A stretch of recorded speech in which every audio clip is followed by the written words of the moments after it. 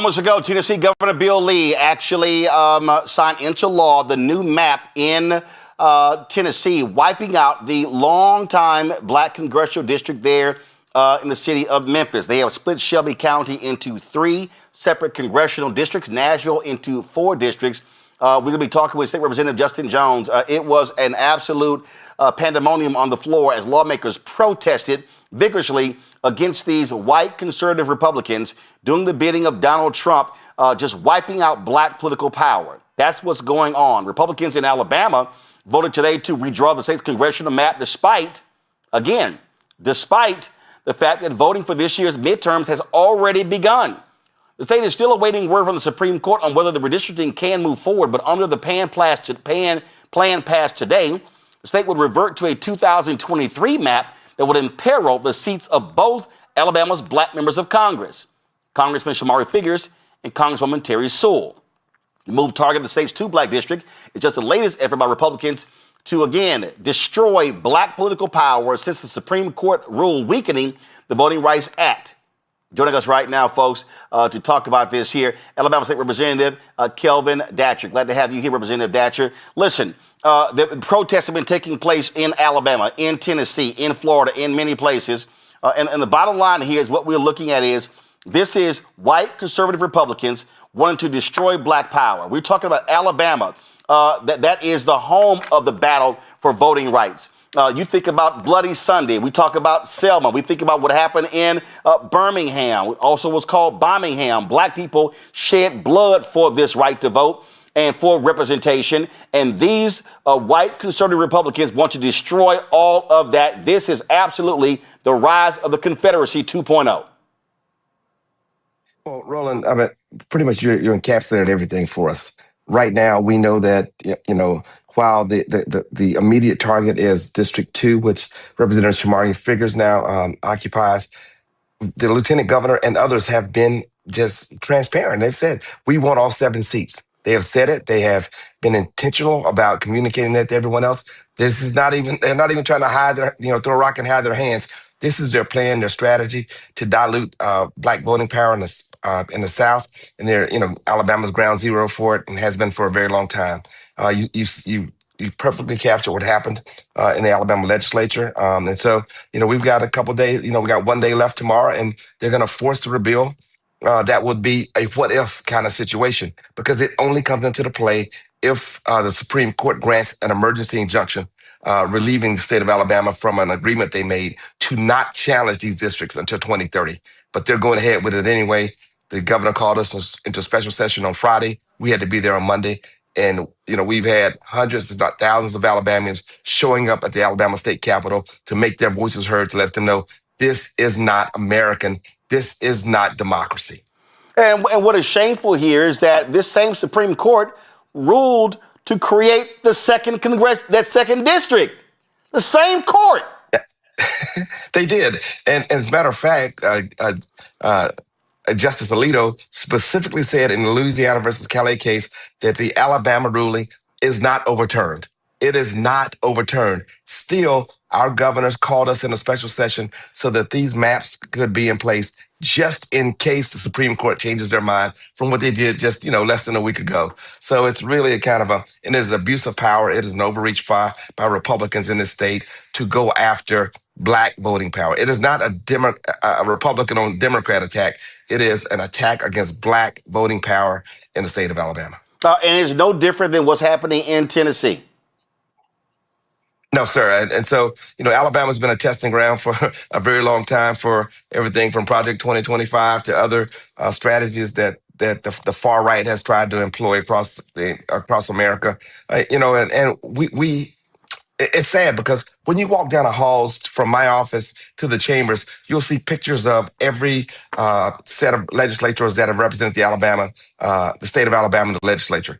And so you'll see these pictures, and through the years, they got whiter and eventually got a few more women and eventually got a few more African Americans. It is as if this legislature and this governor wants our pictures to look not like 2026, but instead like 1963. Absolutely. That's exactly what is going on here. And we're seeing this play out over and over and over again. And I'm telling you, I have been saying to black people, this is a declaration of war. What we should see is the largest black voter mobilization effort since the Voting Rights Act was passed in 1965, as well as since the presidential election of Obama in 2008. The only way to battle this, the only way to beat them is to destroy them, crush them at the ballot box. We must overwhelm the ballot box. That means not 65% or 70% of eligible black voter turnout. No, it needs to be 80, 85, 90, 95%. They must feel the wrath of black voters at the ballot box. We are fortunate in Alabama that we have tremendous minority leaders in the Senate with Bobby Singleton, and in the House with Anthony Daniels. And today, Leader Daniels talked about that. There are between 600 and 800,000 registered black voters in the state who do not vote. So we're not even talking about unregistered voters. We're talking about folks who are on the rolls who can just show up and cast that vote and send a message to Montgomery and to D.C. that we are going to fight for our voting rights in the state of Alabama. And so we've already started. We started talking about that today. We have a primary on May 19th that one of the bills would actually throw out votes that have already been cast via absentee for the May 19th primary. And then in November, we got to make it happen. We've got to make it happen, man. I know we turn out folks for the Magic City Classic at the end of the month in October, but the next week is even more important. Our folks have to show up at the primary, at the general election in November. It has to happen. That is the only way we can make our voices heard. Again, the thing that I've made perfectly clear, this is not a moment to play games. This is not a moment to sit here, just be all outside, dance and doing those things. We need to understand what they are doing right now is they want to destroy black political power for the next 1 to 2 generations. This is no different than what Southern racist Dixiecrats did after Reconstruction when they could not stand black political power. Same thing is happening right now, and people need to understand it's not going to stop at congressional seats. It's going to then go to state senate seats, state rep seats, county commissioners, judicial seat, city council, school board. These people will not slow down. They must be stopped. They will make cities like Birmingham metropolitan. They're going to go out to try to make it a metropolitan governance to dilute that African American power of folks like our great mayor Randall Woodfin here in Birmingham. And what we're calling on every African American institution, the Black Church, Divine Nine, HBCUs, Eastern Stars, everybody we gotta come together. We don't have a choice. This is a seminal moment for African Americans in terms of our democratic voice, in terms of our electoral power. We have to come together. And I'll tell you this too. One thing that has been reassuring is that we have seen white allies show up here when we had a bus take off from Birmingham going to Montgomery on Monday. White folks showing up, supporting us at the State House. That is the ultimate challenge, Roland, is to have black voters work with working class white folks to send a message to DC about that we have these same opportunities and values that we share amongst those two groups. They want to divide us and keep us separate, so we cannot have the kind of impact that we want to have, but we will not be deterred. We are determined, and we are going to fight all the way to the end. Well, we're going to need those white allies to wake the hell up, to register their people, talk to their folks. And again, what I have been saying is every single week in every city, in every southern state, there should be a citizenship training class, teaching people, informing, educating them, enlightening them what's going on. Because again, these people are not going to stop. They are angry with the success of black people in the last 60 years. They are pissed off with what happened after the death of George Floyd, the murder of George Floyd, with Black Lives Matter, and I laid out my book, White Fear, how the browning of America is making white folks lose their minds. This is the moment for this generation to rise up and stand up. And so that's what really is at stake. Will this generation have the audacity and the guts and the gall than the previous generation who we often celebrate? Well, I mean, if you look back at the 60s, right here in Birmingham, we had folks like Tall Paul and Shelley the Playboy on the radio sending messages to get us organized. We have all the tools at our hands, man. Yep. Everybody got it in their hands. We can get directly to everybody, send a message, communicate back and forth, track where folks are. We can know folks that voted that day. If they've not voted that day, send them a message. Hey, text me if you need a ride. Text me if your mama needs somebody to pick her up. We have all the tools in our hands. We don't have any excuses anymore. We are motivated. They have shown us, that, hey, they're going to do whatever they need to do because it is simply about power. It's not about what's fair anymore. It is about we want more. And so they have made that decision. And right now in the state of Alabama, it's playing out right in front of our eyes. Our elders are calling us to do what they did. Indeed, indeed. Representative Kelvin Datcher, we certainly appreciate it. Thanks a bunch. Keep up the fight in Alabama. Thank you, Roland. Folks, shortly we're going to be talking with Representative Justin Jones of Tennessee about what he has been involved in. Folks, it has been a crazy day in Tennessee. Massive protests that have been going on there as well. People going to the state capitol, expressing their displeasure. I want to bring in my panel right now, Dr. Greg Carr, Department of African-American Studies at Howard University out of Washington, D.C., Cameron Trimble, CEO, HIP Politics Media, former White House senior advisor out of D.C., Zabora G., DEIA consultant and employment specialist, will be joining us shortly from D.C. as well. Greg, I want to start with you. This here is a photo that took place. Someone shot today in Tennessee. This was the sergeant at arms blocking State Representative Justin Pearson from entering a committee about redrawing maps for the district he represents. This is Bull Connor. This is the thugs that we saw in the 60s with their fire hoses, with their dogs as well. And again, I'll say this here, Greg, and I ain't got a problem saying it. Okay, black radio, syndicated radio shows, I don't care whether we're talking Steve Harvey, Ricky Smiley, Dale Hughley, Breakfast Club, Dee Dee McGuire, Erica Campbell, all these shows.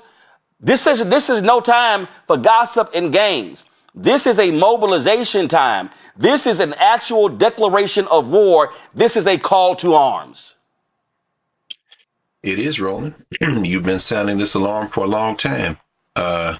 I've protested when I was student body president of Tennessee State. We've marched those halls and protested. I admire that hillbilly who was blocking Representative Pearson. I embrace him because it's going to take that to wake us from our lethargy, from the decline in voter participation. And we will break their political backs when we get involved. What do you say?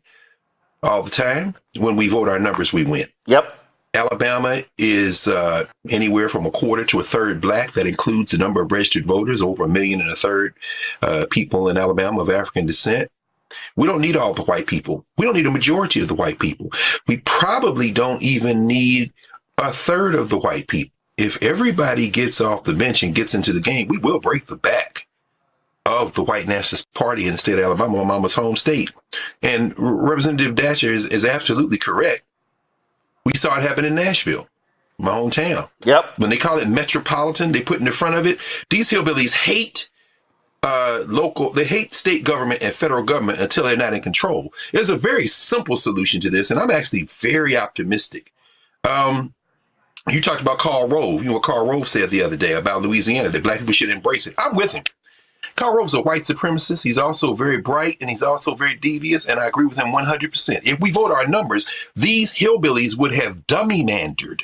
Because when you split up our districts, we've got to go somewhere. Yep. This is going to probably, it's also going to wake up the black elected officials who've gotten a little comfortable thinking that somehow how you look represents our interests. Yep. If you got a district where you've shoved 10 or 15% more black people in it, you got to talk to us if we show up and vote. So I think this is the beginning of a glorious moment in this country where we break the back of white supremacy by ignoring the idea that we somehow have the same objectives as these hillbillies. There are open enemies, and they're open enemies of our common humanity. There is no United States of America. There's white supremacy and its enemies. That's the redrawing of the map.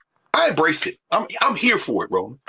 Cameron, bottom line is when I look at the numbers, when I look at millennials, Gen Z and Gen Alpha, they're bigger than baby boomers in Gen X, and they gonna have to rise up. When you look at the voting numbers, 18 to 35, lowest turnout folks, they better understand that what these folks are doing, they want to control the politics for that generation for the next 50 to 100 years. Yes, Roland, and this is a seminal time in our history, in our current, and in where we are currently with voting. So many people have been trying to reach and how do I get young voters to turn out? Well, first of all, as you mentioned, it's both millennial and Gen Z. Millennials are now in their mid-30s, so they're no longer young. They're having their own families. They're starting their job and their careers. And this is an opportunity for us to engage them daily. What gives me pause and what makes it, while we have a great opportunity, as Dr. Carr says, and we should embrace it, we are in a different time than the 60s and 70s. We've been satiated. It's been the mass distraction that is social media, that is pop culture, that is reality TV. So many different things are pulling us away from what's really right in front of us.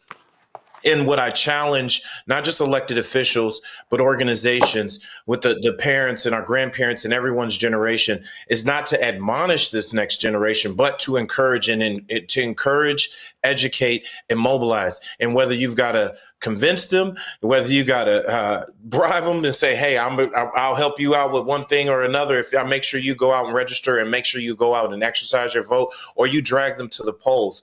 Those numbers look good on paper, but we have to do a job across the board. I love what you said earlier about making sure we get some of this syndicated radio, make sure we're getting all of our content creators, talkers. People really need to be on this, because we are now in a place where our phones, all these different things that can distract us daily, can kind of lull us to sleep. And also, the last thing I would say is you're doing such a great job of talking about this every single day. But mass media has moved on from this. Mass media and mainstream media is consistently suppressing this conversation. So we can't look there to hope that, everybody just knows what's happening.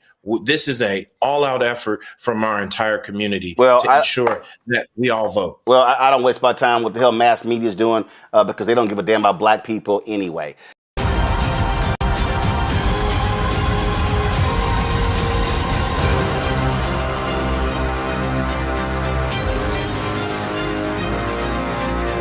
You went face to face with state troopers and others there today. There were protests taking place. People were on the floor. Now you have that racist Speaker of the House who now is saying, that they may now put sanctions on people who protested on this floor. Guys, roll the video. There were protesting happening all in the state capitol.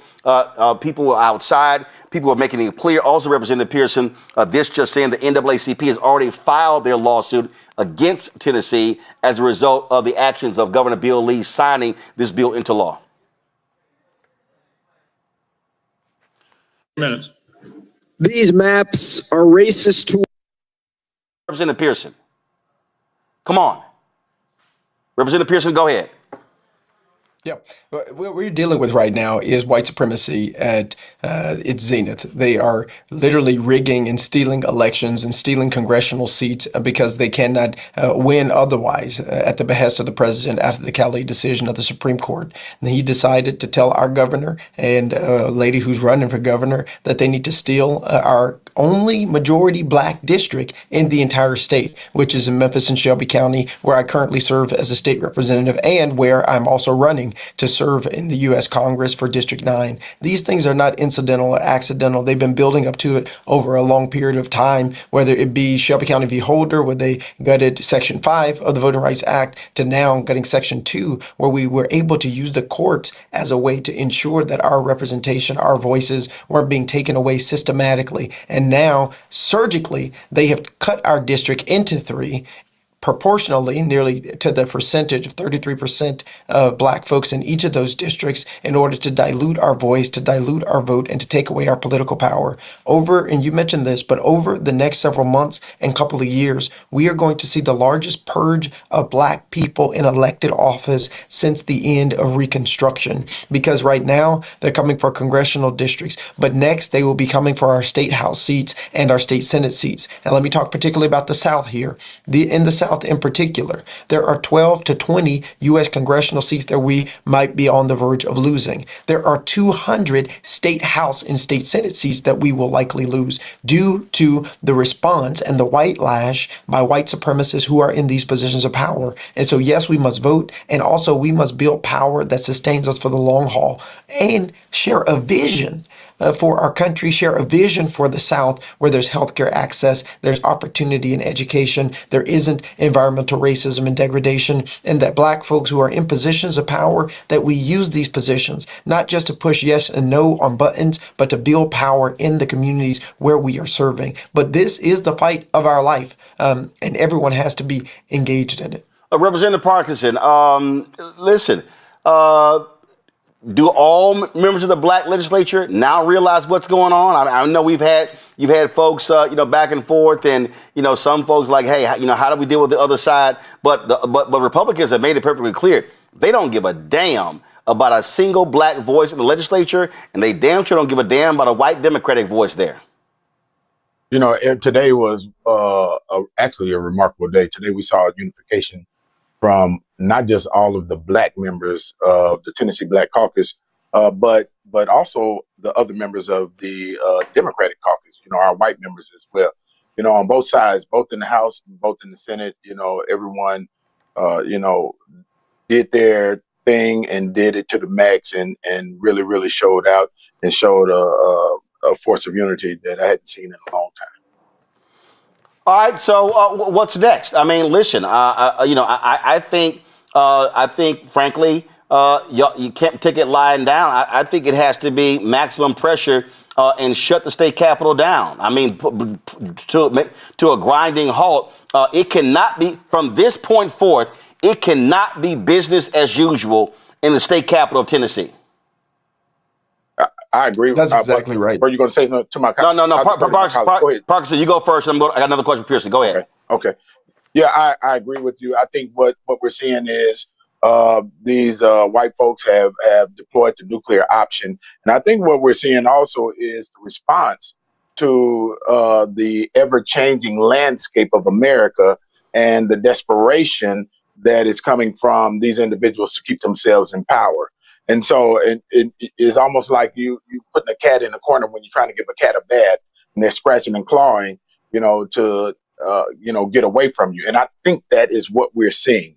And just as they pulled the nuclear option, it is important for us to pull the nuclear option as well. And that's why today I mentioned and talked about succeeding. We need to start having that conversation about secession from the state of Tennessee. We are in an abusive relationship with the state of Tennessee when it comes to Memphis, Tennessee. And so how long do we stay in that abusive relationship before we get the hell out of it? And I think that there should be some real conversation and some real resources that are put forth so that we can start having, some type of strategy or plan to get our asses out of this abusive relationship with these white folks. Representative Pearson, you, of course, were challenging Congressman Steve Cohen for that seat that's there in Memphis. Now, with this action here, that wipes it out. Are you now recalibrating? Are you now looking at one of those? Shelby County is now split into 3 districts. Are you now looking at running for one of those 3? So first of all, we are definitely still running for Congress. We are really grateful to the NAACP, Kristen Clark and Derek Johnson there for the emergency lawsuit that they filed. But I also am going to be filing a lawsuit pretty soon here once the governor signs this paper as a plaintiff, because this is unfair. We've spent millions of dollars into this race to serve District 9 in the way it was constructed. And our constituents of 750,000 people had an anticipation of what was going to be on their ballot, and that was taken from them. So we're going to fight tooth and nail for the district to remain the way that it is. And also, I'm still running for Congress, and we're going to make sure that the issues of economic opportunity, making sure we expand access to health care, make sure that we invest in our veterans, protect our environment in the gun violence epidemic, become and still remain the top issues across the state of Tennessee. Whether you're in a rural area, whether you're in a suburban area, whether you're in a more urban area, those are the things that people want. They want a life that's more affordable. They want more access to opportunity, and they're tired of billionaires stealing from working class people. Well, I think it's time for black football players to tell University of Tennessee, thanks, but no thanks. I mean, this is where everything is on the table. And if it is business as usual, Representative Pearson, these folks are going to continue to screw us. These white lawmakers in Tennessee must feel the pain. they must feel the economic pain. And the people who stand with them must feel the economic pain as well. It was Dr. King who gave that sermon on April 3rd, 1968 at Mason Temple in Memphis, talking about the need to redistribute the pain, having economic withdrawal. And so it's abundantly clear what they're doing. They do not care. And so they are going to do whatever they want to do. And if we are responding like it's business as usual, well, then that's basically consent. And this is also where I keep saying, every week in every city in Tennessee, there should be citizenship training classes taking place. There should be mass voter mobilization taking place, because the only way to stop these people is to crush them at the ballot box. Representative Pearson, you first. Yeah, no, that's absolutely correct. This is not a business as usual moment. Our organization, mobilization, and activation has to be real. It has to be succinct and has to be coordinated. We saw this week really what that's supposed to look like, from Memphis for All, Tennessee for All, Organized Tennessee, the Equity Alliance, all of the state legislators, Turk votes. No, I'm going to forget several, but we are working collaboratively to determine how we continue to build power moving forward on the C3 side and on the C4 side, because this is not business as usual. This is the moment, the inflection point in our democracy. And if we don't build power, if we don't register voters, but also if we don't turn voters out, because we always register people, but we have to make sure they actually get to the polls, then we are going to continue to see our vote be taken for granted and not have the effect that we needed to have at the state level, at the local level in these mayoral races. And I do also agree that for we who are currently serving in these positions, we can't go into session thinking the same way we've thought in the past. I think there has been way too much capitulation, way too much silence, way too much, aiming for bipartisanship, when in effect, what we have ended up doing is giving away our leverage to fight against some of these racist attacks in our community and on our communities. And so, yeah, this is not business as usual. We got to help also our brothers, sisters, and siblings in Mississippi, Alabama, all the other places where we're likely to see this happen. And we have one of our senator sisters standing on her desk holding an entire sheet that said, no Jim Crow 2.0, every senator protesting in the front of the Senate, every House member in the front of the House protesting. This is the moment that is required. Nobody can be on the sidelines. And if you're in these positions, you need to say something and do something. Every mayor should be at their state capitol defending their seats. Every county mayor, every city mayor, the silence and the press releases, that's over with. And the congressmen whose districts are going to be impacted should also be protesting when these folks are trying to take these seats away. Not just coming to the committee hearings. You need to be at the protest. You need to be at the rally defending and fighting for our democracy as people are fighting for you to be able to serve, particularly black members of the Congressional Black Caucus whose seats are being taken away. This is not a time for praying and just hoping that things are going to get better. You've got to be actively engaged with an organization that is resisting the tyranny of white supremacy in our nation right now. Representative Parker, any final comment? Yeah, I want to make sure that everyone understands this, how ironic this is that, Memphis is the biggest contributor to the state coffers when it comes to tax dollars and tax resources. And to see them, us being abused, basically, by this Tennessee legislature, when we actually subsidize the majority, probably 80% of their districts in these rural areas, because they're broke, they're poor. And that's why I keep on coming back to this. If Memphis and Nashville were to leave the state of Tennessee, it would probably be one of the wealthiest Democratic states in the Union. And Tennessee would be one of the poorest, probably poorer than West Virginia. And so I'm saying this, we should move in that nuclear option also, understanding our position in the state and how much money we generate for this state. And we should use that economic leverage to ensure that we are treated properly. I agree with my colleague, Justin Pearson, that everybody should be involved, but we need everybody in their gift in different places in the movement. Everyone is not going to be on the lines protesting. Some people will be strategizing. Some people will be fundraising. Some people will be contributing funds, and so we need to utilize and leverage everyone in the capacity that we are able to utilize them in. But it should be all hands on deck. Representative Parkinson, I appreciate it. Representative Justin Pearson, I appreciate it as well. Thanks a lot. Thank you. We're going to be Joining in a second, my Representative Justin Jones. Roll a video where he was burning a Confederate flag. They were in the Capitol. First of all, they were in the Capitol today, and this is what he did. He had this Confederate flag and decided to torch it. Come on, pull audio up, guys. Thank you. So, right, but pull the audio up. I'll talk over it. So what you see right here, and you see folks cheering, and you see, of course, you see these Tennessee state troopers.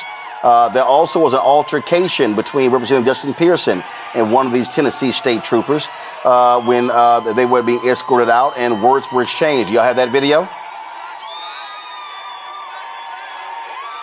Y'all got the video, Justin? No, the video, Justin Pearson, and the confrontation with Tennessee, not his speech, the confrontation with Tennessee state trooper. Do you have that video?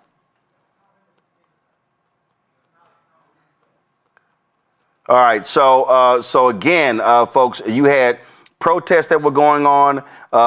This right here, y'all, is some of the video right here. Go to my iPad. Come on.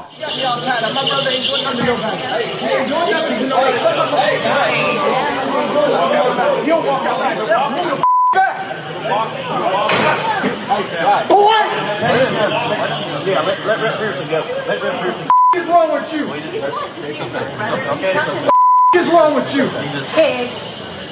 You stupid mother. A lot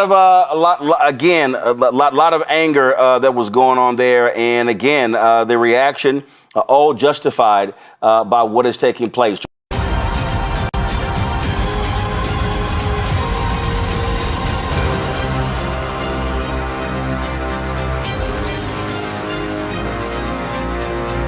Today is a day that will live in infamy. This is the rise of the Confederacy 2.0. And that's exactly what that was a time, of course, during that period where you had radical Republicans who were fighting Southern Dixiecrats who wanted to keep black folks in slavery.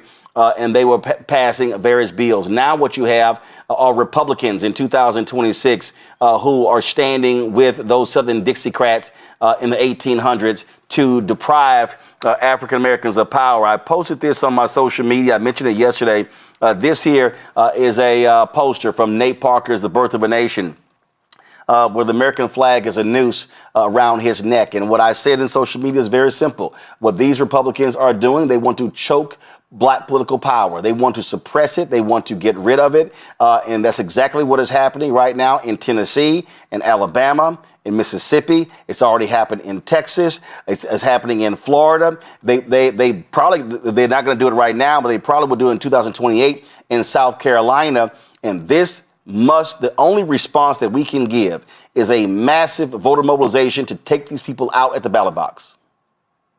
I mean, that's exactly it, Brother Roland. You know, I walked in today in 2026 and I walked out of this Capitol in pre-1965. We are in a battle, in a war against folks who want to take us backwards in history.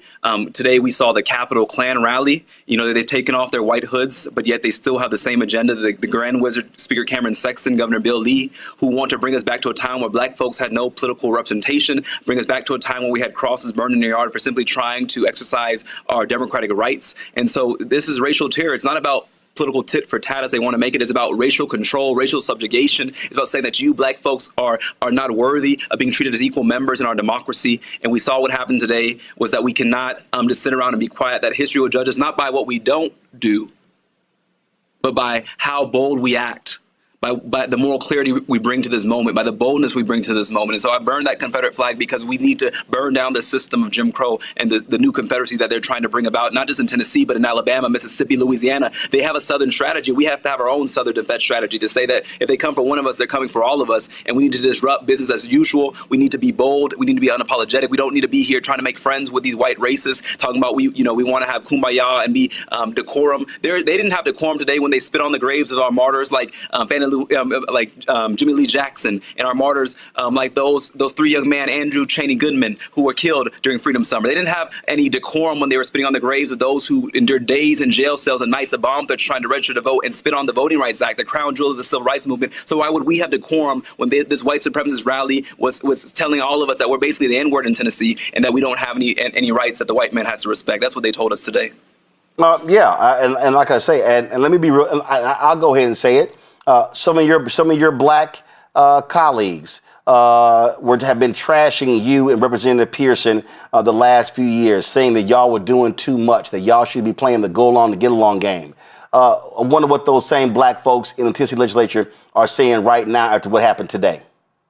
I mean, it's interesting that people played political games with folks who looked them in their face today and said, you don't deserve representation. You know, these same folks who they call friend came to the Capitol today and took away the voice of the only black majority district in the state. And so now we must recognize with moral clarity that we must not confuse proximity to power, getting invited to the governor's house, getting invited to go play golf with these Republicans, with actually building power for our communities. You know, even with the strategy that we saw during this special session, there was some timidity. But I think what we must lean into is we must lean into the reality that we are in a battle, that our children are going to look at how we fight in this moment, and we have to fight. You know, I think so many people are going to wake up one day and say, how do we end up in a system? You know, it's not new for us. Between the end of the 1800s and the 1960s, there were no black representatives in the South. After we had, you know, Reconstruction, there was a time where they all were eliminated, and we will get back to that time if we don't fight right now. That is not an alarmist mentality. That is the realistic trajectory of where we're headed in America right now, that we will not have multiracial democracy in the South.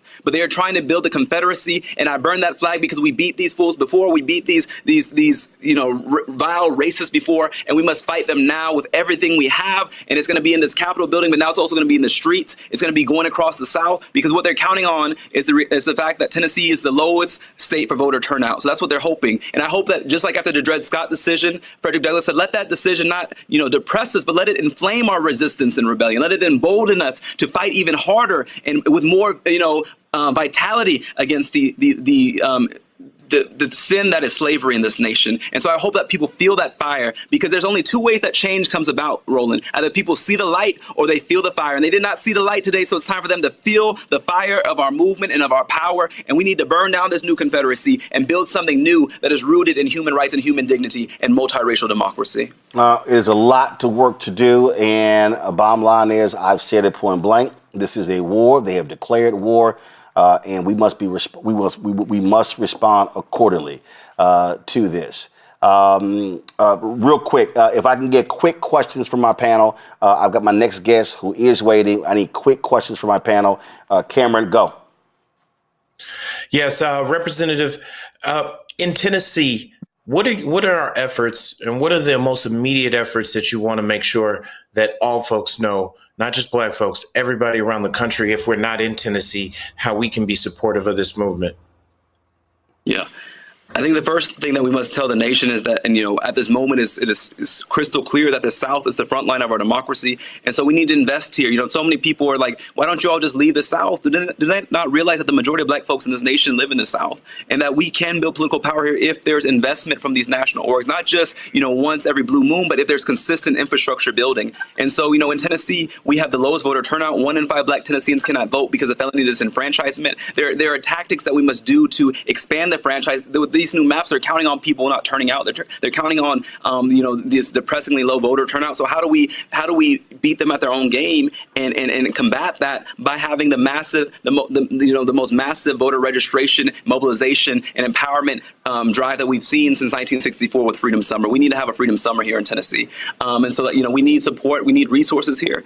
You know, we're not a swing state, quote unquote, but we need to show them that we're going to be a state that will swing back on you if you fight. If you kick us when we're down, we will hit back and we will fight back with everything we have, and that's what we have to do in this moment. Greg?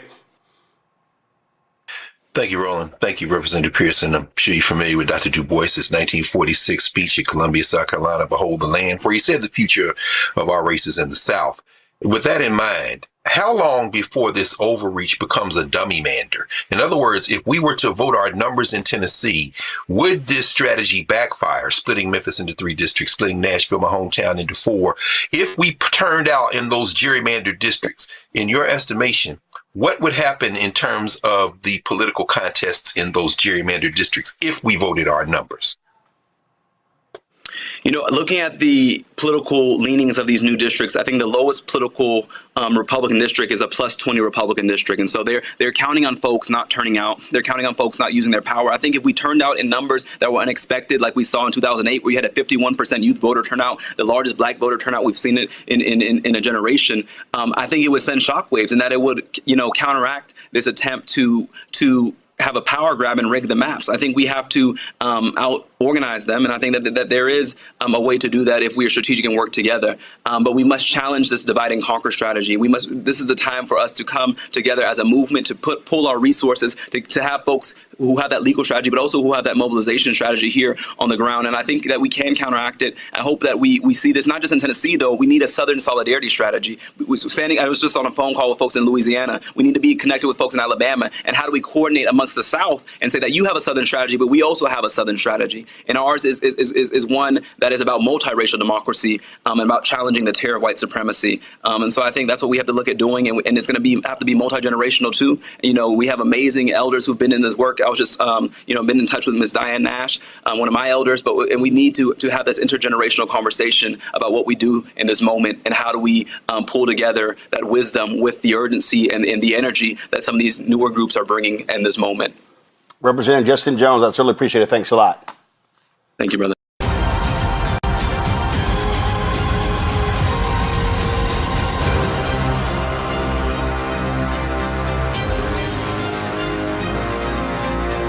Danielle, y'all have been talking about doing Freedom Summer, and I just fundamentally believe we must have Freedom Summer in every single southern state in this country. We must be flooding the zone. We must be having training sessions and teach-ins every single week. We must say we're going to hit every single black voter. We have to have maximum black voter participation, and our goal should be to break the number that we set in 2008 with the election of then Senator Barack Obama as president. Yeah, thank you so much for this opportunity. I want to first give a shout out to my senior pastor, Frederick Douglass Haynes III, Reverend Dr. Frederick Douglass Haynes III.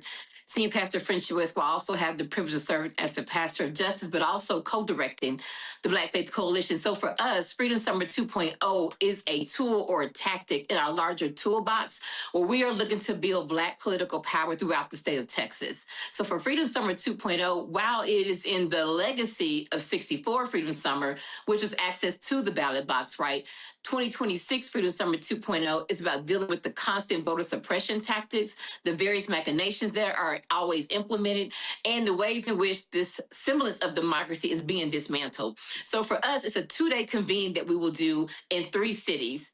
In Austin, Houston, and Dallas. And we're asking folks in surrounding cities and areas to join us. So Friday night is more of an artist series, right? It's going to be an opportunity for us to experience some joy, live music, but it's music with a message to get us ready for Saturday, where we will convene and have a series of trainings. So the series of trainings will be around understanding the role of public policy, the role we play in crafting public policy with our legislators, but also following that policy or that law all the way through to the end. And if it's passed, becomes law, becomes policy, how do we keep up with, make sure it's implemented and evaluated so we know what changes to make? We're going to also have training around what does it mean to be an organizer? How do we really do ground level work to get one-on-ones, to really get people connected and engaged to the entire political ecosystem? And although certainly voting is a big part of that, but also what does it mean to run for local office? How do we prepare people to run at the very local levels? Because that is also where we have to make sure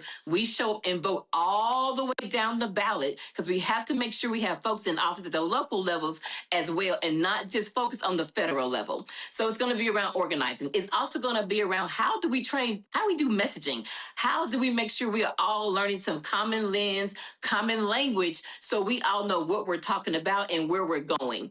So it also, because it's Black Faith Coalition, we will also have opportunities for senior pastors, clergy, or just people of faith to understand what does it mean to live out your faith in public life. What does sacred text tell us in terms of how do we use our voice in the public sphere? Why you need to go down to city council meetings, and why you need to serve on boards and commissions in your local city. So we're looking to really have various types of targeted training to equip people to understand voting season and after voting season. And so part of our North Star is going to be, while we're doing these trainings, how are we building a policy agenda for the 90th Texas legislative session? We're already meeting with some of our legislators. Some of them have been appointed to committees. So we're already talking about what we want to see them do by way of policy and law at the 90th session. So part of this is, how do we see ourselves as part of a larger ecosystem, voting, serving on commissions and boards, running for local office.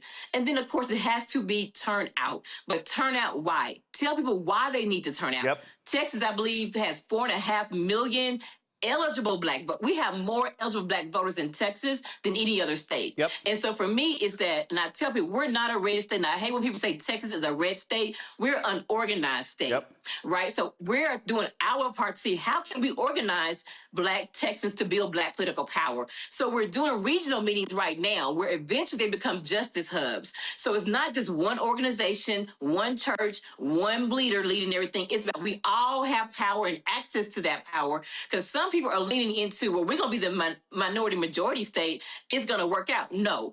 Demographics do not win political power. Organized people do. Yep. So our goal is to go to these various regions, Central Texas, North Texas, and East Texas is where we're starting, but we plan to span out. We have people in West Texas reaching out saying, can you come out to Abilene and help us organize? So for us, it's about building power at the very basic level, but having it regionally, because some folks have regional things in common they need to connect with. We have to move beyond this isolation, being solo, trying to be the only one, but to really pull our resources together, organize in a way that builds power, builds capacity, so this can then be pushed out to other states to do the same thing. What is so Freedom Summer 2.0 for us is very, very critical that people connect and engage and get the training and education, cultural civic literacy. We have to do that. Because many times people are Go ahead.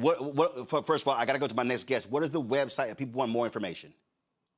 So the best place to find us right now is going to be follow us on Instagram at Black Faith Coalition. All the information and details are there. The link is there. The link tree is there to sign up, get connected, get engaged, and get all the information to be connected with Freedom Summer and beyond. All right, then. Danielle, we surely appreciate it. Thanks a lot.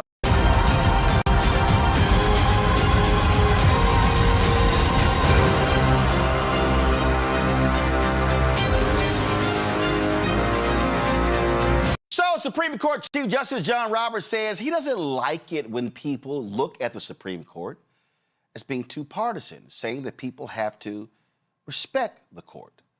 Well, what they did last night makes it perfectly clear that we should have no respect for this hardcore, right-wing, conservative court. Yeah, the court allowed a recent ruling last week that weakened a crucial part of the Voting Rights Act to take effect sooner than usual. This procedural decision comes shortly after the court ruled that it invalidated Louisiana's congressional map and diminished Section 2 of the Voting Rights Act. Typically, the court waits 32 days before officially issuing its judgment to the lower court. No, they said, we're not even going to wait a week. Last week, Louisiana has requested that the court expedite the process, emphasizing the urgent need to redraw its congressional maps. On Monday, the Supreme Court granted the request. In fact, Supreme Court Justice Samuel Alito decided to take pot shots at Supreme Court Justice Ketanji Brown Jackson. Yeah. The black voters in the Calais case have filed a motion asking the Supreme Court to recall the judgment, stating that they intend to file for a motion for reconsideration.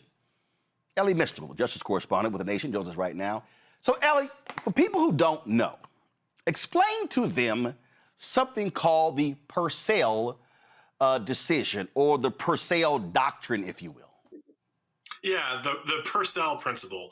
It's pretty simple. It states that you cannot change the structure, the rules, the time, place, and manner, anything about the election. It says that you can't change those rules too close to the upcoming election. Too close to the upcoming election. I'm sorry, Louisiana, their election already started. 42,000 people had already voted. The governor says, no, we're going to postpone that, and we're going to redraw the lines. And Samuel Alito said, this is so important, they must be allowed to do so. But Ellie, wasn't it 3 or 4 years ago when the Louisiana maps were declared unconstitutional, and the same Supreme Court said, stop, hold up, it's too soon. But that was 5.5 months before. I mean, remember it vividly. And they said, no, 5.5 months is too soon. The election already started this one. You're absolutely right. And the case was called Allen v. Milligan. It was in Alabama, and Alabama had these racist maps. These racist maps were so racist that even the racists on the Supreme Court was just like, oh, that's a bit too far. But they decided the case in February of 2022.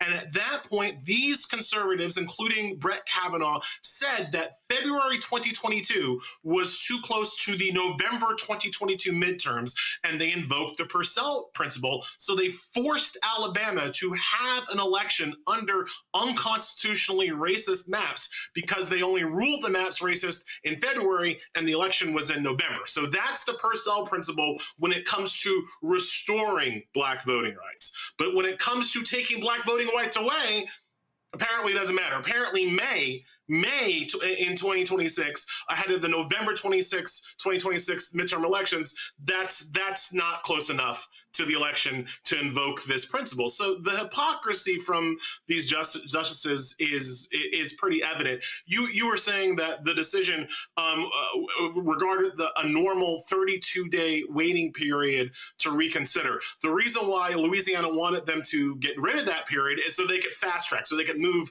as fast as possible to take away black voting rights. Again, Ketanji Brown Jackson in the past 25 years found only 2 situations in which the court even considered getting rid of their waiting period, and they didn't in either of those times. That's what Jackson wrote in her dissent. So the idea of what they're doing is pretty obvious. But Roland, you said one thing that I guess I kind of disagree with. You were saying that it really shows how partisan this court is, how they're really going after Democrats and trying to help Republicans win the election. And that's true. But this doesn't show just their partisanship. This shows their deep, abiding racism. This is a purely racist decision because what you see happening in Louisiana and Tennessee, which we're going to talk about later in the show, and all of these southern states, Roland, they are trying to eliminate the Congressional Black Caucus. They are trying to eradicate the Congressional Black Caucus. There are 67 members of the Congressional, 67 Black people serving in Congress. Most of them represent districts in the South. And those are the districts they're trying to take away. To the point that when we talk about these gerrymandering maps, these new maps, Roland, they are leaving white Democratic districts alone. They are not splitting up because, we all think that like the only Democrats in the South are black, and they ain't. There are some whites of good conscience in the South who vote for the Democratic Party. Their neighborhoods are untouched. They're not cracking and packing the white Democratic neighborhoods in Louisiana, in Texas, in Tennessee. They're only going after the black ones. And so I just don't want people to, even for a second, miss that this isn't just political. This isn't just conservative v. liberal, Republican v. Democrat. This is white v. black. Absolutely. This is white supremacists coming for our very right to participate in democratic self-government, and they are winning. And see, the thing that I need people to understand, this is from Talking Points Memo. Go to my iPad, Anthony.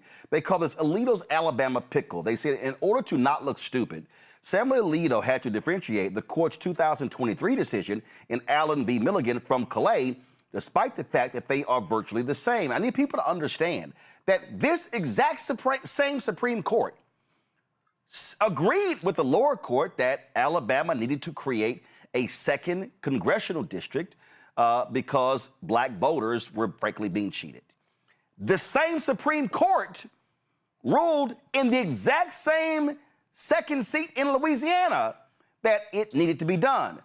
And the Republicans went out and said, fine, we're going to draw us a black district. And then they said, okay, so now we're going to draw the black district, and then now we're going to take the same district, same seat that they made us draw, and now we're going to sue to get it completely overturned. And Alito and Clarence Thomas and Roberts and Gorsuch and what's the woman's Comey?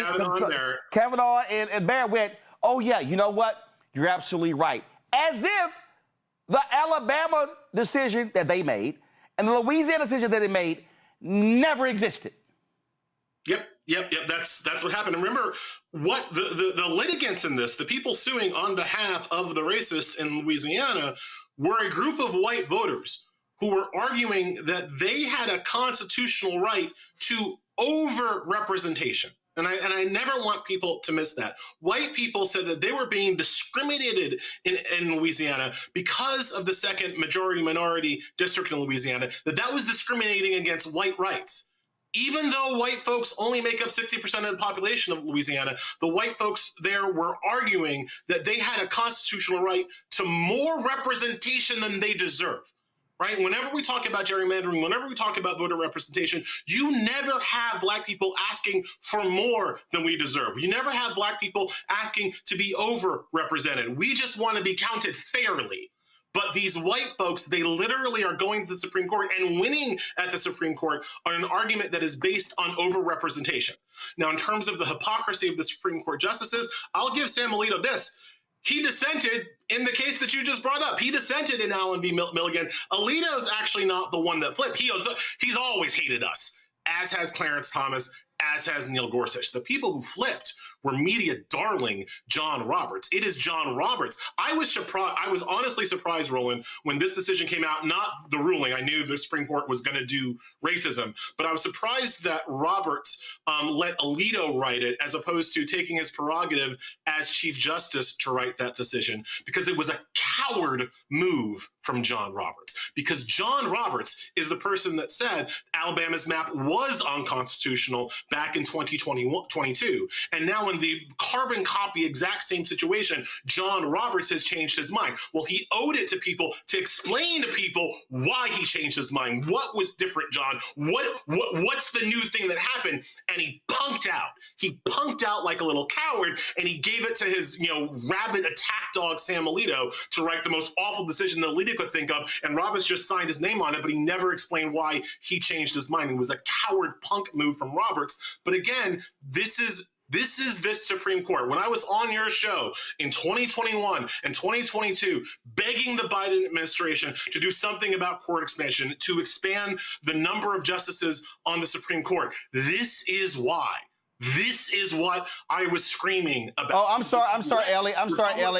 sorry, Ellie. You were screaming for Biden and the Democrats to do what the Republicans in Utah did, where the Utah Supreme Court ruled against them and created a Democrat congressional district, and the Republicans said, oh, damn this, we're adding Utah State Supreme Court justices, and the legislature approved it, governor signed it into law. I was begging the Democrats to protect the Voting Rights Act, if for no other reason than out of self-preservation. Right? If you can't do it on the moral grounds and you can't do it on the legal grounds, do it for self-preservation, Democrats. But they didn't. I was begging them to pass the John Lewis Voting Rights Act, which would have restored a lot of the previous issues with the Voting Rights Act that the Republicans had taken away. But, we can't kill the filibuster, so what can we do, Joe Manchin? Was the answer that you got. And so now, to quote Al Gore, we are living in a time of consequences. This is what happens when you let racist Republicans control the Supreme Court. And what that consequence is going to be is the attempted eradication of the Congressional Black Caucus. But I don't want to leave people just with doom and gloom, although I don't have a lot of hope at this moment. I don't want to leave people with only that. Understand, all of these gerrymanders, all of these maps, they're based on a previous idea of voter turnout. They're based on a previous idea of Black voter turnout. They're based on a previous idea of Latino voter turnout. And they're based on an idea of white voter turnout. If Black people, Latino people, and whites of good conscience overwhelmingly turn out, like Obama 2008 numbers turn out, all of these maps fail them. All of these maps fail them because to make the maps, because you can't completely erase the people. To make a majority minority district safe for a white Republican, what you have to do is not only is get, just 50% plus one into that majority minority district, you also have to weaken previously strong Republican districts to make the numbers work, right? And Ellie, and this, if you overwhelmingly turn out, you blow up all of their calculations. And it is the only way at this point. And that's why when I call this what it is a GOP war on Black America. I said last night, this should be Freedom Summer 2026. I walked people through this graphic that what happened. The numbers do not lie. The numbers are very clear. And the reason Republicans are pissed off is because of what happened in 2008. Anthony, go to my iPad. Y'all, it's right here. You see right there, 2008, 2012. The black line, that's black people. The blue line, it's white people. 2008, so y'all, the blue line is black, the black line is white. And you see right here, 2008, 2012, where you have black people outvoted white people. Now, here's the deal. They pissed off Latinos. Latinos are way down here. Latinos were under 50% in 2008. They exceeded 50% in 2020, went back down to 2024. And what I have been saying, point blank, Ellie, is that this right here, this graphic right here, white is black, black is blue. If black people turn out in massive numbers, they're screwed. Because you have to move people. If the South Carolina wants to get rid of Clyburn's district, you got to figure out what to do with a lot of black people. If you in Mississippi and you want to get rid of Congressman Benny Thompson's district and make it GOP, you're going to have to get rid of 40% of black people in the state. If you are in Tennessee and you say, we're going to split Tennessee, split Memphis like we did Nashville, well, those black people, they're going to go in somebody else's district. And again, we can torpedo them at every turn. So this is why I'm saying mass voter registration.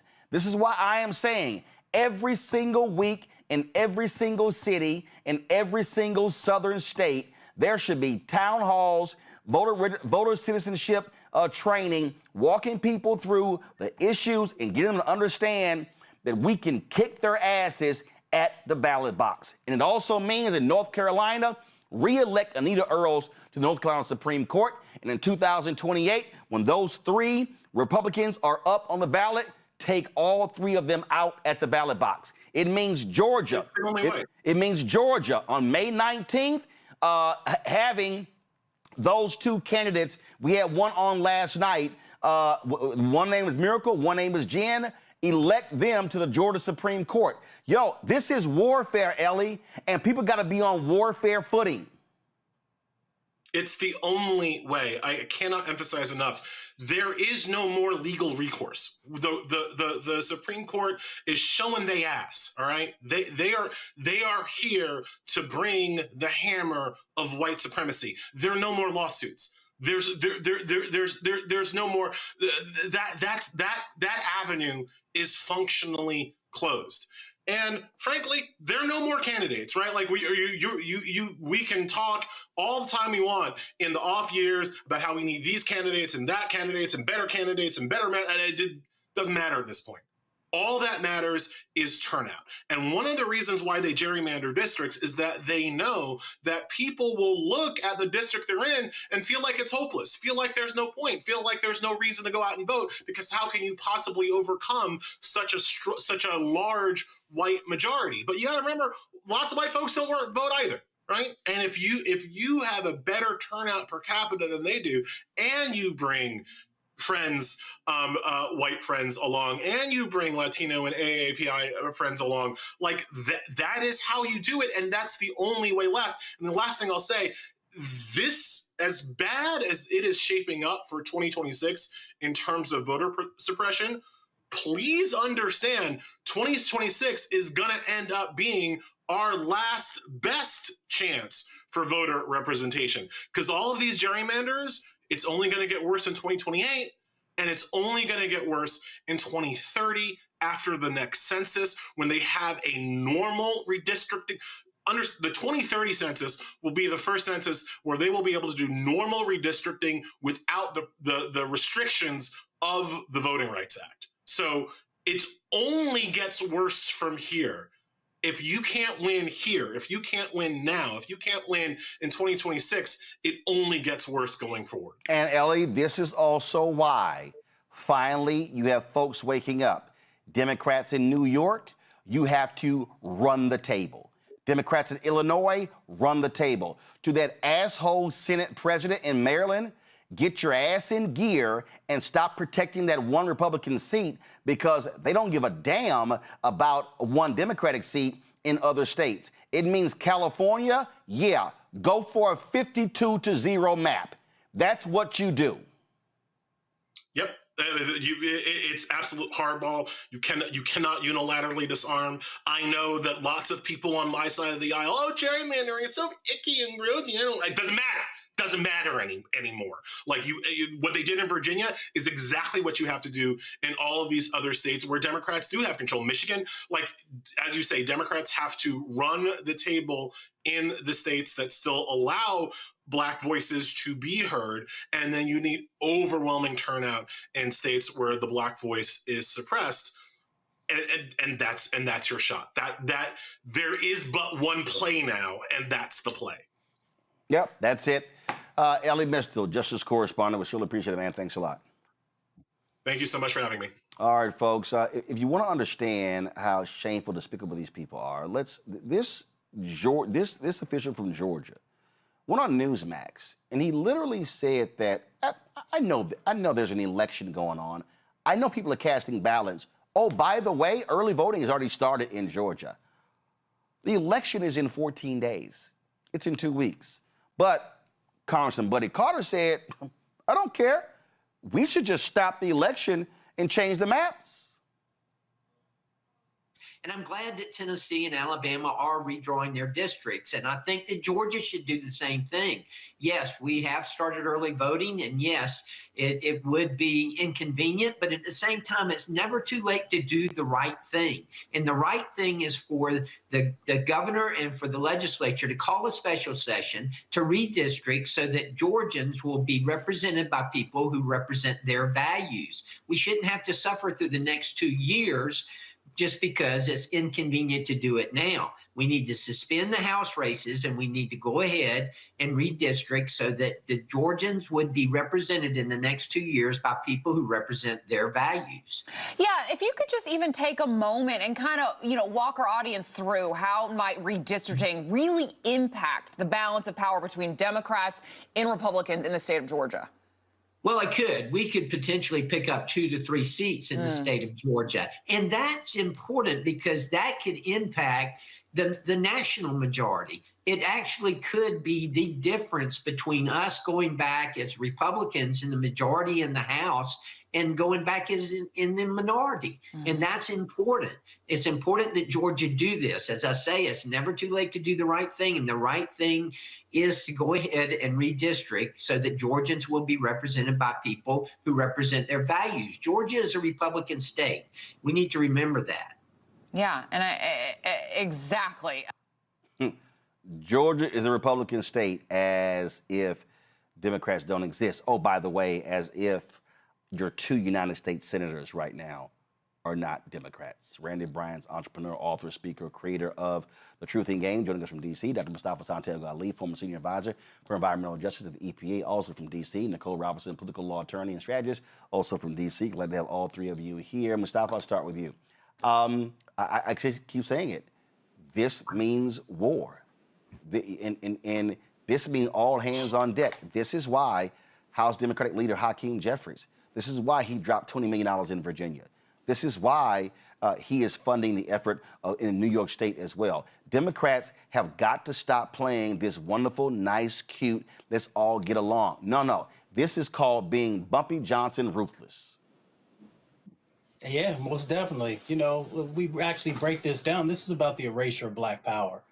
every time that we begin to make some strides, then they start to implement these types of things. If you look at the Congressional Black Caucus that Ellie had raised there just a moment ago, we've got some of the highest numbers that we've had in a long time, that of folks who are representing our communities. And that power translates into being able to make sure our air and our water is protected, that that we're making sure the care and housing and transportation is affordable and accessible.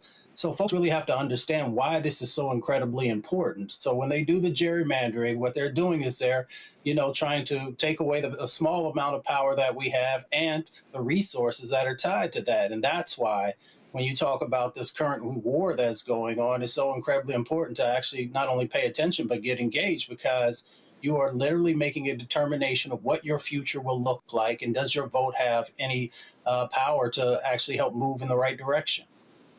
Oh, absolutely. And when I look at this here, Randy, we talk about DEI. I mean, this Supreme Court says, hey, we want power for white people. This is why I wrote my book, White Fear. I said how the browning of America is making white folks lose their minds. I warn everybody of this. I warn that these people are going to cement white power, and this is exactly what they are trying to do today. Right.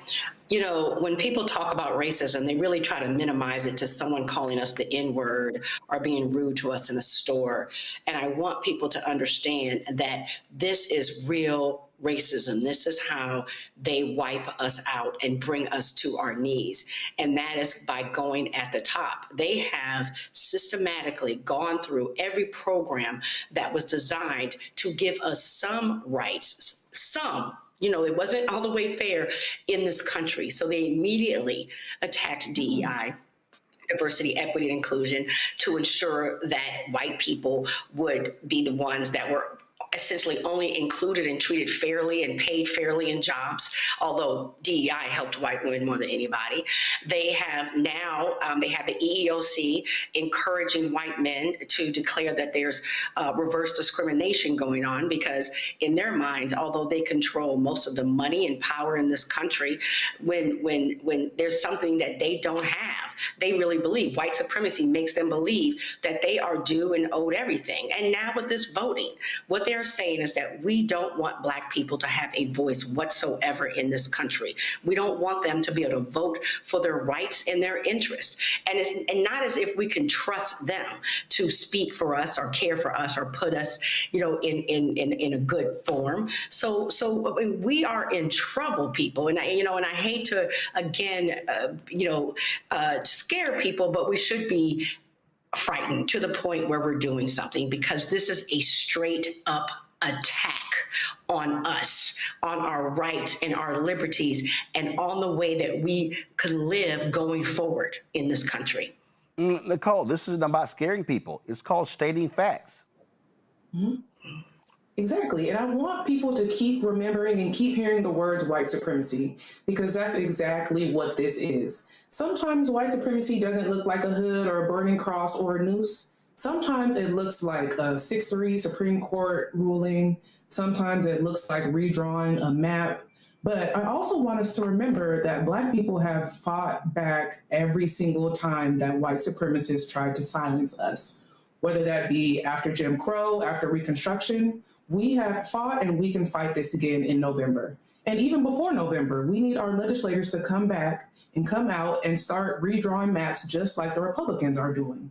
We have to start fighting now, educating ourselves now, registering to vote now, and getting on the front lines.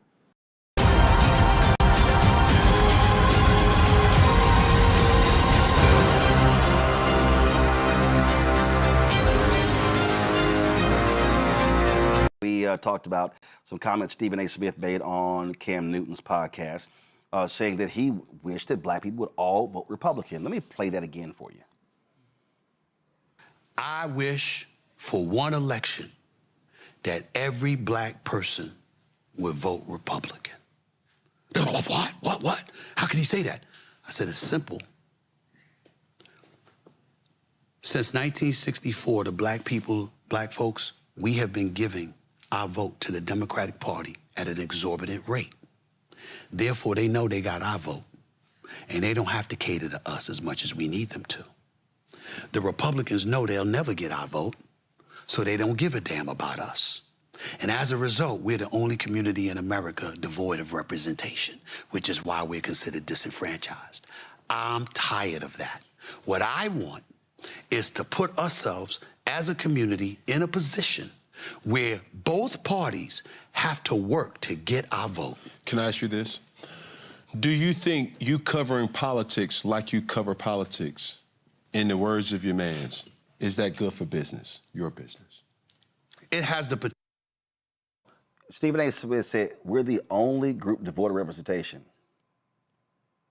That's a lie. Like, I literally have no idea what the hell he's talking about. Like, literally.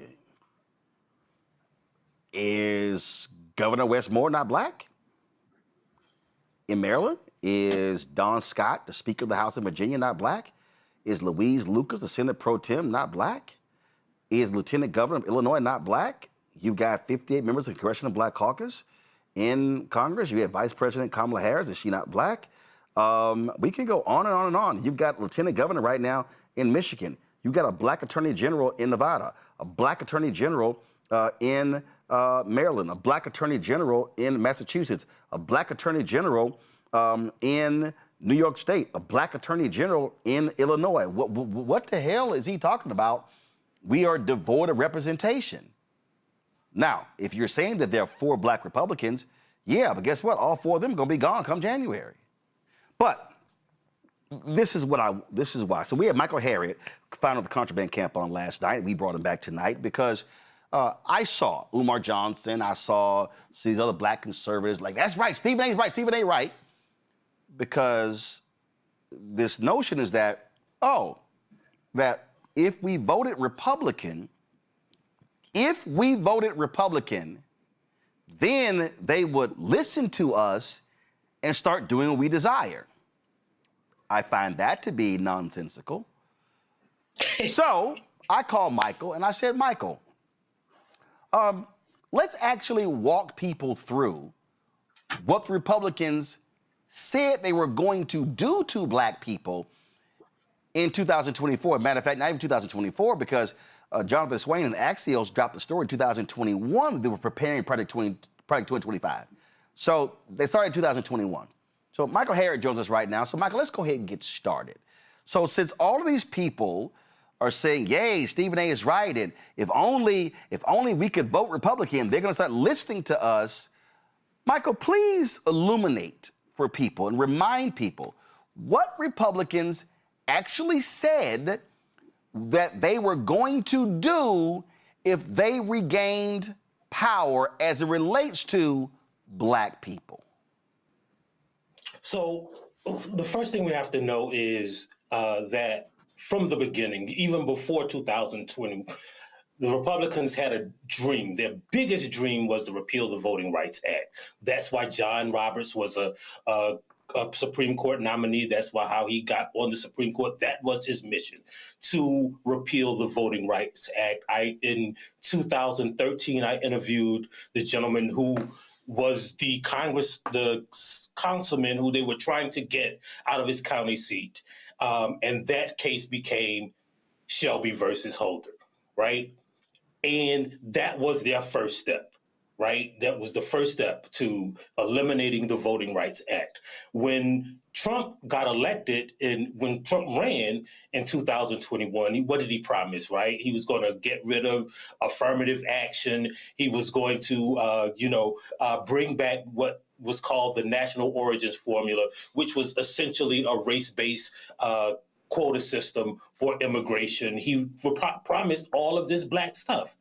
And apparently in 2020, Stephen A. Smith thought that's who he was voted for. And it's important to know that I went and attended a lecture at the University of Alabama, Birmingham in 2013. And Stephen A. Smith was saying the same stuff, right? So if Stephen A. Smith had his wish, every black person in America would have voted for Donald Trump. Right? That's what you begin with. Every black person in America would have empowered this white nationalist that we wanted. And when Donald Trump was kicked out of office by Joe Biden, he went even further, right? Stephen A. Smith said that's what we should have voted for. But what did he say he was going to do? He said he was going to get rid of DEI. He said he was going to get rid of affirmative action. Said he was going to get rid of all of this what he called divisive rhetoric about teaching Black history. He said we weren't going to be talking about race. He said he was going to give drug dealers the death penalty. Right? He said he was going to create these camps for homeless people. He said he was going to repeal every equality that we had in the housing sector, right? And on the first day in office, he did it. Here's the thing that we have to understand, right?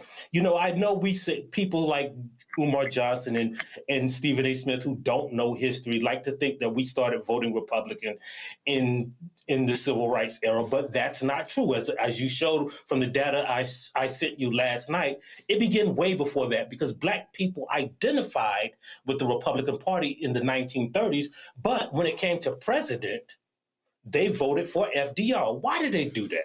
Well, in 1941, FDR asked Mary McLeod Bethune to get her the smartest Black people he could find. One of them, a Harvard University professor named Rayford Logan, wrote the executive order 8802 that desegregated the defense industry. That caused the Great Migration, right? And so because we got the president to do what we wanted, we identified as Republican, but voted for a Democratic president. That began the move toward the Democratic Party. And Black people did not necessarily flock toward the Democratic Party. What happened was white people flocked away from the Democratic Party when they began giving us our voting rights. It started with the desegregation of the military. So Michael, you're saying that when Black people, just like into a neighborhood, when Black people start going to a party, white people run the other way. Right, and that's when. So again, if you look at the data, we voted for president for a Democratic president after FDR. White people began flocking away from the Democratic president, and when George McGovern ran, because he ran on all of these racist dog whistles, right? And then I'm sorry. George Wallace ran on the racist dog whistles. You said George McGovern. Go ahead. I'm sorry. And George Wallace ran toward on the racist dog whistle. Remember, the first thing Strom Thurmond did when he switched from the Democratic Party to the Republican Party is what? We know now. He went to the FBI office and said that I want you to open a case against this man named Martin Luther King Jr. That's why they sent Martin Luther King that letter telling him to kill himself. Stephen A. Smith wants us to vote for that party, right? It's absolutely insane, aside from the lack of logic that we shouldn't give our votes to the Democratic Party, but we should give our votes to the Republican Party, who has demonstrated their opposition to our progress. It doesn't make any historical sense. So when we talk about, to your point, when you talk about, because you mentioned housing, and again, this is what I need. So all these people who keep saying, yeah, if we vote Republican, then they gonna listen to us. And you just laid out housing. Go to my iPad. ProPublica did a story. Donald Trump shut down. Go to my iPad. Go to my iPad. Donald Trump shut down an investigation of ProPublica. ProPublica did a story. It was a HUD investigation of racism among a Dallas HOA. Donald Trump said, nah, we ain't doing that. Black people in Cancer Alley, Louisiana, were protesting and were suing what was taking place there, where they were dying because of petrochemical plants. Donald Trump pulled out of that lawsuit, saying it was a DEI lawsuit. Lowndes County, Alabama, Black people had sewage that was flooding into their homes and backyards, and the Biden-Harris administration negotiated a settlement. Donald Trump saying, nah, that's a DEI settlement. We've walked through numerous times where Donald Trump and MAGA Republicans have completely shut things down, discrimination cases, Education Department, they pretty much wiped out civil rights offices. They're not investigating anything. The Department of Justice, they're not investigating any police officers of wrongdoing. So I'm just trying to understand, Michael, where these people are coming from when they think that Republicans are going to all of a sudden start embracing a black agenda. Right.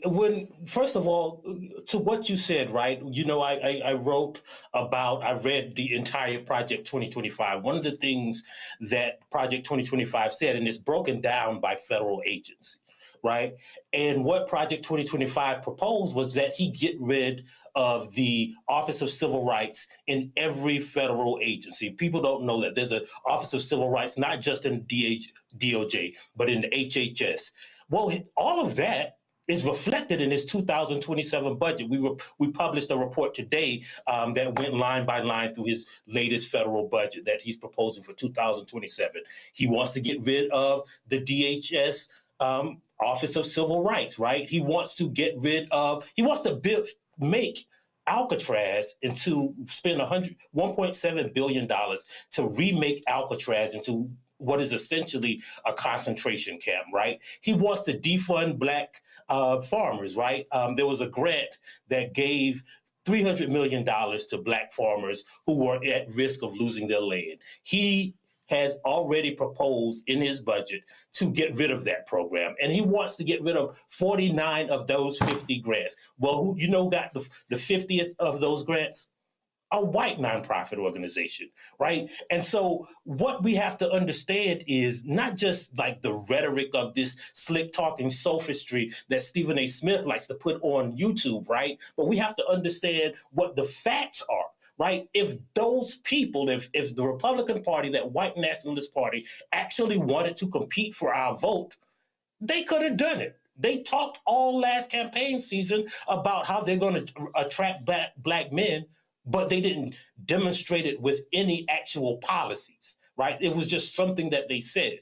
And so we have to understand the difference between people who just talk about things on the internet, like Stephen A. Smith, who is a great entertainer, and someone who's actually studied and don't think that they're smarter than my grandmama and our ancestors and all of the black people who ever lived, who wrote the policies and studied the issues and didn't go on ESPN and talk about sports and the Cowboys, but actually knew history and politics and things that only appear in books. And see, my thing is this here. To me, this segment is not even about Stephen A. I just use this clip. But see, it's a lot of these people who say the same thing. So, oh, you're a liberal slave. You're on the plantation. We ain't got nothing from Democrats in 60 years. They haven't gotten, we've done nothing. It's like, I mean, they can go on and on and on and on. And I sit here and go, okay, can y'all please tell me the 5 issues on a black agenda that Democrats don't support and Republicans do support? They never are able to do so. So what happens, Michael, is that these are the phrases. Stephen A. used one of them. They pay us lip service. Okay, what does that mean? They ain't done nothing for us. But Michael, here's the crazy thing. It ain't like black people have been non-critical of Democrats. It ain't like we ain't said y'all ain't doing enough. Like, that's what's so stupid. I ain't running to nobody black saying, you know, Roland, they've done enough. They have been absolutely amazing. No, the point of politics is to always ask for more. But what gets me is the other side, they ain't done a damn thing. That's the anti-intellectual straw man that they built, right? They said, well, the Democrats don't give us exactly what we want. So, they must not be for black people. We should leave that party, right? When politics, nobody ever gets what they want, right? Like the anti-intellectual part of that is the assumption that black people are 100% satisfied with the Democratic Party. When and I know that we have criticisms of the Democratic Party. They chase after white moderates, right? They sometimes do. They pay us lip service. They don't know how to reach black voters, right? And those are valid criticisms, right? But just because your house ain't exactly like you want it, right? Like if you got a leak in the roof, you don't burn the house down and say, man, we got to move, right? You try to fix it from inside the house. And that's what Black people have done to the only political representation that they really have a chance at electing in a two-party system. I referenced this the other day, and it was always interesting to me. And again, I like to deal in facts. I ain't dealing with emotion. I ain't dealing with drama. I'm not dealing with people who just sort of just throw BS out there.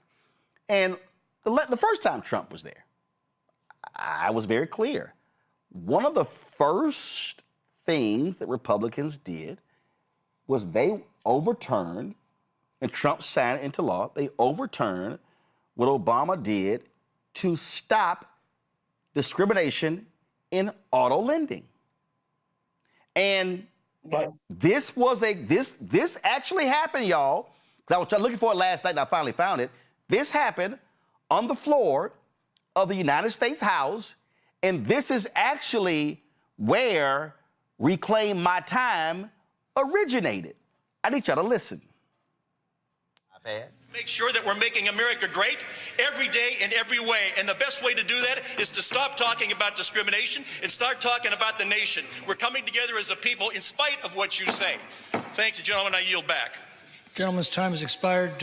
Members are reminded to address their remarks to the chair. The gentleman from Texas reserves, the gentlelady from California. Thank you very much. The gentleman, Mr. Kelly, please do not leave because I want you to know that I am more offended as an African-American woman than you will ever be. And this business about making America great again, it is your president that's dividing this country. And don't talk to me about the fact that we don't understand what happens on the automobile. No, I will not yield. No, I will not yield. Okay. Don't tell me that we don't understand. That's the attitude that's been given toward women time and time again. The gentlelady will suspend. The chair wishes to remind all members that they are to address their remarks to the chair. I Gentlelady will respect the continue. chair, but don't stop me in the middle when you didn't stop him in the middle. And so I shall continue. Don't you dare talk to me like that and think that somehow women don't understand what goes on the floor of automobile dealers. Minded to direct her remarks to the chair. The gentlelady will continue in I order. will continue to do that. However, I don't appreciate that you did not interrupt him when he was making those outrageous remarks about him knowing more about discrimination than I know about discrimination. I resent that, and I resent the remark about making America great again. He's down here making a speech for this dishonorable president of the United States of America. Having said that, I reserve the balance of my time, and no, yield? I do not yield not 1 second to you. Not 1 second. Not 1 second to you. So here's the question, Michael. Why in the hell would I, as a black man, give my vote to a party that wants to get rid of laws that fight discrimination in auto lending? Why in the hell would I do that? Why in the hell, after 10 black people were gunned down by a white supremacist at a grocery store in Buffalo, New York, and Jamal Bowen, then congressman, introduces a resolution condemning white supremacy, and not one Republican supported it, why in the hell would I give them my vote? Well, here's a better question, Roland. When they were arguing about that, right, that Obama era policy, how did that get into law if the Democratic Party only pays us lip service? When Trump repealed 48 Obama era policies on his first day as president, how did those policies get into effect if the Democratic Party only pays us lip service? When he repealed Executive Order 8802, which is written by a black man, how did it get into law if the party only pays us lip service? If the party only paid us lip service, then how did Obama filed suit, his DOJ filed suit against every major lending institution for discrimination in America. If they only paid us lip service, then how did we get the dear colleague letter on the department from the Department of Education warning school districts that, hey, we're going to sue you if you keep disproportionately punishing black kids? Like, if they only pay us lip service, if they don't do anything for black people, why do they got to repeal the laws, right? Like, where did the laws magically come from if the party only pays us lip service? Yeah, and the other thing is this here. This is what I would love. And again, I would love for Stephen A. or Umar or any black conservative, what's that silly Negro, Vince Ellison, whatever his name is. I would love for any of them, to explain to me how is it that black-owned businesses received $10 billion in federal contracts in the last year of Biden-Harris.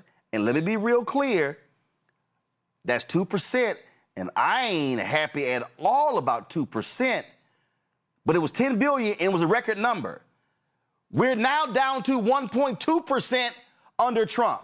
So again, why would I, as a black man, give my vote to a party that does not want black people to get contracts?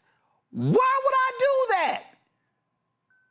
Well, not just doesn't want black people to get contracts. They repealed the legislation and the executive orders that allowed black people to get contracts. They repealed the legislation that, again, created the biggest demographic shift in American history. That came from Executive Order 8802, which is gone now, right? They repealed the affirmative action executive order, which was written by Hobart Taylor Jr., a black man, right? They're repealing the executive orders and the legislation that we created.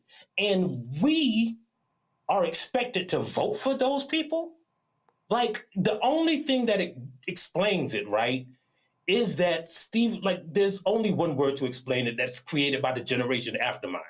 They gotta be ops, man, right? They are opponents. They are our opposition. They want us to vote for people who oppose us. There's only one logical explanation, that they are our ops.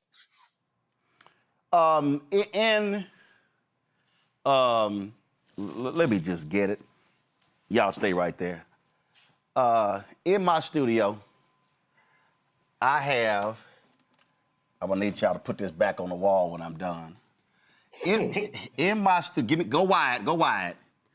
I know exactly what you're getting. Go wide. Come on, go wide. Y'all, I got 3 cameras right here. Switch to a wide shot. What we doing? Okay, I don't understand why the camera not wide. Anyway, so y'all, thank you. That's the shot I wanted, please.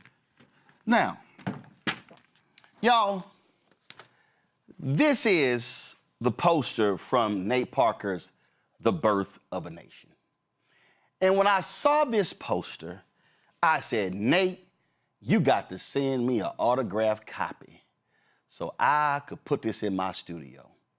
And y'all notice in this poster, the noose around his neck is a U.S. flag. That, Michael, to me, is the equivalent of us giving our vote to the Republican Party. We are voluntarily lynching ourselves. We are voluntarily screwing ourselves. Onyx Impact put together a report dealing with the budget, it's called the Blackout Report. And go to my iPad. You see it right here. So we've lost some $3.4 billion in federal grants. 591 black books banned across 21 states. We've been wiped out thousands of jobs because MAGA's been targeting black people. Y'all, that's a noose around the necks of black people. So, Michael, it would literally be black suicide to say Oh, let's give all of our black votes to the Republicans because they might begin to love us. Right. It's what they're suggesting is that there is someone who's been stalking us and trying to kill us, and they haven't completed their mission. And what Stephen A. Smith wants us to do is just give them more bullets, right? Like that's what he wants, to give them, the people who have been trying to kill us politically, to kill our rights legislatively, to give them more bullets, because somehow that would make them not shoot us or stop shooting at us. It doesn't make logical sense. It doesn't make logical sense, and there's no way in hell I would tell anybody that should happen. Michael Harriot, Contraband Camp. Go to my iPad, y'all. Please read this piece on Contraband Camp. A wish list for white supremacy. 7 ways Trump's 2027 budget will hurt black America. Y'all take a look, please. Also support Contraband Camp. You can subscribe. You can also donate. And so please go to contrabandcamp.com, contrabandcamp.com. Y'all, today, Black Enterprise announced they were laying off their 15 freelancers. Listen, we are losing black-owned media left and right. It ain't a lot of folk doing the work that we do. So what we do here at Black Star Network, what we do, what Contraband Camp does, and so we got to be supporting black-owned media and all that we do. Michael, we appreciate it. Thanks a lot. Thanks for having me. I'm going back to my panel here. I mean, Mustafa, we got to be some damn fools to sit here and listen to these yahoos say some of the most ridiculous things when, again, I don't wake up a Democrat. Let me be real clear. I have never in my life called myself a Democrat, a Republican, or even an independent. I call myself black. And I would be outside of my damn mind if I decided to say, yeah, let me go ahead and stand with the people who are doing all they can to screw over black folk all across this country. Yeah, I mean, I'm right there with you. I always say I vote for who cares about my community and is willing to make sure the words are translated into real action. Yeah, Mustafa, you are a big-time this right here. You are a big-time environmentalist. Why in the hell would you, as a big-time environmentalist, as a black man and environmentalist, give your vote to a party that stands against everything you believe in as an environmentalist? I wouldn't. Everybody knows that. I stand on that all the time.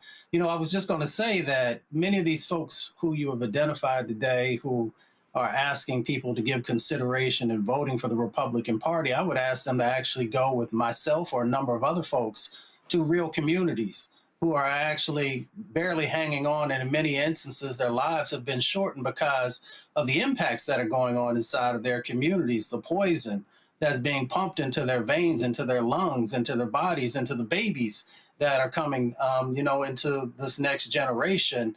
And that's the thing that just baffles me, is that we get people who come on TV, who come on these platforms, who've never spent any time in community and seen exactly what is going on, where people are getting cancers and they're getting liver and kidney diseases and all these different types of things that are currently going on. And that's why I say that I give my vote to somebody who's willing to actually work on those issues, somebody who's willing to put the dollars back into community, where we've been under-resourced for decades upon decades. And that's what we have to get to, is because these people will make these broad statements, but they don't talk about Black maternal health and what's actually going on in our communities and who's been willing to make the funding that's necessary for us to begin to make some gains in that area. They don't talk about what's going on with Black farmers and how we have less and less land, and that means we get less and less fresh food. They don't talk about what's going on in the grocery store because they're so far removed from what's actually going on in Black communities. I mean, that's why I say you have to earn my vote, and that means that you have to put real action with the words that are coming out of your mouth. Nicole, you are a lawyer. Why in the hell would you, as a lawyer, give your vote to a party who right now won't prosecute a single cop for wrongdoing? You had a jury in Los Angeles convict a former deputy sheriff of beating a woman who was recording, and Donald Trump's U.S. attorney came in, did a post-conviction plea deal, took it from a felony to a misdemeanor. When Donald Trump got sworn in, one of the first things that he did was give a pardon to 2 cops in D.C. who chased down a black kid who was killed, and they were chasing him unnecessarily. They were convicted by a jury. Donald Trump pardoned them. Donald Trump has attacked law firms that have opposed him and then tried to force him to sign awful deals. Why would you, as a black attorney, vote for those fools? And this is the same party that's supposed to be tough on crime and all about law and order. The only time they care about crime and law and order is when it's used to hurt Black people. We see this party advocating for the prison industrial complex, even if they don't want to call it that. They want us in jail. They want us in change. They want to bring back Jim Crow. And honestly, Roland, at this point, I think Stephen A. Smith might be a plant by the Trump administration or something, because what is he talking about? I know that he cannot point to one Republican policy or one Republican candidate that would do anything helpful for Black people. And this rhetoric is especially dangerous right now when we're sitting here almost about to be back in Jim Crow because of what the Supreme Court and Trump and his Klan members are doing. So Stephen A. Smith does not deserve a platform, and I hope Cam Newton also learns that he shouldn't have had him on his platform either. Randy, this is a shame. Randy, you have spent your career trying to get more of us in corporate America, get us promoted, get us on boards, get us on contract. Why in the hell would you, as a black woman who has fought in the DEI space, give your vote to a party that despises diversity, equity, inclusion, that wants to have more white men in power, that does not want to see us get contracts, that does not want to see us sit on boards of directors? Why in the hell would you do that? I wouldn't. I would never. They have been consistent with trying to block Black people from any positions of power. They have been consistent in trying to ensure that we don't earn as much as them. Today, we earn on $1. A white man gets $1 for $1. He earns $1. Whereas a Black man will get 80 cents of that. A Black woman, 60 something cents of that. We don't even earn what they earn. And what people need to understand is that's purposeful. For doing these same exact jobs, they have actively worked against us. This is not a neutral party, and then maybe the Democrats do a little bit more. This is a party that has dedicated themselves to actively ensuring that we can barely function in this country. It has been an absolute fight. The reason why I stepped away from working in DEI in corporate America is because it was so deflating, because I was seeing what they were doing every day to knock us down on our knees and make it where we are simply crawling. And when they point to people like Stephen A. Smith, when you talk about DEI, is because they get that one magical Negro, right? And they'll say, oh, we couldn't be racist because look at who we hired. Look at who we've given a platform. But it's always a person that speaks against us. They speak against Black people, which is why he has a platform. Think about all the Black journalists and newscasters who have lost their jobs over the past year because they were trying to speak truth to power, stating absolute facts. They were let go. So if you see someone who has a large platform on a media platform that is owned by, you know who they're owned by, trust me, they're speaking not for Black people, but against our interests.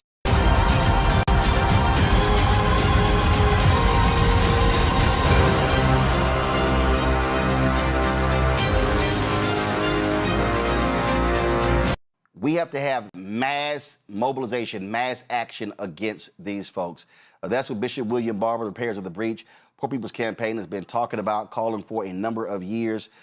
Bishop Barber joins us right now. Bishop, we've been laying out, this is an absolute war on Black America.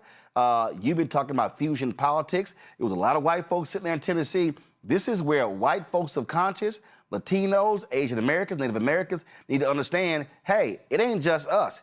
Republicans in Florida, they wiping out Latino districts. They wiping out Latino voters. And so if they think this is only us, they coming for y'all too. Look, you better believe it. For that tactic, Roland, that you just saw that reading the Constitution is something we train people how to do. In the Poor People's Campaign with Repairs of Breach, I saw some of my folk there, and it needs to be even more diverse. But listen, we're in this battle. You and I have been talking about, we are in the battle for whether we're going to have the ending and retrogression of the second Reconstruction or whether we're going to fight our way into a third. And they are intending on undoing the second Reconstruction. You know, let me just say a thing about Stephen A. and I'll move to the other. You and I will debate him and whoever, anywhere, anytime. That's just ignorant, a lot of the stuff he said. And we need to debate him in a place where he doesn't just get to holler, but actually has to talk facts. Because it is dangerous in this time to be throwing out things that are not rooted in history. Do you know, in your audience, that here are some things that if we had not had a diverse Congress because of the Voting Rights Act, here are things that would not have ever existed. The American Rescue Plan that put $1.9 trillion in economic relief to combat COVID would not have passed without a diverse coalition. Infrastructure, investment in jobs, 1.2 million infrastructure. When you talk about this is hurting black, white, and everybody when they want to roll back these laws, the Inflation Reduction Act would not have passed. CHIPS and Science Act that put $52 billion in not only semiconductors, I know it's a little technical, but in research to make sure that our communities are not left behind would not have passed. The Affordable Care Act would not have passed. All of these things passed, and many others, Roland, only because of the gains of the Second Reconstruction, and only because we had a diverse Congress where the Black Congressional Caucus was able to be the conscience of the nation and vote and make sure that that things were done. Now, here's one other thing, though, Roland, and you know we talk real. I think that right now, too, we have to have what we call the AI moment in the Bible. In Joshua, when Joshua lost the battle, God said, check your camp out. Boom. It's not your enemy. You check your camp. Now, I'm going to say this. People are going to get pissed off, but that's all right. Anybody, black or white, in the Congressional Caucus, Civil Rights Organization, whatever, that did not join us in 2020 when we said, demand that the only way we pass COVID relief, particularly the corporation part of it, is to pass the John Lewis Voting Rights Act law and living wages simultaneously. There were people that turned away from that, told people not to mobilize, said we'll come back to it.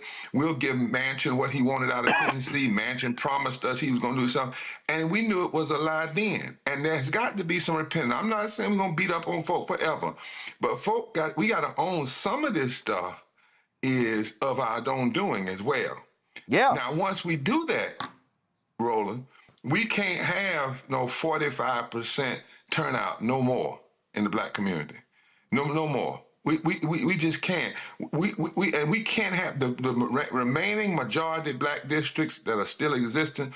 You have to run like you are losing. You have to turn up the vote and turn out the vote. We can't have 60% or 50% of our people staying home. Never again. We need 10 years of massive mobilization in the black community.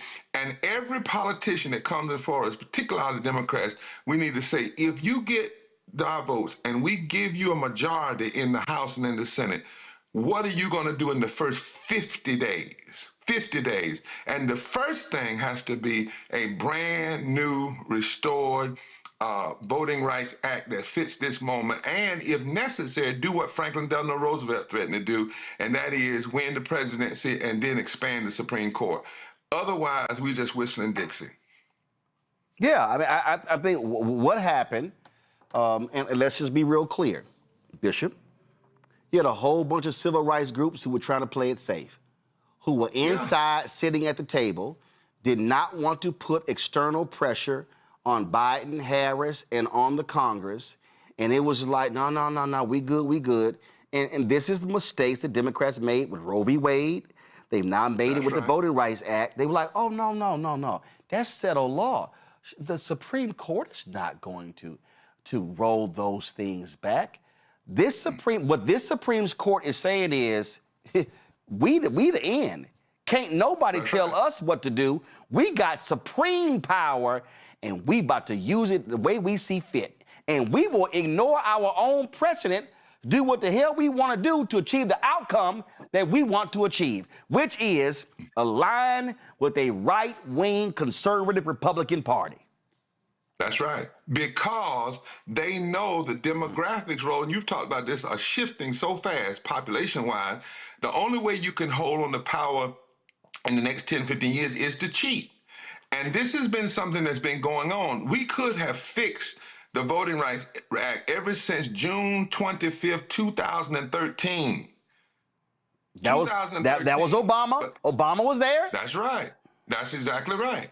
Obama, then Biden, then the Congress.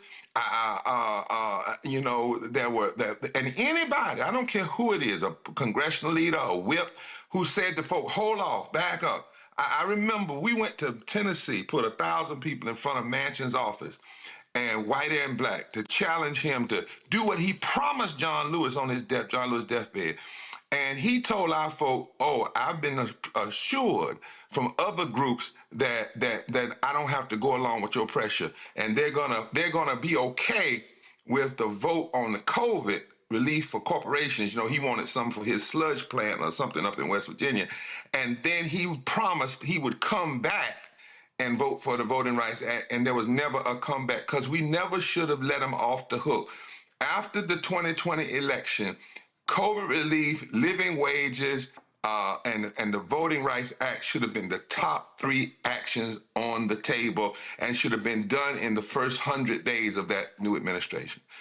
Now that we're not there, we've got to now go back and that's why you and I are working to organize 1,000 men, alpha men, and now we've got the Amy Zion and others are coming in who will engage in the kind of massive mobilization because we have to make them pay. So let's, for instance, say they've cut right now some of the Voting Rights Act. If we turn up our vote, we can actually change some of the districts that are not predominantly black districts, but we can make it so they can't win in certain areas and we'll have to answer to the power of the black vote. But we can't do it with just 45% of the people turning out. Come on, y'all. We have to have a turnout like they had in South Africa when Mandela was running for president. You remember that, Roland? Absolutely. Lines around the building, everybody standing in line for hours in the hot sun. That's the fight. That's the battle that we're in now. Well, we don't even have to go there. When I was in Mound Bayou, Mississippi on Friday, that was a photo. I took a photo of it. And that was a photo that they had, and it was a voter event. It was a voter event in 1954, I think. And they said that was a near riot as people were clamoring for voter registration. A near riot. I talked about when I went to the National Civil Rights Museum in Memphis. And there's a sign, and I thought I took a picture of it. I'm gonna try to find it, where a young sister said, "All I want." And for all y'all black people doing all these extravagant ass prom stuff, this is what it said. All I want for my 18th birthday is a voter registration card. That's what we got to get back to. That's right. That you and we voting for our lives. You've been saying it. I know Rachel Maddow put it up there last night, but you've been saying it for years. We are in a battle. We're in a war. You got to vote for your life. You actually have to get, pissed off. I think God gets pissed off at injustice when I read the Bible. You got to get pissed off that these folk literally went down to our parents' graves and just desecrated them. But even that's not enough. I heard your brother talking earlier. When we talk about what's happening in our community, the number of people that are dying because of lack of health care, dying because of poverty, dying because of lack of living wages. And you have a party that has just gone all out MAGA and saying they're going to do everything to make that worse, not make it better. There comes a time that self-preservation has to be the first law of nature. Self-preservation has to be the first law of nature. And we are in that battle and that war right now. You talked about the effort. We have it up on blackstarnetwork.com. Y'all, if y'all go to blackstarnetwork.com and you see it right here, Bishop William Barber is looking for black men and women who want to be trained to organize and mobilize black voters. That's going to take place in June. Bishop, explain to people why they have to be trained to do what we're talking about. Yeah, it's not just getting up, Roland, and doing a cute speech. It's not just getting up, having a voter rally, say, y'all go vote. It's not using Trump and Clarence Thomas as punchlines. I've been watching some preaching lately, and I'm a preacher, so I can talk about it. And brothers and sisters, I get the punchline, but if you're not organizing your church, and then 2 miles around your church, and then 5 miles around that 2 mile, if you're not really doing micro-organizing, really understanding the power of the vote, there are places, Roland, and this is why you have to be trained, where out of say 800,000 black people who didn't vote, just 10% of that would change everything. But you have to know that, and you have to be trained in that. You have to know how to use the technology. You have to know where to knock and where to go. You have to know the data. Do you know that 19 million poor and low-wage voters that voted for Biden-Harris didn't turn out for Kamala Harris? And regardless of why that is, we have to know that and know where they are. And so that's why on that weekend, the weekend of January 12th, and you know that's the weekend that Mega Evers... June 12th, June 12th, 13th. That's right. That's right. But what people also fail to remember is that weekend was they wanted to kill 3 people. It was a brother in Louisiana. It was Bernard Lafayette, who just died, and Medgar Evers. They got Medgar. There was a goal in that day in 1963 to take out the young civil rights leadership. And right now, we are in a battle to take out all the power that leadership won. And so what we're saying is on that day, and on the same day that Kennedy announced he was going to fight for the Civil Rights Act, we have to grab that moment because we're watching the undoing. And folk have to be strategically trained on how to use the technology, how to do door knocking, how to be strategic, how to work the percentages. It's not always about, well, we're just going to get 100% of the people to vote. That's not how you do it. You really need to be technical. For instance, I can tell you right now, Roland, in North Carolina, we need 1,830 votes per county to overcome the margin of victory that Trump had in 2024. That's the kind of specificity that we have to have and then go after where we can find those votes. Well, to your point, Isaac Hayes III posted this on social a couple of days ago. You talk about data. You see it right here. He said, eligible black Georgians who didn't vote. 2018 governor's race decided by 54,723 votes, 900,000 and 1.1 million black folks. Eligible black folks didn't vote. In 2022, 191,000. He said, if we show up, we win. Same thing, 2024. North Carolina, some 600,000 black folks didn't show up. And I keep saying the floor for black people should be 70%. That's the floor. That's right. Not 45, not 52, not excited because it's 55, 70%. Otherwise, we're going to just be sitting here whining and complaining when they just run the table.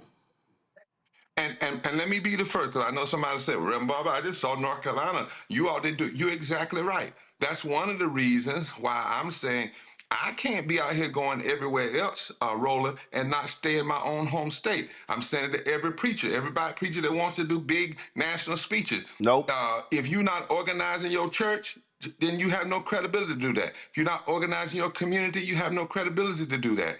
So it is time for us to take these numbers and as you said, not just say if we show up, we win, then talk about how we show up. How do we turn loose every van, every bus, every person, use every phone, every cell phone? You know, I used to say it like this, Roland: if Harriet Tubman could get 700 people out of slavery, and she never had anything, email, Black Star Network, cell phone, car, none of that. If she could do that, then we must do more. So I wrote this to you the other day, and I want to say it on the air, what I believe.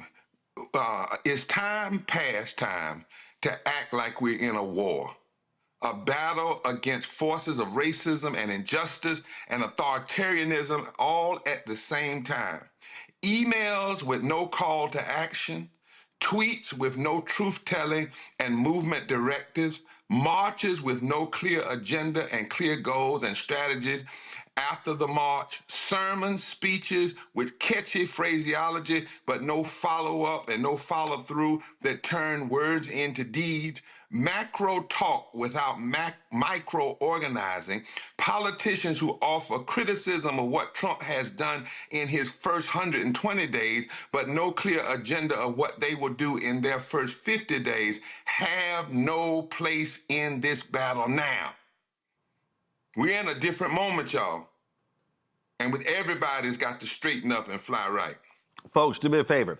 If y'all want to be if you want to be trained in organizing and mobilizing and getting the vote out, we ain't paying lip service. This ain't just a whole pontificating. This is about real training. June 12th and 13th, go to blackstarnetwork.com. Click the link. You'll see it right there. You go down there. When you scroll down, you're going to click that link right here. It's going to take you to a form. We put my email out earlier. We don't have to now. This is the contact form. Your name, your date of birth, your address, your email, your mobile phone. Sign up for email, dates, text messages. We still are organizing alphas. That's for a specific reason, y'all. If you're a member, just click that box right there and click submit. Because last point, Bishop, and this is what gets on my nerves, when I remember Reverend Jackson and I had it out once in Chicago because he had a rally and they were not collecting data. The problem I have is when I see these folks have rallies and events and all this stuff, and I'm like, y'all don't even know who's here. How are you not collecting data? How are you going to move the people after the protest to go to the City Hall chamber or the state legislature chamber or the Congress if you don't know who the heck showed up at your event? You got to be collecting data to follow up with people.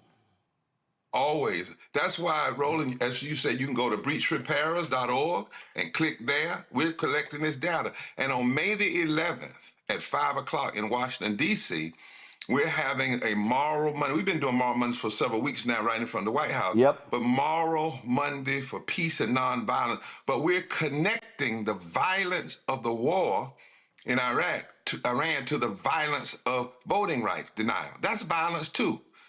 Poverty is violence. Denying people living wages is violence. And we're going to be connecting data. And we are asking for several thousand people to come in the street right in front of the White House, starting at Black Lives Matter, and then right in front of the White House.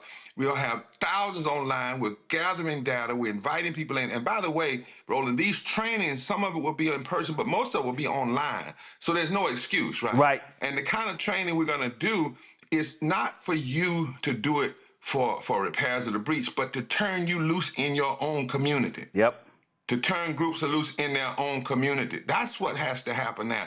This is not about building any one person's kingdom. This is about us engaging in this battle that we're in now to stop the erosion of everything that our foreparents won, but also push forward into the things that are yet to be won. And one of them is, Doc, we've got to get our lawyers and figure out a way to do a Voting Rights Act that can never be undone like this ever again. That's right. That's part of what has to be on an agenda in the coming, after we do the election. Indeed. Bishop William Barber, I appreciate it, Frat. Thanks a lot. Thank you, my brother.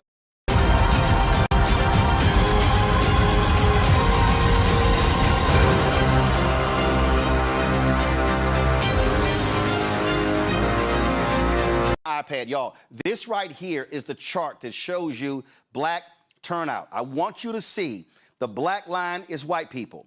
The blue line, black people. The next line is AAPI. The red line is Latino. You will see right here, this right here, when you see that black line higher than that blue line, that means that black people in 2008, now it dropped in 2012, okay?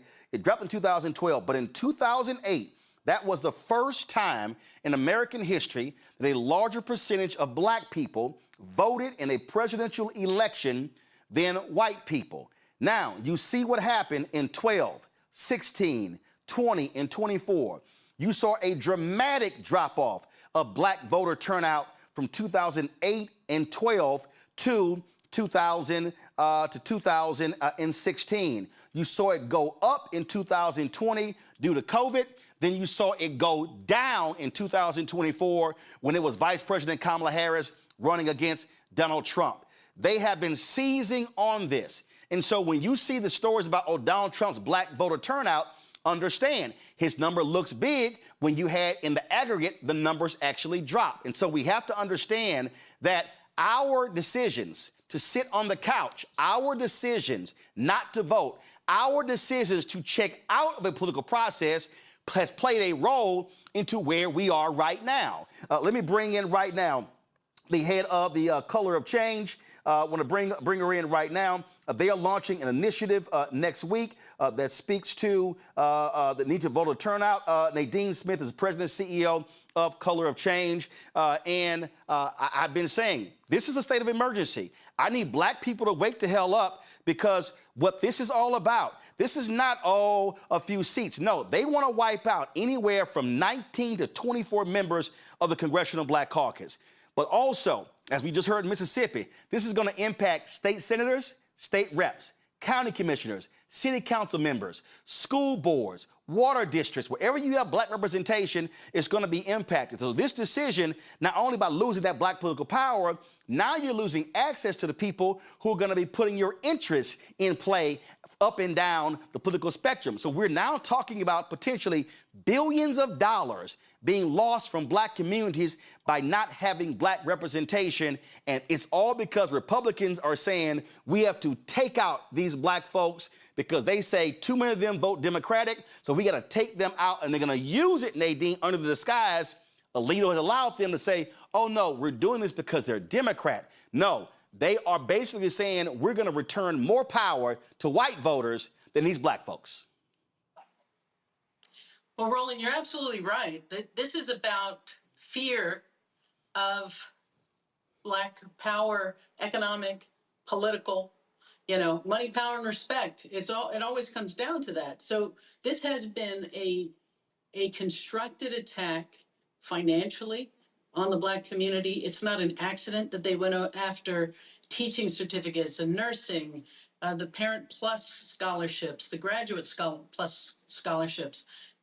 Project 2025 is a systematic reverse engineering of the progress that has been made in this country when it comes to black people. And so to watch the Supreme Court that has been fully captured by the right finally fulfill, John Roberts' dream since he was a young lawyer in the Reagan Justice Department is to see fully their intent to drag us all the way back. And I'm glad you're talking 1800s, because yes, this is a rerun of the racist Supreme Court. This was how the court responded to Reconstruction. This is how the court responded to black men getting the vote. And this is how they are responding now to an America that is heading toward a multiracial democracy. And for them, they want that is not what they want. They want a white minority democracy that serves only them.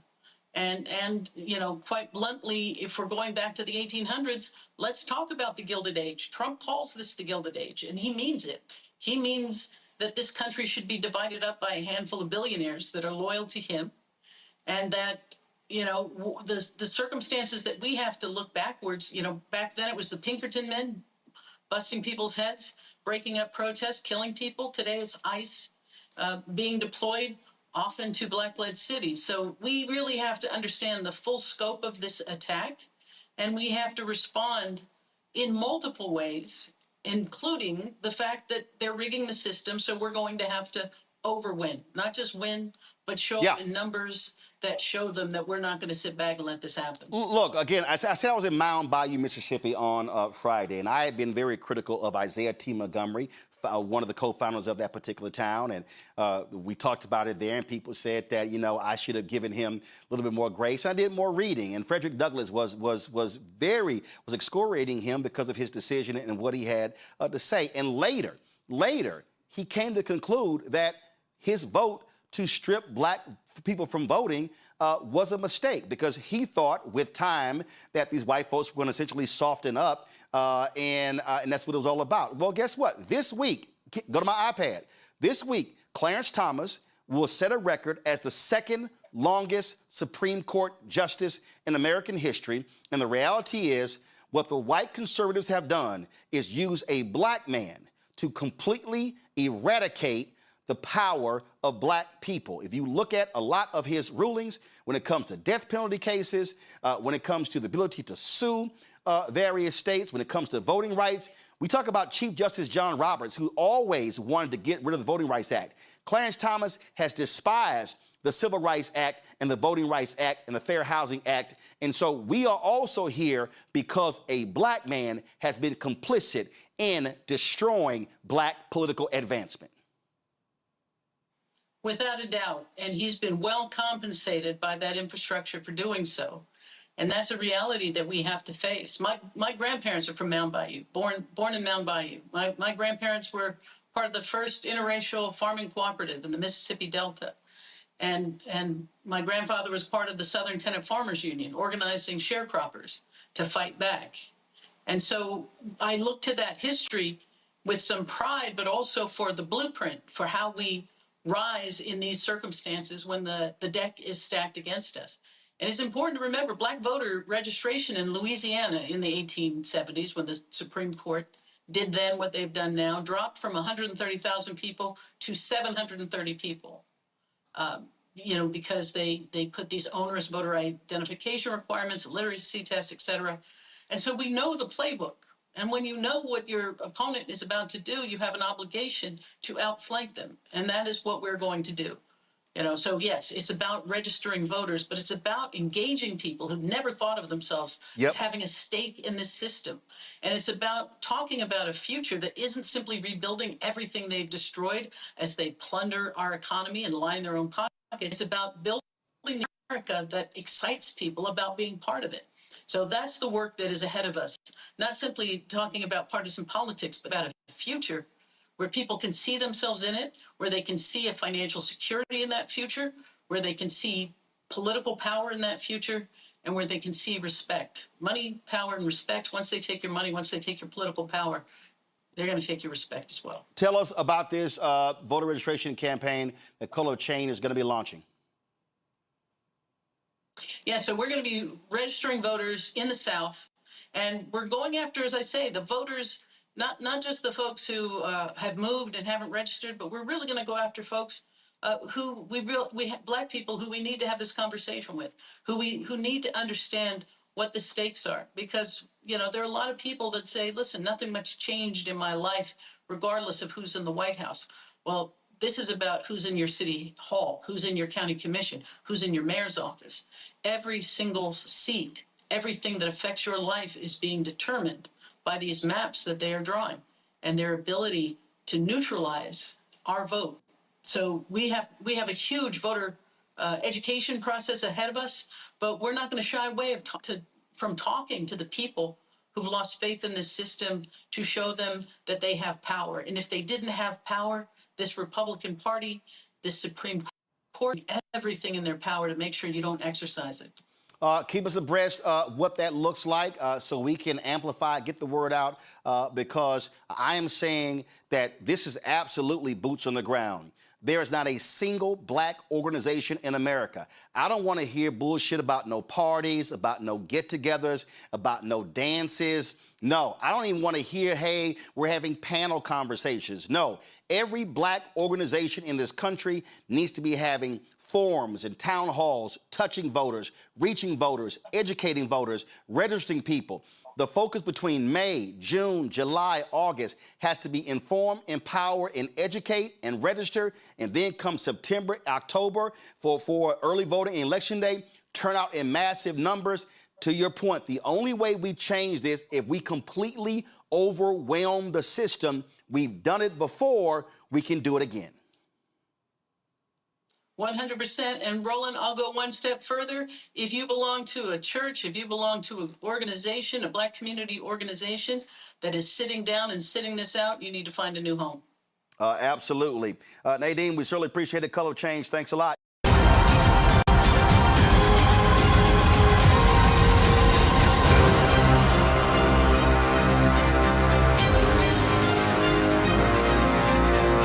Black Caucus held a news conference today discussing this decision. This is what they had to say. So let's tell the truth, plainly and without apology. American democracy has never been fully formed and has never been equally accessible. Every inch of progress in this country has been fought for, won through struggle, through resistance, and through the courage of people this nation tried to leave behind. We did not become a truly multiracial democracy until the Voting Rights Act of 1965 enforced the 15th Amendment, because Black Americans demanded the right to be seen, heard, and counted. That progress was paid for in blood, in sacrifice, and in unbreakable resolve. And now, 60 years later, we are watching that progress be ripped away. With its decision in Louisiana v. Calais, the Supreme Court has opened the door to a coordinated attack on Black voters across this country. This is an outright power grab. It's about silencing Black voices, dismantling majority Black districts, and rigging the map so that politicians can choose their voters instead of the other way around. We have seen this before. We know exactly what this leads to, and we will not go back. For years, we've sounded the alarm on the Voting Rights Act. As the Voting Rights Act was chipped away piece by piece, today the consequences are here, and they are dangerous. Let me say this clearly. The legitimacy of this court is in crisis. This is not the court of Thurgood Marshall. This is not the court that delivered Brown v. Board of Education. This is not the court that expanded freedom and moved this nation closer to its ideals. This is a court that is turning its back on that legacy and on the people it is supposed to serve. But we're not powerless, and we're not backing down. The Congressional Black Caucus is prepared to take any measure necessary to protect Black voters in this country. We are demanding an immediate vote on the John Lewis Voting Rights Advancement Act, and we will not accept delay, obstruction, or excuses. We will, and we will go further. We will fight for Supreme Court reform. We will pursue term limits for justices, and we will do what it takes to restore integrity, accountability, and trust, because no institution is above the people it serves. Today's decision by this illegitimate Supreme Court majority strikes a blow against the Voting Rights Act and is designed to undermine the ability of communities of color all across this country to elect their candidate of choice. But we're not here to step back. We're here to fight back. Yes. Now, when this decision came out earlier today, it's an unacceptable decision, but not an unexpected decision, because this isn't even really the Roberts Court. Mm-hmm. It's the Trump Court. Yes. And what we would expect from the Trump Court is an effort to continue their scheme to suppress the vote and rig the midterm elections and beyond. Because these extremists have failed America in every possible way. They failed on the economy. They failed on health care. They're failing as it relates to this reckless and costly war of choice. The extremists have completely and totally failed America. That's right. So they've concluded, aided and abetted by the Trump court, that they have to cheat to win. Yes.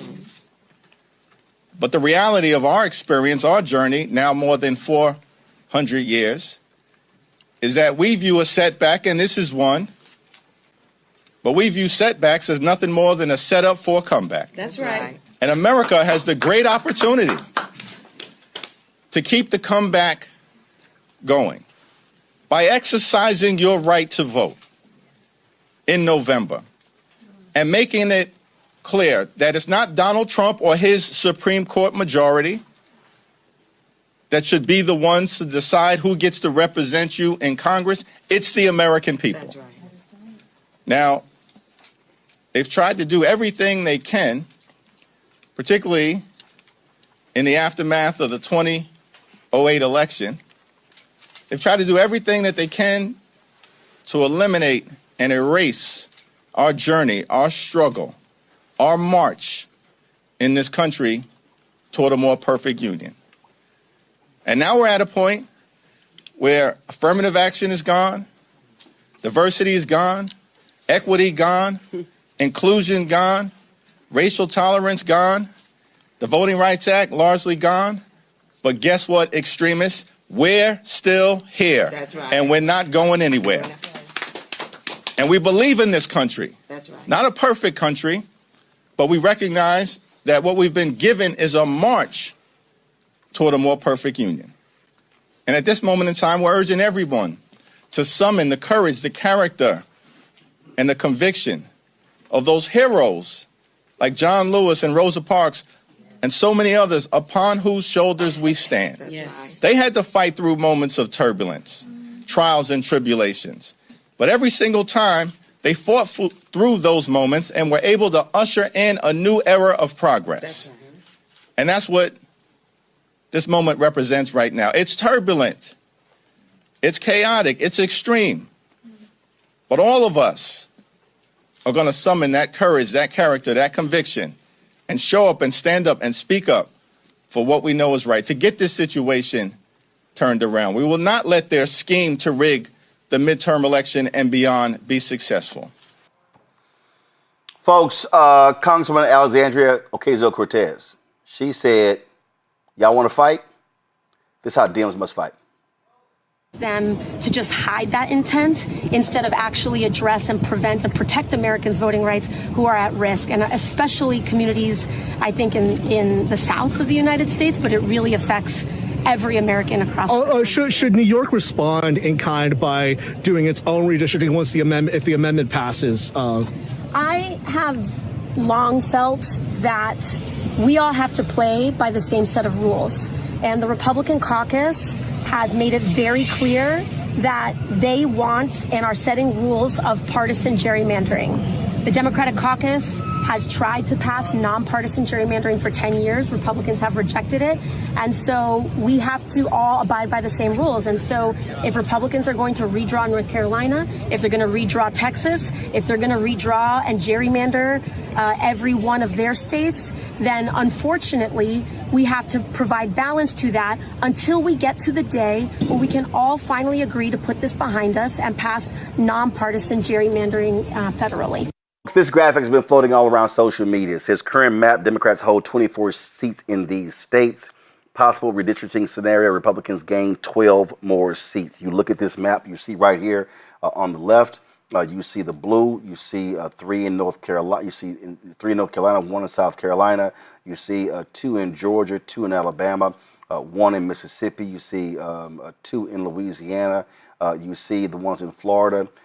This likely could be the map. None in Louisiana, none in Mississippi, none in Tennessee, none, which means majority black Memphis. No, they may get rid of that. None in Alabama, 1 in Georgia, none removing Clyburn, none in South Carolina. Basically, only having 1 in North Carolina and having 1, maybe 2 in Florida. What has been talked about, Joy, is that if Republicans want to go that hard, Democrats should do a 52-0 map in California. Democrats should do a 17-0 map in New York. In Illinois. And New York Governor Kathy Hochul's already said she's meeting and saying how should they respond. Listen, damn, all this cute and being nice.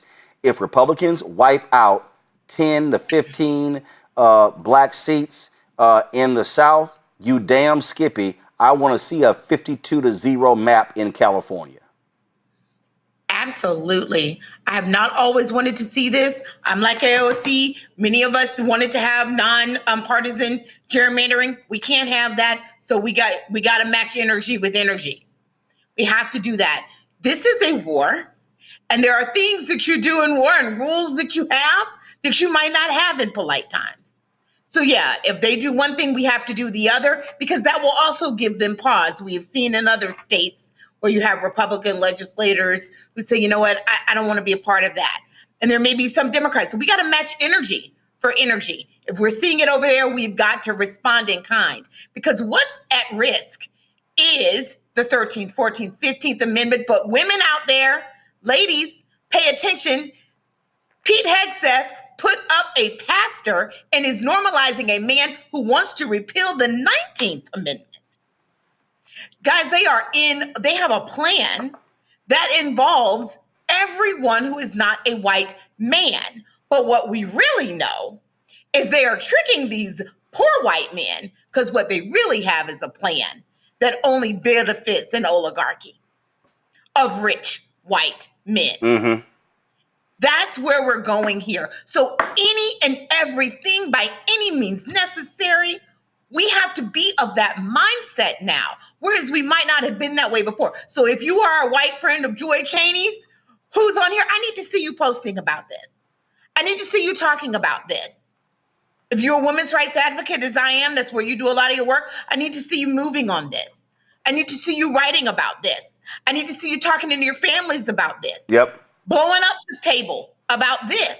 Yep. Because that's where we are right now. And everyone has to vote. So that young lady that I had to give a terse and a curse to at the Founding Farmers right. A few weeks ago, I'm sorry, but it was deserved. Michael, what you're talking about is stupid. Michael, Marsha Blackburn. We gotta say it.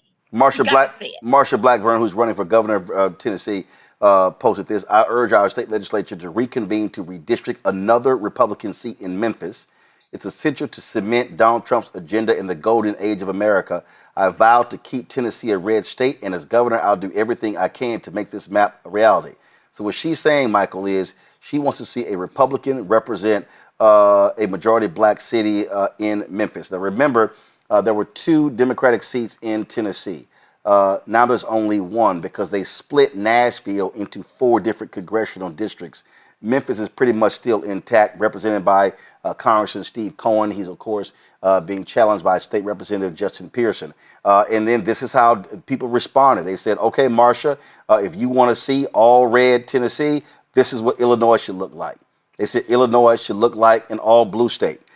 They said, okay, Marsha, you want to see an all red Tennessee? They said we can play that game. Let's have an all blue California. Then they said, again, have an all blue Indiana. You start talking about how do you look at Colorado? Let's take that, that state leader, Senate leader in Maryland did not want to redistrict in that state. It was being pushed by Governor Wes Moore. Well, guess what? If Republicans start wiping out these seats, then that damn Senate president and those black senators in Maryland need to get some damn guts and wipe out the Republican seat in Maryland. This is real simple. This is warfare, political warfare. The Supreme Court is unleashed, and this is how you fight fire with fire.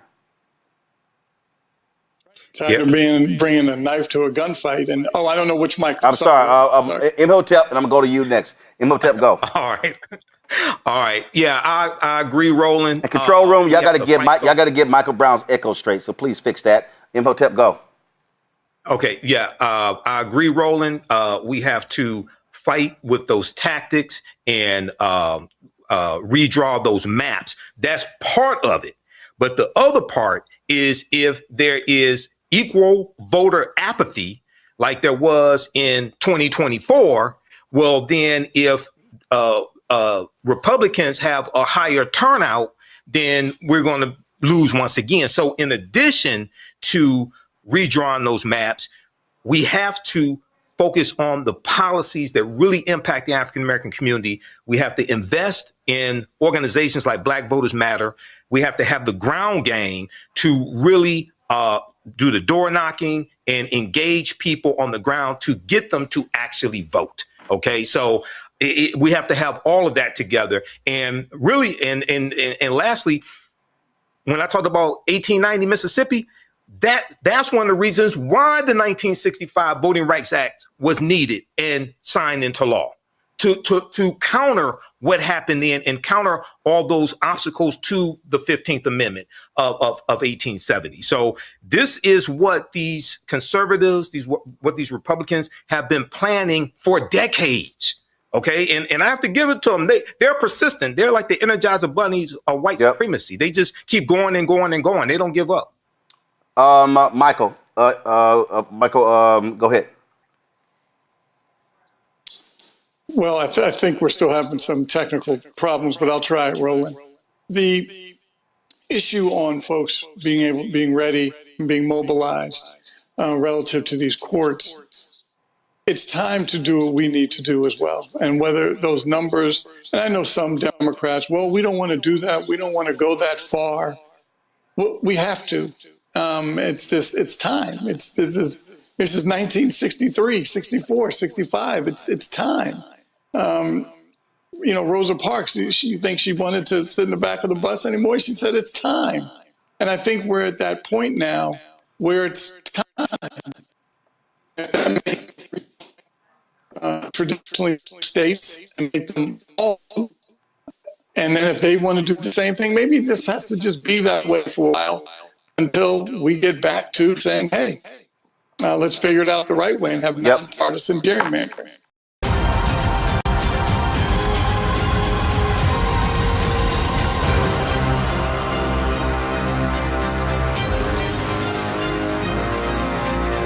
Folks, what we have seen over the past several days is the Republican Party saying we don't give a damn about African Americans. The actions taken have nothing to do with party. It's about limiting Black power. What we have seen over the past decade as the Republican Party angry that Black people were voting in huge numbers when Obama was elected in 2008 and 2012. And what they have done is target Black folks since then. We have seen voter IDs shutting down of various polling locations. We have seen them purging voters. What we have seen is a continual attack on the power of Black folks.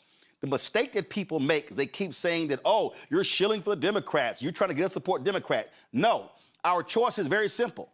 It comes down to Republican Party or Democratic Party. What is the conduit through which Black people are going to be able to exercise power? The reality is today's Republican Party doesn't give a damn about Black folks. This is not the 1800s. This is not the early 1900s. What this party stands for today is to limit Black people's political power. And the Supreme Court decision, the Louisiana versus Calais decision, shows us this. Not even 24 hours after that decision came down, we saw Republican state legislatures all across the South announce special sessions. We have seen it in Alabama, Tennessee, Mississippi. Florida took action before the Supreme Court decision. The Mississippi governor actually said before the decision came down, we should call the session because we know how they're going to rule.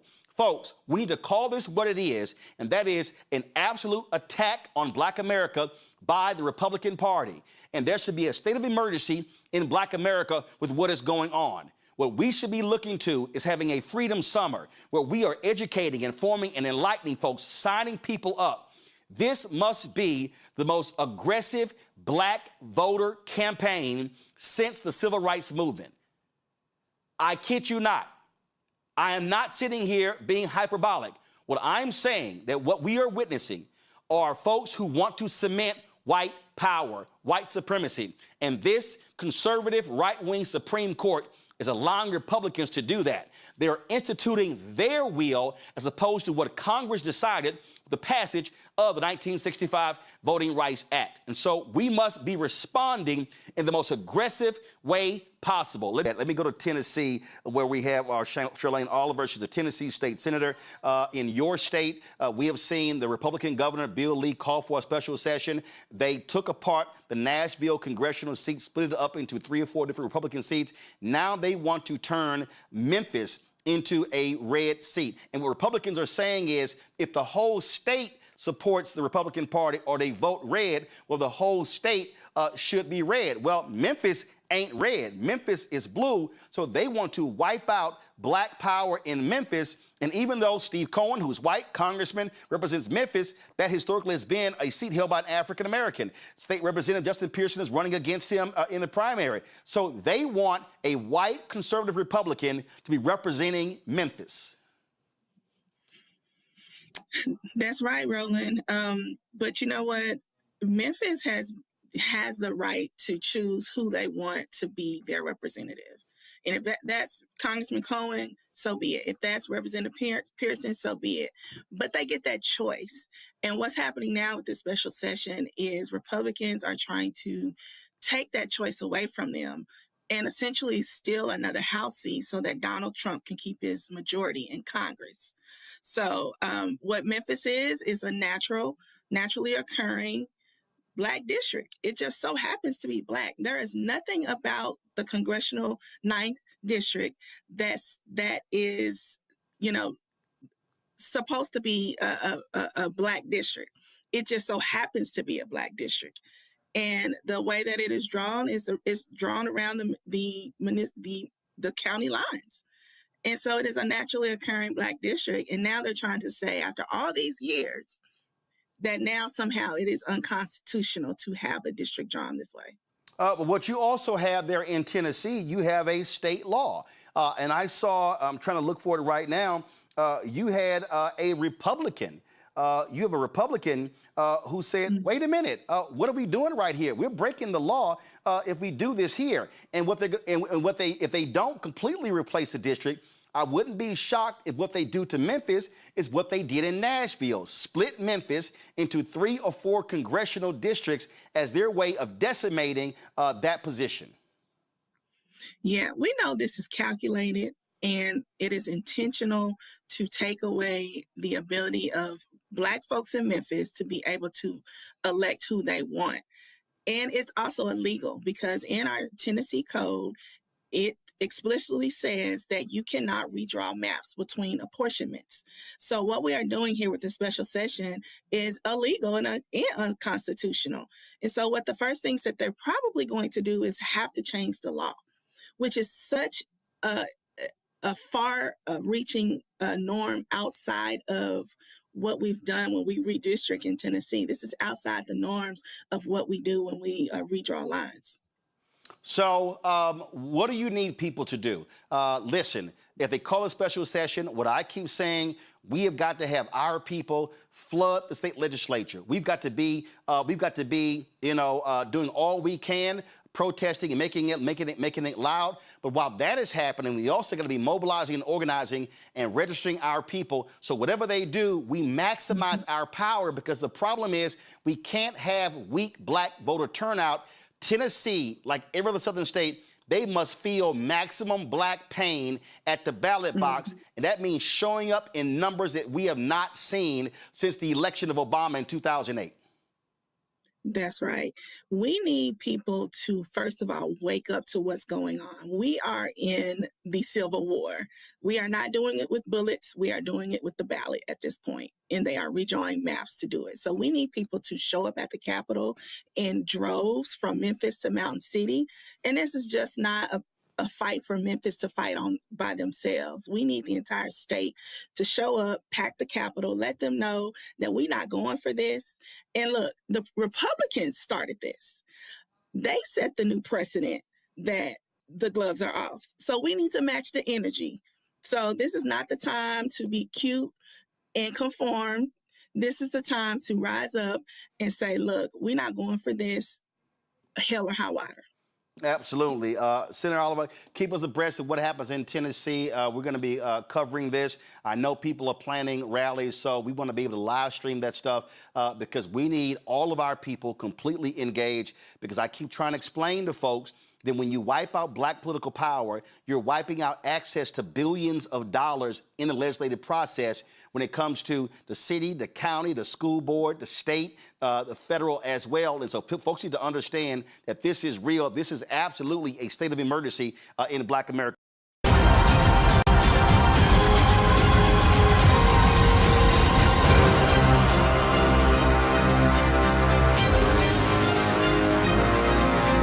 Here's the deal. Your state, 38% black. And so what these white Republicans in Mississippi are likely going to do is they're going to say, we don't give a damn if that's the case. They want to wipe out black political power. And I'm telling you, this to me is very similar to what happened in 1890 when those white racist Dixiecrats were upset that black people kept winning in Mississippi. The Republicans in Mississippi are mad that the federal courts kept ruling against them. And the problem is this Supreme Court, with this Louisiana versus Calais decision, has now given these Republicans the power to say, oh, no, we're not sitting here creating districts by race. We're creating this because we can do partisan. They have given these white conservatives an excuse to completely decimate black political power in Mississippi.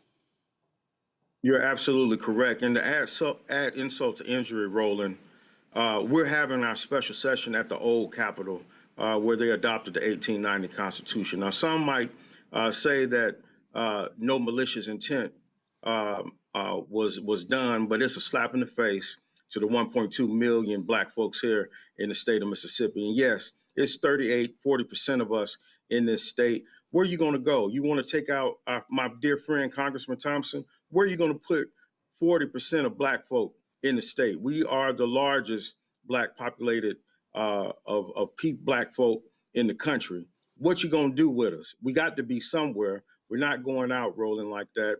It's a fight. And we're prepared to do what's necessary. I was in Mound Bayou, Mississippi on Friday doing a show from there. We went to Shreveport, Louisiana on Thursday. And I'm telling you, what has to happen is, just like Freedom Summer took place, when you had these college students who made their way to Mississippi and other southern states, the same thing has to happen. We've got to have the largest mass black voter mobilization since Obama's election, because everything that we're seeing, I need everybody listening and watching to understand, everything that we are seeing today is a direct reflection on black voter turnout in 2008 and 2012 that scared the hell out of these white conservatives. It was the first time in American history where black people voted at a higher percentage than white Americans. And they've said since then, not again, we ain't gonna have this. And so all of this, the Shelby v. Holder, all the lawsuits, the affirmative action lawsuit, this lawsuit, the battles over the seats in Alabama and Louisiana is all about how do we destroy 60 plus years of black political progress.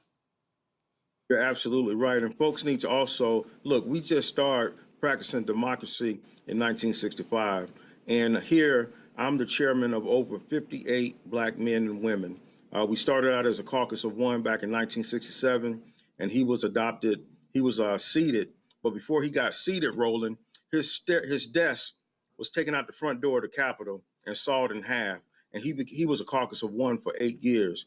And now in 2026, the late Robert G. Clark, our emeritus leader, is turning over in his grave for a situation that should have been taken care of generations ago. But I'm telling you this, our seats have blood on them, and we are not going out without a fight. We've got 40% of black folks in the state of Mississippi. Where are you going to put them? If you move one of us, it's going to affect this super majority that they have. So they have to take that in mind as well. And they've been talking about it too. I saw a very conservative person running for governor saying, don't be so quick to move any lines because it can mess up the super majority that we have in the state of Mississippi. But we have to fight, Roland. We have to inform the public. The Black Caucus is going on tour, going to every town, hamlet, and village, making people aware of what's going on with this Calais case. And look, this is not the time to go to sleep. This is not the time to stop fighting.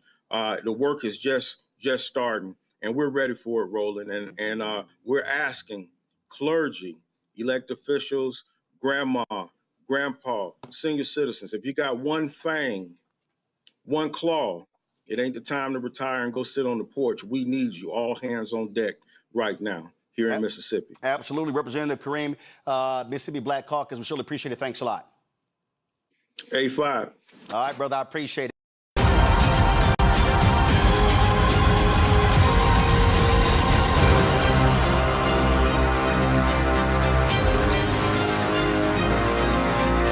Drama in Florida.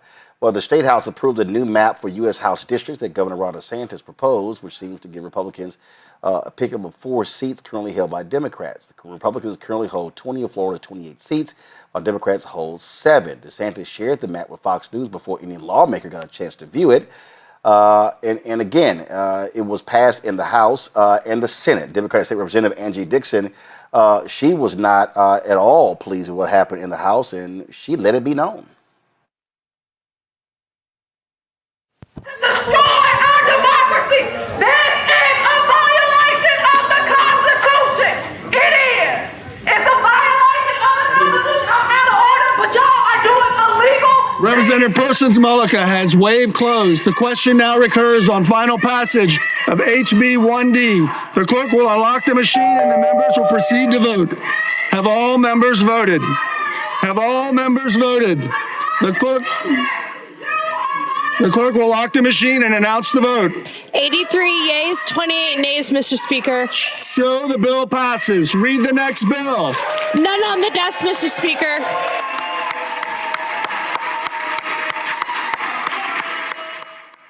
Now that was the vote that took place in the House. It passed 21-17 in the Florida Senate. And someone actually posted a video earlier, and I saw it on social media, and they said that, you know, it was shameful in Florida when it passed in the in the Senate, and nobody applauded.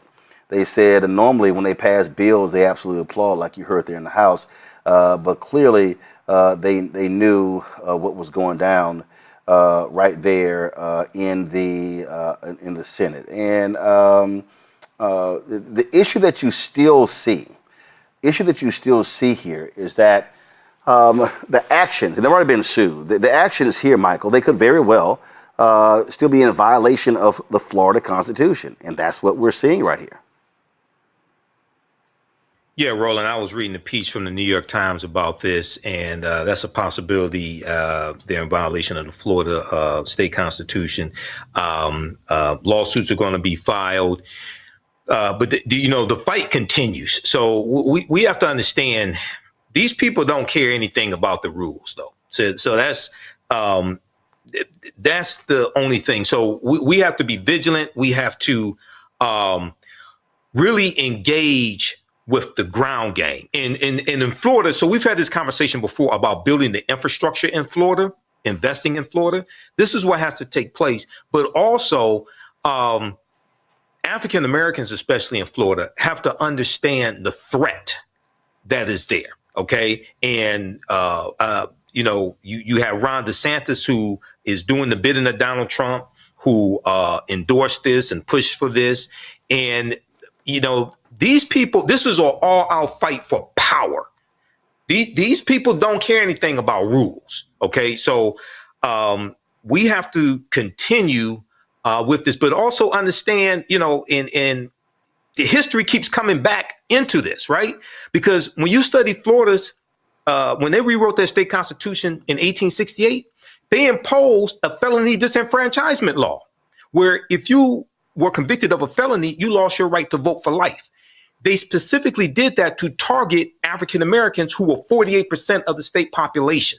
OK, well, that Florida disenfranchisement law stayed in place until 2018, when people like Desmond Meade, who you interviewed here on the show, Roland, got it put on the ballot to get it overturned. So this is how wicked these people are. So bravo to that sister. But these people are, this is a blood sport. And these people are playing for keeps. And again, what you have is you have there, Joy, a state where Democrats have been flailing in the last several election cycles. And we had Nikki Fried on the other day, who chairs the Florida Democratic Party, the state party. They've been doing very well this year. Bottom line is the only way, I keep saying, listen, only way to beat them, you got to beat them at the ballot box. You got to overwhelm the ballot boxes. You have to overwhelm, and let me just say, I'm from Central Florida. You have to overwhelm the ballot box. If you are an organization on the ground, if you are a church on the ground, you have to be encouraging your people to vote. You have to be educating them on this topic. You have to be getting people in. If you are a candidate, I don't care of any race, if you are not going out there and you are not talking about it in every place you find voters who are, in this case, Democratic voters, you have got to get them motivated to vote. If you are a nice white person, my neighbors, etc., we need you out there putting your actions where your mouth and you say your supposed values are.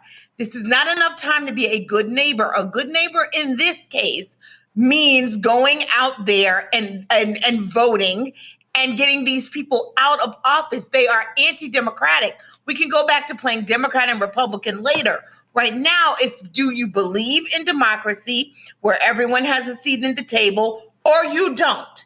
There are no two sides on this war. Do you believe in democracy, or you don't believe in democracy? That's it. That's it. That's where we are right now. And these people are racist. We have to use the right word. I never use that word. I literally don't. But now we are faced with it, and it's very apparent. They are sexist. They are homophobic. They are bigots. We cannot continue to allow them to run roughshod over and take over the entire electorate, not with a fair free market of ideas, but by tricks, by trying to eliminate the competition, all of that. Unfair practices, changing the rules, even in violation of the Constitution. They understand that they can get a lot done in the interim while we try to undo it. They understand what they are trying to do. So you have to be smarter than they are. You have to be more prepared than they are. And if you are someone who's funding at the national level and you're funding these states, please look at small organizations who are on the ground in Florida and elsewhere. They need your resources to do what I just said. We're in a war. It's not one we're going to be violent. Yep.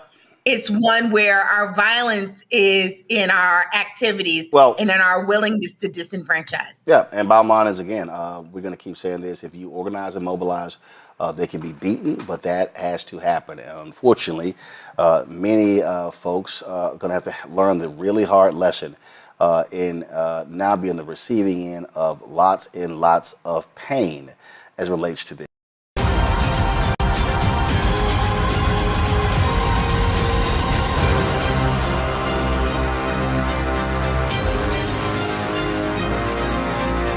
We are literally dealing with folks who absolutely want Jim Crow 2.0. Louisiana's congressional primaries have been postponed from their originally scheduled date in May due to a Supreme Court ruling that invalidated a majority black congressional district. Early voting was already supposed to begin on Saturday for those primaries, set for May 16th. However, Republican Governor Jeff Landry issued an executive order to postpone the U.S. House primary following Wednesday's court ruling. Joining me now are Davin Roseborough, Deputy Director of the ACLU's Voting Rights Project, Advocate Gary Chambers, and Ashley Shelton, President and CEO of the Power Coalition for Equity and Justice. I want to start by going over to Gary, who I know is on the ground in Louisiana. What is the mood and what is the response to this action from the Supreme Court and now this aggressive action from Governor Jeff Landry? We know Louisiana has been ground zero for ongoing fights over enfranchisement and disenfranchisement of black voters. We know that it has long been one of the key battlegrounds as it relates to equity and justice. And now we are seeing it becoming one of the key places where our right to vote is going to be litigated and is being litigated. Gary, what is your response to the last few days, your reaction, and what do the folks around the country need to know? Well, first they need to know that one of the fearless leaders of Louisiana, Ashley Shelton, and the Power Coalition led this charge to help create the second minority district here in Louisiana that gave us the ability to have that representation. Louisiana's not always had a second majority black congressional district. People are angry. They are upset. People are figuring out, what does this mean? We're getting orders from the Secretary of State, comments from the Attorney General, comments from the Governor, comments from the Speaker of the House. There's a whole lot of conversation, not a lot of clarity. We don't know what map is going to be existing for the voters of Louisiana. We know that absentee ballots were already in the mail, which means that people have already cast ballots. Those votes are already in the bag. They're telling us those votes won't be counted. That's a level of confusion. People are going to vote on Saturday. There will be congressional candidates on their ballots. If you click that, will you be able to click it? We don't have any of those answers. I'm sure litigation is forthcoming, if not already filed in this matter. And so it's a ball of confusion created by the disaster of Republicans that continue to allow these racist tactics that have existed as long as Louisiana has existed to play out in our politics today. Now, let's rewind. And you mentioned that Ashley was intimately involved with this, and so maybe she wants to come in here. Can we talk about what exactly happened and break down exactly what happened here in Louisiana? That Louisiana is a state that's about a third black, has 6 congressional districts. And can we talk about the creation of this new congressional district that would have been majority black, and then the legal fight that has played out since then? Certainly. Thank you guys for having me this evening.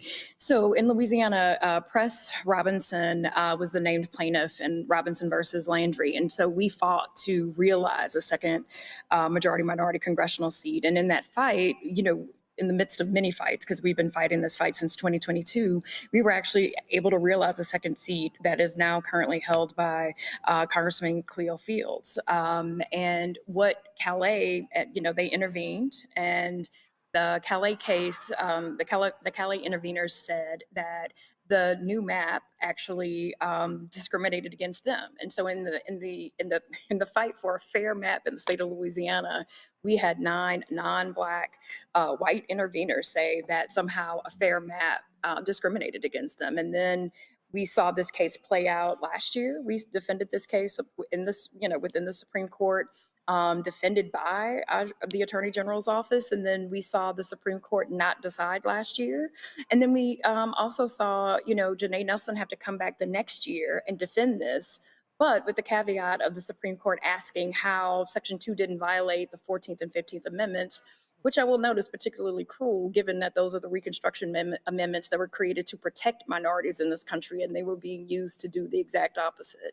And so here we sit in this moment with the Calais decision, which, to be clear, eviscerates Section 2 of the Voting Rights Act. And what this means for Black voters, not only in Louisiana, because I want people to be really clear.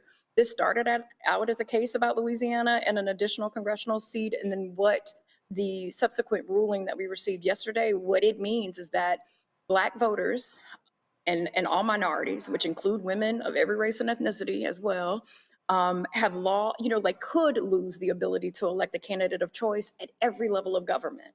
And I think that people need to understand what that means and the reality of the fights that we're going to certainly see in the South for sure, and the fights that we've already seen play out in places like Texas and other states that are trying to vie and jockey for power. And I think, you know, the thing that's really unfortunate is that the Supreme Court didn't even have the they wouldn't even stand in their evisceration of the Second Amendment. They said that the remedies for race were no longer necessary, and that somehow we all lived in some post-racial, country that there's not any Black or other person of color that I've ever met that has experienced this America where we are afforded all of our rights without the oversight of the federal government.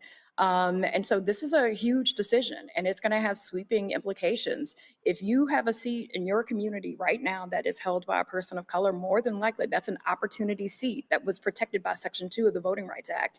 And that protection, as of yesterday, no longer exists. So I want to just make sure to break it down. In Louisiana, again, it's a southern state, large black population, about a third of the state's population is black. 9 congressional seats. Historically, the vast majority of black voters were crammed into 1 congressional seat. Due to advocacy, activism, work on the ground, a second congressional seat in the drawing of the districting was created, in which black voters were significantly represented, where there are now 2 seats of the 9, representing a closer representation to the population of black Louisianans. That was then challenged and taken to the Supreme Court.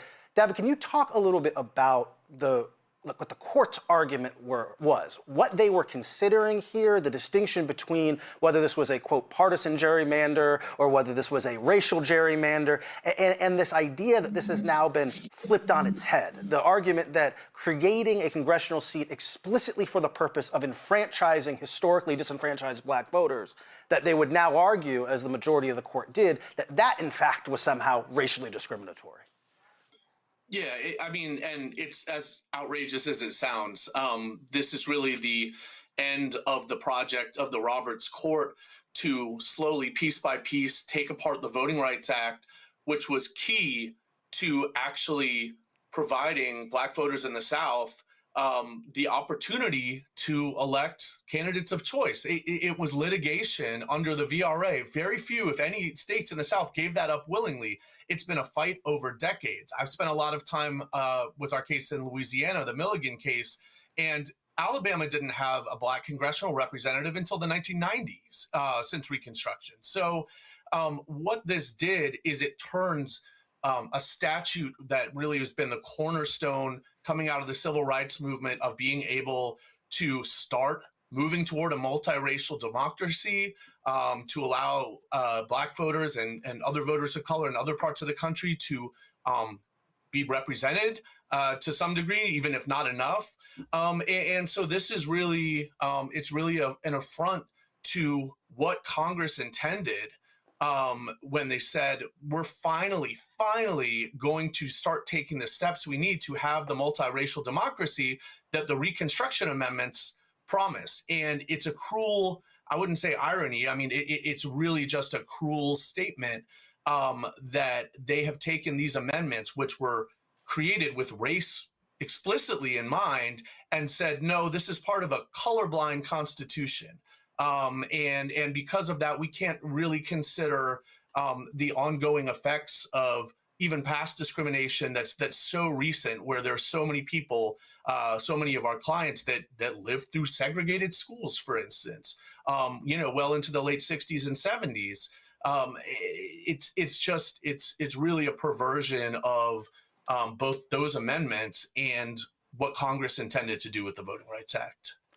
I was reading a piece by Adam Sewer in The Atlantic earlier today where he was breaking down and talking about this idea that key to the conservative justices argument was the suggestion that this was just a partisan gerrymander, that because black voters are most likely to vote reliably democratically, right, that it would not be constitutional to say we are specifically drawing these districts to pack all of the black voters into one district, but you are in fact able to say, well, we're just trying to pack all the Democratic voters, right? That it seemed to be this kind of bank shot where we pretend as if we do not know what we know about voter behavior and the reality of voting and what the impact would be here. That seems to be in so many ways the central tension point between so much of our battle publicly right now over issues of race and how we remedy historical injustice. So this question of, are we allowed to consider disparate impact? Are we allowed to understand the way, I mean, it's what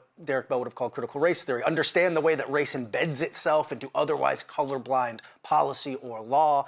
Or are we forced to be quote unquote colorblind in which we pretend as if race does not exist and that the actions that we are taking are not going to have impact in those ways?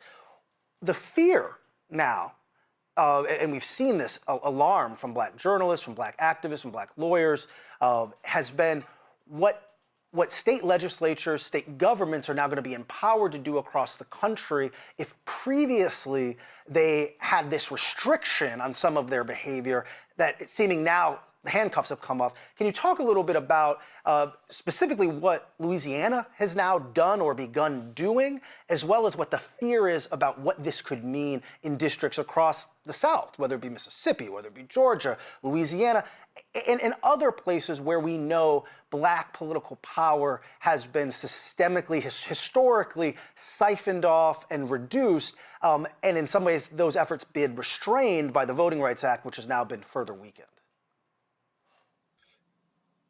Absolutely. I mean, this is a break glass moment. There's no question about it. As someone who is a litigator, I'm often maybe on the more careful side about how I state things. But there's no way around this. This is the final step in really taking apart the key law that protected the hard-won gains. Literally, fought over blood and people's lives to create the Voting Rights Act. And the fact that it is being turned on its head in this way, and that partisanship can say, as long as you say the magic words that this is for partisan reason, it doesn't matter how much you're hurting black voters. That's fine, since they happen to be Democrats in certain places, right? Which is part of the whole point of the Voting Rights Act, that when voting is polarized so much, that you need those protections, because opportunities to participate are still not equal for black voters. So yes, we are going to do everything we can to stand up and fight with all the tools we have necessary. And that certainly needs to go beyond litigation, advocacy, organizing, everybody. It really is a break glass moment, but the effects of this are going to be felt throughout the country. Well, and we're already seeing it in Louisiana. And so just to be hyper clear, Ashley and Gary, we're supposed to have we're in a midterm election year right now, right? We're already seeing primaries play out across the country. Louisiana has a primary this year for which the election day is May 16th, so 17 days from now. And what we have seen within the 24 hours of this Supreme Court ruling is Republican Governor Jeff Landry come out and say he wants to potentially alter or postpone, push off the current primary for the current midterm fight, which is going to determine, in part, who controls Congress for the next 2 years of the last 2 years of the Trump administration, right? And he is saying, hold on, I want to potentially redraw the maps now based on what the Supreme Court ruling is. Actually, am I understanding that correctly? And is that what's happening in Louisiana?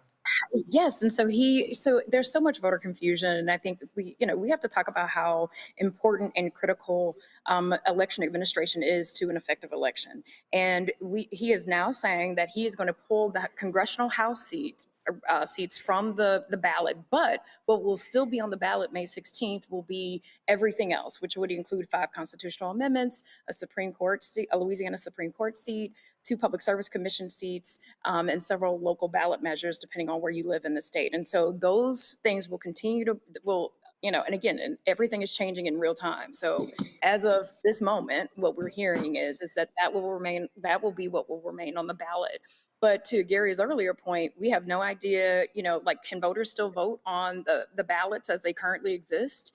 Many voters have already voted. If you are, a senior or a serviceman or woman across, working across this, anywhere where you're stationed, and you had sent in your absentee ballots have already been received.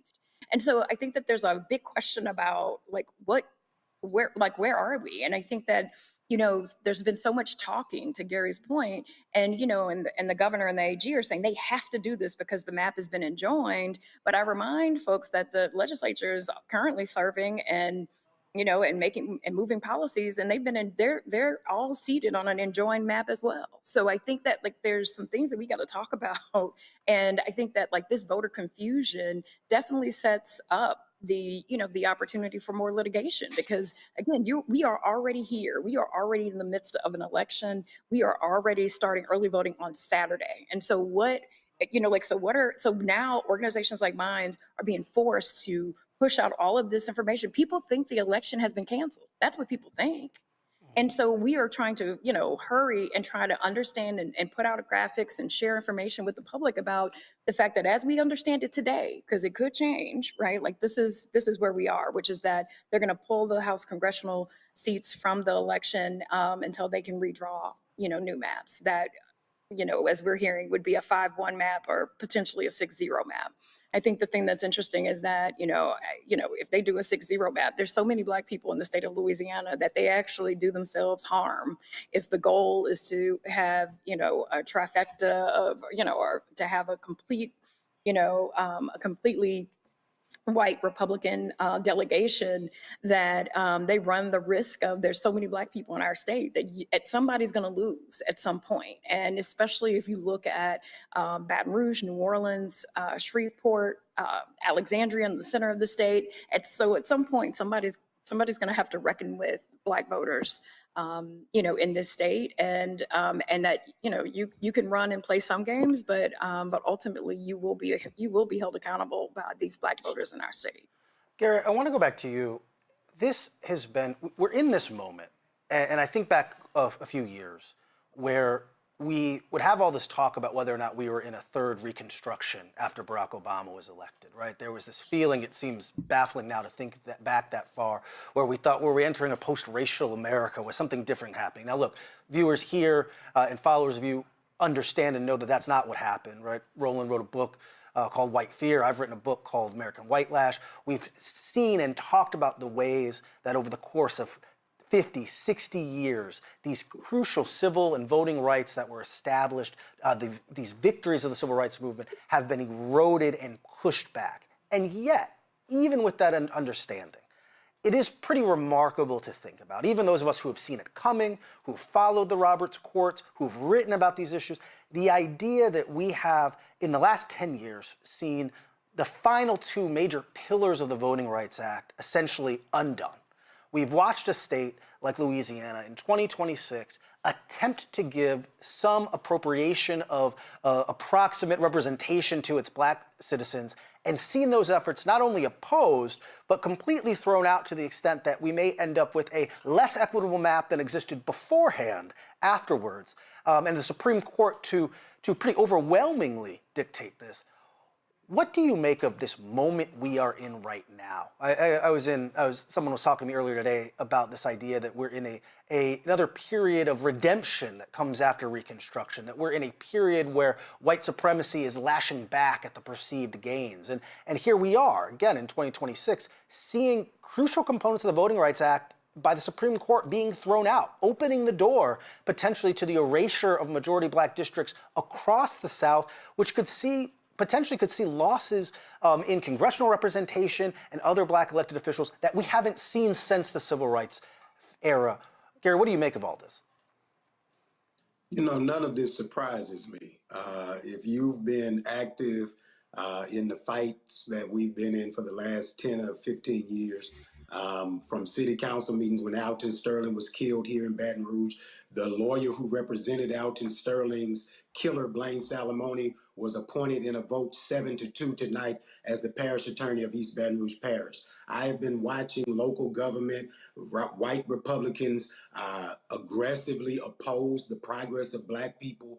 I live in a city where Black people make up over 50% of the population, but we had one parish-wide seat that was Black, and now we have none. I live in a state that consistently oppresses and so suppresses Black people. I live in a city, again, that is over 56% Black, and 10 years ago we were at 2% in city parish contracts, but we pay a large portion of the taxes in this parish. And so these disparities that exist have always existed. I think that what I think is happening today is that more of us are being awakened to the moment because of how dramatic the racism has boiled up to at this point. But what I hope this teaches us is that we have to stay on the fight every day in every way, that those who are aggressive and loud and agitating, that you need that, because the energy that is up against us is aggressive, it is loud, it is agitating, it is oppressive. And so you cannot go up to that like a little sweet church lady praying. My Bible tells me that the violent suffered violence and the violent take it by force. And so if we are going to be oppressed and subjected to this, then this is the moment where we fight back. Jeff Landry has 5 constitutional amendments on the ballot. The whole country needs to be helping move voters in Louisiana to kill his 5 constitutional amendments. This is not a time to lick our chops and say, oh, woe is me, how did we get here? This is a time to say this shit will not stand. We are going to do everything in our power to secure future seats and to hold on to the power that we have. There are DA races in Louisiana. The Caddo Parish District Attorney is up for re-election. There's a black man running for District Attorney in East Baton Rouge Parish. There are people that need the vote of the black electorate in this state, and we need to mobilize them this year so that Jeff Landry understands that the people see you and we coming for you. I think we've got Roland now with us. He's down on the ground in Louisiana, making his way to Shreveport for tonight's event, continuing our coverage of black men, mental health, domestic violence. But Roland, you went long on this on the show last night. This has been a key portion of our coverage. Speak to me about what's happening in Louisiana. Well, here's the first thing. So Ashley and Gary there. First of all, here's the deal. Has anybody filed a lawsuit against Governor Jeff Landry, the action that he's taking today? Has that happened yet? No, it has not happened yet. Mostly because of the fluid nature of what's going on right now. But no one has filed just yet. Pending, but not filed. Are y'all expecting that NAACP or Black Lives Matter or someone is going to file a lawsuit saying that how in the hell can you postpone an election? Voting has already started. So yeah, no, I think there's a bunch of us that are working with our lawyers to understand what our options are. I mean, Power Coalition has been fighting for voting rights in the state of Louisiana since its inception, and we're going to continue those fights. And so we are definitely working with partners, including NAACP and so many other ACLU and others, to try to understand exactly what power we have in this moment. One of the things that is Gary still there? I'm here.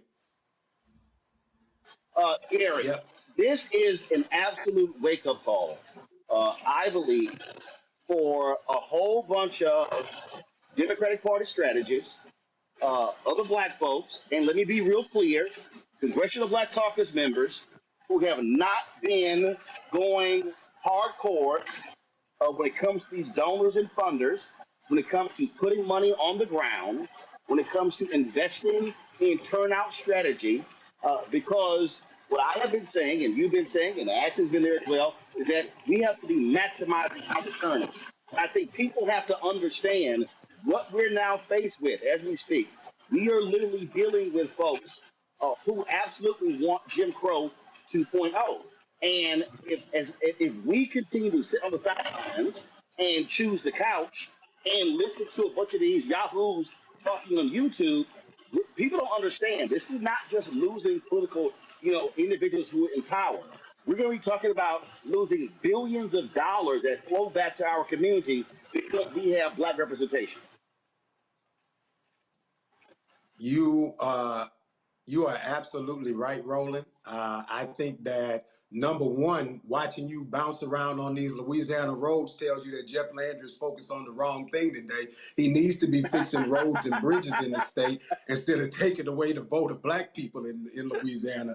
But the reality is, this is the time to invest. This is the time to gear up for the fight. This is the time for us to show the power of black voters in this state. If Jeff wants to fight, we need to give it to him. And so I would encourage members of the CBC, I would encourage the black entertainers, the black sports folks, everybody who gives a damn to start making your way to the Louisiana legislature. They're still in session between now and June. They're going to, at some point, bring these bad maps. We need to be in their faces, and we need to show people who these racist bigots are. We need to show every one of the people who vote for this, and then we need to have the resources. Power Coalition needs to have the resources. Vote needs to have the resources so that they can send mailers into these people's districts right now in this legislative session, so that they can robocall into their districts right now, so that their voters know that your racist state senator, your racist state's representative is down there making an ass of you, and it's eventually going to come to the point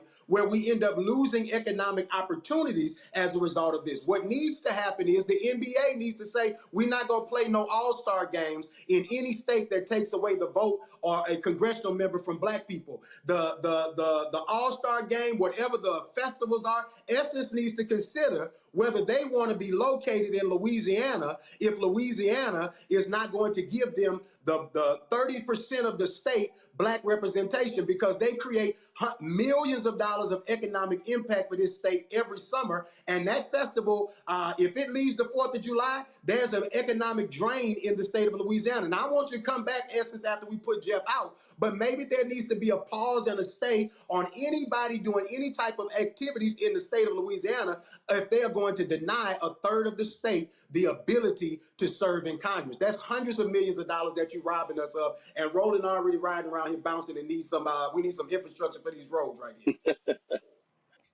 Gary, I know you have to go. I certainly appreciate it. Gary, I appreciate it. Thanks a lot. Davin, I do want to ask you a question. Thank you. Because listen, y'all have been fighting the good fight. The lawyers have been in the courtrooms battling it out. But to Gary's point, y'all do need people rising up, putting pressure, public pressure, protesting, because you have to be able to focus public sentiment on what the issue is and not just sort of make this esoteric legal discussion. Absolutely. I couldn't agree more. I mean, I say I'm a litigator. That's my particular skill here. But I think the organizing is more important, honestly. The advocacy, getting people out in the streets. People should be furious about this. This can't be the lawyers alone, and I'm sure it won't be. It hasn't been so far. It's absolutely just so important that this be a moment where we push on all the levers: litigation, advocacy, organizing, communications, and speak to what this means to people. As you've been saying, yeah, this affects the people who are making the decisions, who represent our communities, who make the choices about jobs and roads and economic opportunity. And everybody's got to realize they have a stake in it. And this is a do or die moment. This is a really, really important moment. And so, yes, the litigators will be there, but I couldn't agree more. I would be proud to partner with amazing organizers like Ashley and Gary, and we need them more than ever in the fight, and like they've been in for many years. And Davin, what's so insane about this Supreme Court decision, this is the same Supreme Court that literally allowed for this congressional seat to move forward just a couple of years ago. So it's like, but wait a minute, this is the same court. I mean, there was a massive legal fight against Republicans, and the same one. And so what these white conservatives did here in Louisiana, say, oh, let's try to find a second bite at the apple. In fact, this is a third bite. They tried the second bite and got rebuffed there as well. That's what's so insane about what the Supreme Court ruled, because they ruled on this very seat just recently. I agree. It's just absolute madness. And now we see the effects. We see what they've unleashed. Ashley was just describing it. And yes, there will. I can say pretty confidently that there's going to be legal action coming against the suspension of the primary. It's the opinion is so cowardly and dishonest in how it tries to say the decisions just a couple of years ago, the decision in our case out of Alabama, Milligan, where it seemed like the Voting Rights Act was maybe going to survive. And it's just dishonest, the way that they've tried to say, well, no, this we just weren't really presented with the right questions. They reached out and grabbed this opportunity to finally finish their project of taking the consideration of race, of taking the legal tools out of people's hands. And it's an absolute disgrace. So here's what everybody watching to understand. We're talking Louisiana, but Republicans are putting pressure on Alabama Governor Kay Ivey to call a special session to wipe out the seat of Congressman Shamari Figures as well as Congresswoman Terry Sewell. They're putting, you see Tennessee, Senator Marsha Blackburn, who's running for governor of Tennessee, they're putting pressure on them because they want to wipe out the congressional seat that covers the Memphis area. And so I need everybody watching to understand this is going to target, and listen to me clearly, this is Louisiana, Texas, Mississippi, Alabama, Florida, Arkansas, North Carolina, South Carolina, Tennessee. The old Confederacy is back. This is about crushing Black power. And people have to understand it is the only reason you have the largest delegation of African Americans in Congress today is because of the 1965 Voting Rights Act. And this is not just going to be Congress. This is going to impact Supreme Court seats across the country. It's going to impact state seats in these same states. It's going to impact county commissioners, city council, school board, water district. What this is about, and I have been saying this, my book White Fears about it, this is all about attacking Black political power because the right wing is angry with the advancements of African Americans, and what they want to do is cripple or simply eradicate Black political power for the next 100 years.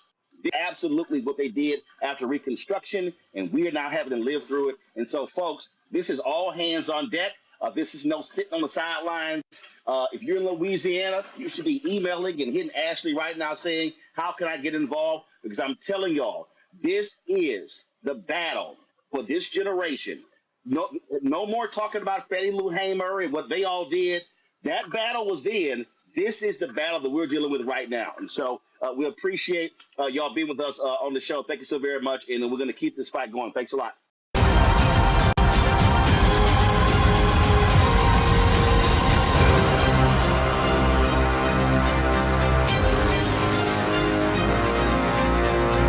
This was put up by Good Authority last week. Go to my iPad. Racial gaps in turnout are increasing. If you look at this here, you see right here, the graphic here, white turnout, how it is above 70%.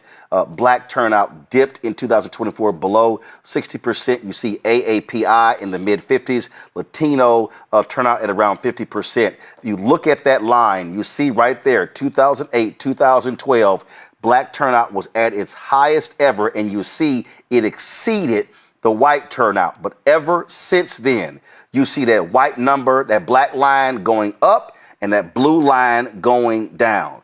Michael, what I have been saying, I have been yelling to Black people, is that you cannot expect to change politics if your power is sitting at home. I have been saying that Black political turnout has to be at a minimum of 70% turnout to counter white turnout. And what the problem is, whether it's Louisiana or so many other places, if we're turning out at 52, 55, 57, ain't good enough. Our turnout has to be minimum 70. It has to be 75, 78, 80, 82, 85, 90. And if we vote in those numbers, we actually win races. We win statewide races. You got two folks who are running on the Democratic side for the Supreme Court in Georgia. That's winnable. They just won 2 seats in the Public Service Commission. You got the primary coming up, and you got folks who are running for state attorney general and other races. But we are not going to be able to counter any of this when too many of our people are checking out of the process, picking the couch, but then complaining about what we don't have. Well, if your ass don't show up, you're guaranteed not to get a damn thing. You have been talking about it for a long time. You've been screaming and yelling about it for a long time. And politics is not a spectator sport. You have to be involved, and it's all the time. It's not just around elections. It doesn't mean you have to focus your whole life around politics, but just as one of your other guests was speaking earlier, it's also after the election. What do you do to hold folks accountable and keep that pressure up? For example, we had the Clinton, after Clinton won in 92, had the House and the Senate, did nothing about codifying any of these particular laws.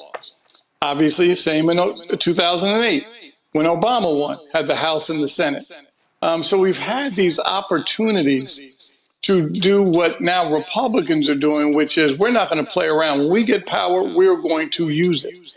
It's time for my party, our party, to stop doing the kind of kumbaya. Let's all get along. Let's be nice. Let's try to figure everything out and work together. We're not at that stage anymore. We haven't been for quite some time. Because these folks are playing forget just blood. They're playing to wipe anybody of color out. Yeah. And frankly, and women too. I mean, I wish that whether it's Latino voters, black voters, women voters had a stronger alliance, because they're coming after anybody that's not a white male. And so this is serious. And frankly, when Justice Alito writes an opinion like that, all he does is walks down the hall and asks Clarence, "You okay with this?" But Alito knows the answer. He knows Judge Thomas is going to say, "Yeah, I'm fine with that." And so that's also part of the problem is the Supreme Court. That's where elections do have consequences, making sure you have the judges in there to make the right decisions. We tried, Joy, to Michael's point there, it was a whole bunch of Democrats who said, oh no, Roe v. Wade, I mean, that's settled law.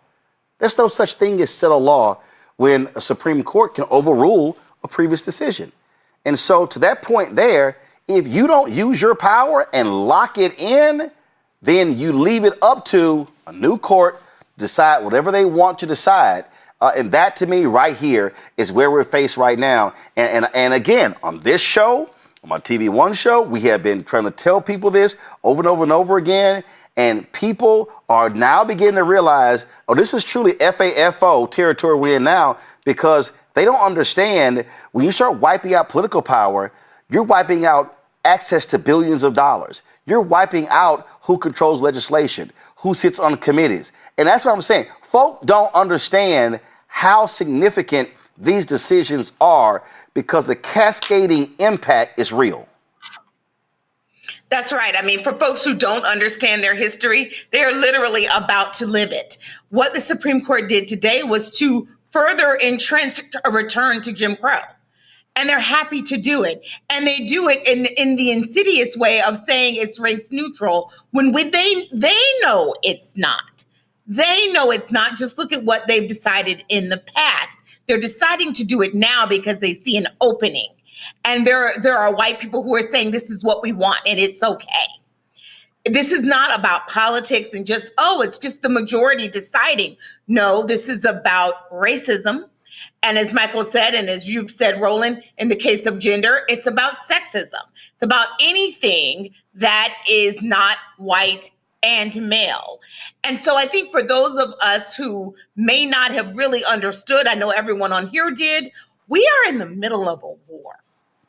And it's not, it's a Cold War in some respects. And so for some people, that doesn't feel present. And so they're not acting as if they're in a war.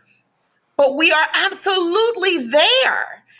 We saw it spike in some places on immigration where it felt physical. But for a vast majority of us, it's a war around access to benefits, access to resources, access to the ballot, fair representation, all of those things. And we are not acting like it. We have Democrats, excuse me, who are far too passive and comfortable with where we are, and they aren't understanding that we have to vote. I had an unfortunate conversation with a seemingly intelligent young woman a couple weeks ago who said she wasn't going to vote for Democrats and wanted us to fail as to prove a point. And I'm like, fool. And I said it. I was upset. You are too privileged to sit here and make that kind of statement. Right. What you are doing is sitting in Washington, D.C., trading away the rights of other people, but soon, too, will be your rights. Right. This is not the time to worry about you don't like Democrats, you don't like that. You have got to vote. And as Damon said, many of these things that is a race, it's a race against time. They may not be able to do it all in this election, which means it is very important that we are voting in November. This may be it. It may be the last opportunity to make a significant difference.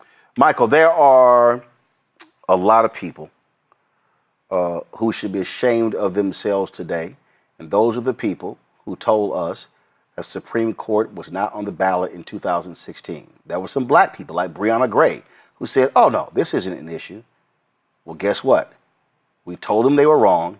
We said they were silly for saying it. And what we now see, Donald Trump got 3 appointments to the Supreme Court. And the reality is, if Alito and or Thomas chooses to retire in the fall, they're going to approve 2 young Supreme Court justices to lock in that 6-3 majority for a very long time. We keep trying to tell people, the president may only be there for 4 years, maximum 8 years, but Supreme Court justices will be there for life. Absolutely, Roland. You know, you have black elitists like Dr. Eddie Glaude, who was on MSNBC, and he was also on your show, News One Now, in 2016, telling black people, or telling people in general, vote for everything except president. Leave president blank. Okay. And this, once again, this is a consequence of the 2016 presidential elections. I said it on the show before, not just 3 Supreme Court justices, but also about 234 federal judges that Donald Trump got put in place as well, which are lifetime appointments also. And I've talked about the Mississippi State Convention of 1890 here before, and I said, these Republicans, these conservatives, and Project 2025 are trying to take black people back to the Mississippi State Convention of 1890, where they rewrote the state constitution, imposed poll taxes, literacy tests, but also a felony disenfranchisement law, so that if you were convicted of a felony, you lost your right to vote for life. That law from 1890 is still in place in Mississippi today. Okay. And they said, we came here to exclude the Negro. This is explicitly what they said. This is what's taking place right here today. And you mentioned Shelby County versus Holder, 2013 U.S. Supreme Court case. Well, right after that Supreme Court decision, you had states, many of them former Confederate states, started passing voter ID laws. Yeah. Okay. And in the 2016 presidential election, as a consequence of 2013, there were 1,600 fewer polling places. Right. Many of them that were shut down were in black and Latino districts. Right. So this is Project 2025. This is what we try to warn people against. So all of that, when you pull it together, Quentin, shows a direct attack on black voters. And so what are you hearing from the people who y'all have supported, people you want to support? Because look, this is going to impact literally who is representing us on the federal level, on the state level, and the local level. Well, listen, I think a lot of people are ready to fight. You know, we saw Angie Nixon running for U.S. Senate in Florida, but currently in the Florida legislature, you know, getting a bullhorn, going and protesting. That's what we need. We need fighters, but also we need people to be bold, right? I think what we're also seeing is when some of these districts do get kind of shaken, like we saw in Texas, you know, we need Colin Allred to go up against another white Democrat. We need black folks to run everywhere, not just in urban centers, not just in, you know, black rural counties. We need you to run everywhere. So we got black candidates running in Oregon, running in Washington State, you know, running all over the country, because we know that we can represent as good, if not better than anybody else everywhere else as well. But to Cliff's point earlier, we need folks to give money to support these folks down ballot. So find your state representative, find your local folks running maybe for county commission, whatever it might be. These folks are going to need your financial support over the next few months, because they know people are coming against them. As it was mentioned, you know, we are at war right now. And so we need folks to dig deep. We know the economy is really tough, but we got to keep our folks in power over the next few months and into this 2026 election, so that we can legislate our way out of these kind of problems around gerrymandering. Damon, what's next for civil rights groups? This is a blow. This is not. I'll see people like, oh well, it's not too bad. No, this is seismic. This is seismic. What's next? Number one is we're all huddling internally in the cross to figure out immediate strategies to stem the tide right now for these midterms, because the state of play is not clear. There's not a lot of time for these folks, but those who can find a time will take it and leverage it. Then we have to have a game plan for every state and every district we can get to, not just House, U.S. House. Like you said, it's all across the states, working with community partners, people on the ground, about how we can stop even worse things from happening in the state legislatures for next year and also for 2028. But then we also have to do what Cliff said, Roland. We have to get new strategies, whether that be alternative voting methods, whether that be new statutory frameworks. We're clear. We can't fix what happened today by federal statute. But the least Congress could do is actually give us a more robust version of the John Lewis Voting Rights Act than we've ever had, right? So that's the least that we can do. So we're going to be in those fights overall. But look, here's the truth. Things are going to get worse before they get better. We have to be prepared for that. We have to understand that we're suffering some losses, but we have to keep our strategic mind about us. As I'm telling my team now, it is our duty to fight. It's our duty to win. And if you believe all of that and all the rest of it in between, then we can't give up now. We have to fight, if not harder, at least smarter. Cliff, in her dissenting opinion, Justice Elena Kagan said, she described this creation of a district, a circle, and she said, in this not so hypothetical, she said the state legislature decides to eliminate the circle district, slicing it into 6 pie pieces and allocating one each to 6 new, still solidly white congressional districts.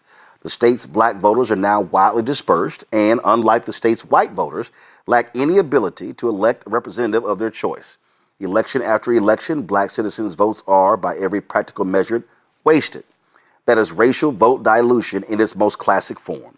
A minority community that is cohesive in its geography and politics alike, and that faces continued adversity from racial division, is split, cracked is the usual term, so that it loses all its electoral influence. Members of the racial minority can still go to the polls and cast a ballot, but given the state's racially polarized voting, they cannot hope in the way the state's white citizens can to elect a person whom they think will represent their interest. Quentin talked about, again, how we still have to vote. And Damon said the same thing. I've been saying the same thing. If there is a moment that this generation has to, pardon my French, wake the fuck up and realize we can have all of these, the conversation Joy was talking about. We can have all of these esoteric, silly ass conversations. But what we had better understand is that there is a side that wants to wipe out, and I call it defund Black America. They are targeting everything political, economic, legal, health. They're targeting the entire black infrastructure. They believe that the 3 Reconstruction Amendments, the 13th, 14th, and 15th Amendments, they believe the 64 Civil Rights Act and the 65 Voting Rights Act and the 68 Fair Housing Act, they believe the downfall of America is a result of civil rights laws and these laws, not discrimination. And the only thing that we have to stop them is the power of the ballot box.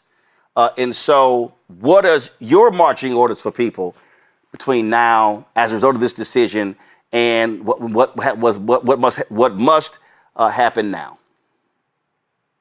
Yeah, I mean, again, the first marching order is to protect these states where all this redistricting is going to be taking place. But, to your point, the other marching order is for us to, as you said, to wake up, to make the connections. What's interesting is that you got a lot of folks that will agree with you about, oh yeah, they don't like us, they have to get us, these are bad policies, but I haven't felt it yet, right? That's something that we've actually seen in some of the surveys and focus groups. Like, oh, I haven't felt it. And there are people that still, for whatever reason, are not connecting the dots to whatever it is that you are feeling is directly connected to this issue. Like if you're upset because gas prices are high or housing affordability, guess what?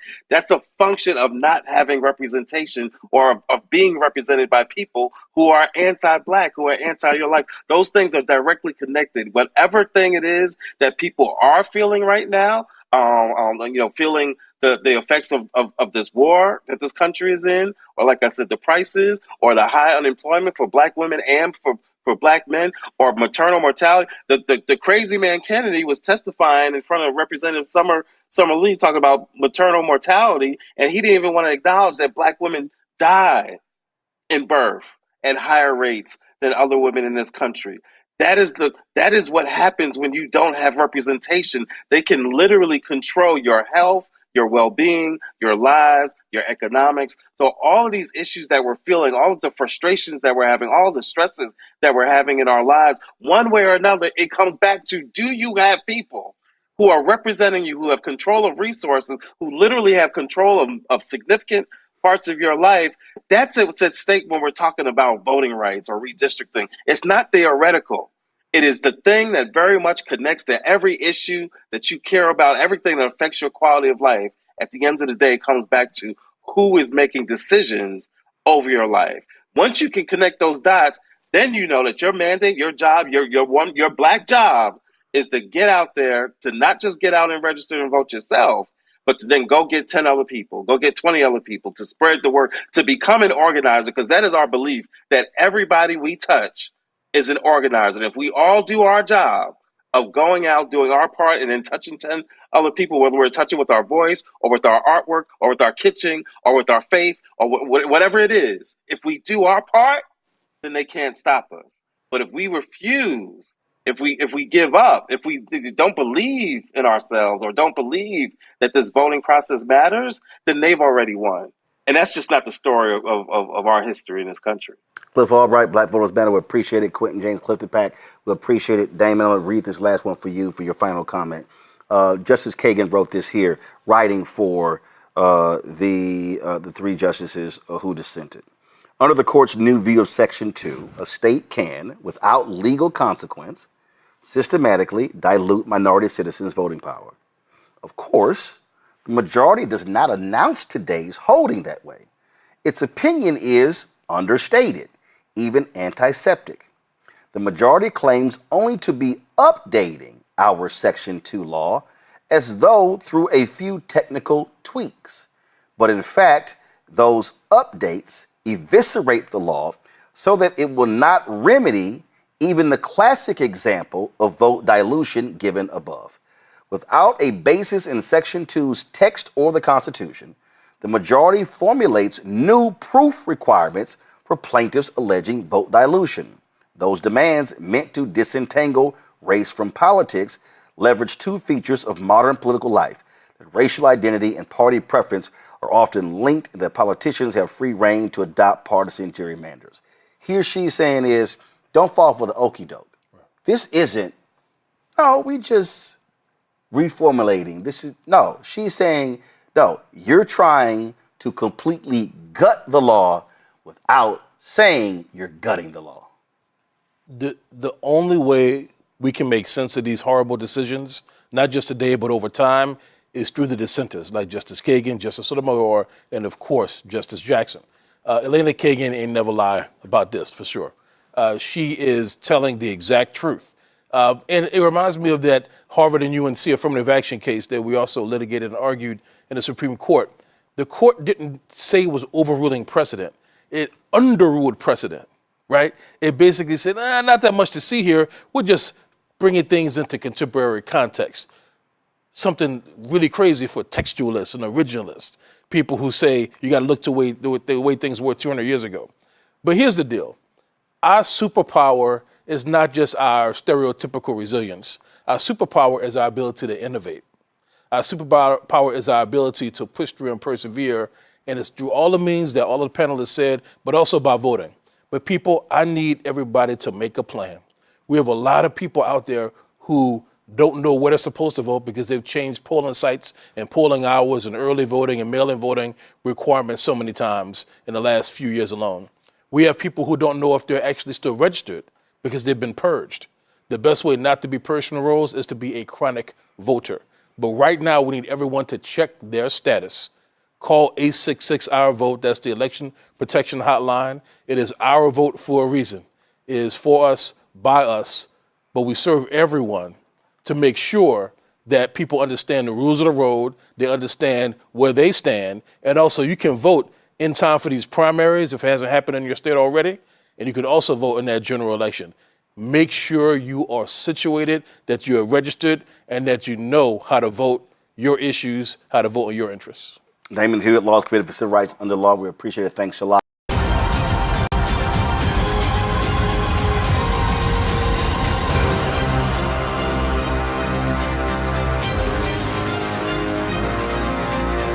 We've been predicting this day was going to happen. We have talked about the consistent attack on African Americans and voting rights and black political power. Well, the right-wing Supreme Court today in a 6-3 decision determined the Louisiana versus Cali case that actually is going to have a major impact on congressional seats, state rep seats, state senate seats, county commissioner seats, city council seats, where race was used in the creation. Now, this is an extremely strange ruling by this majority.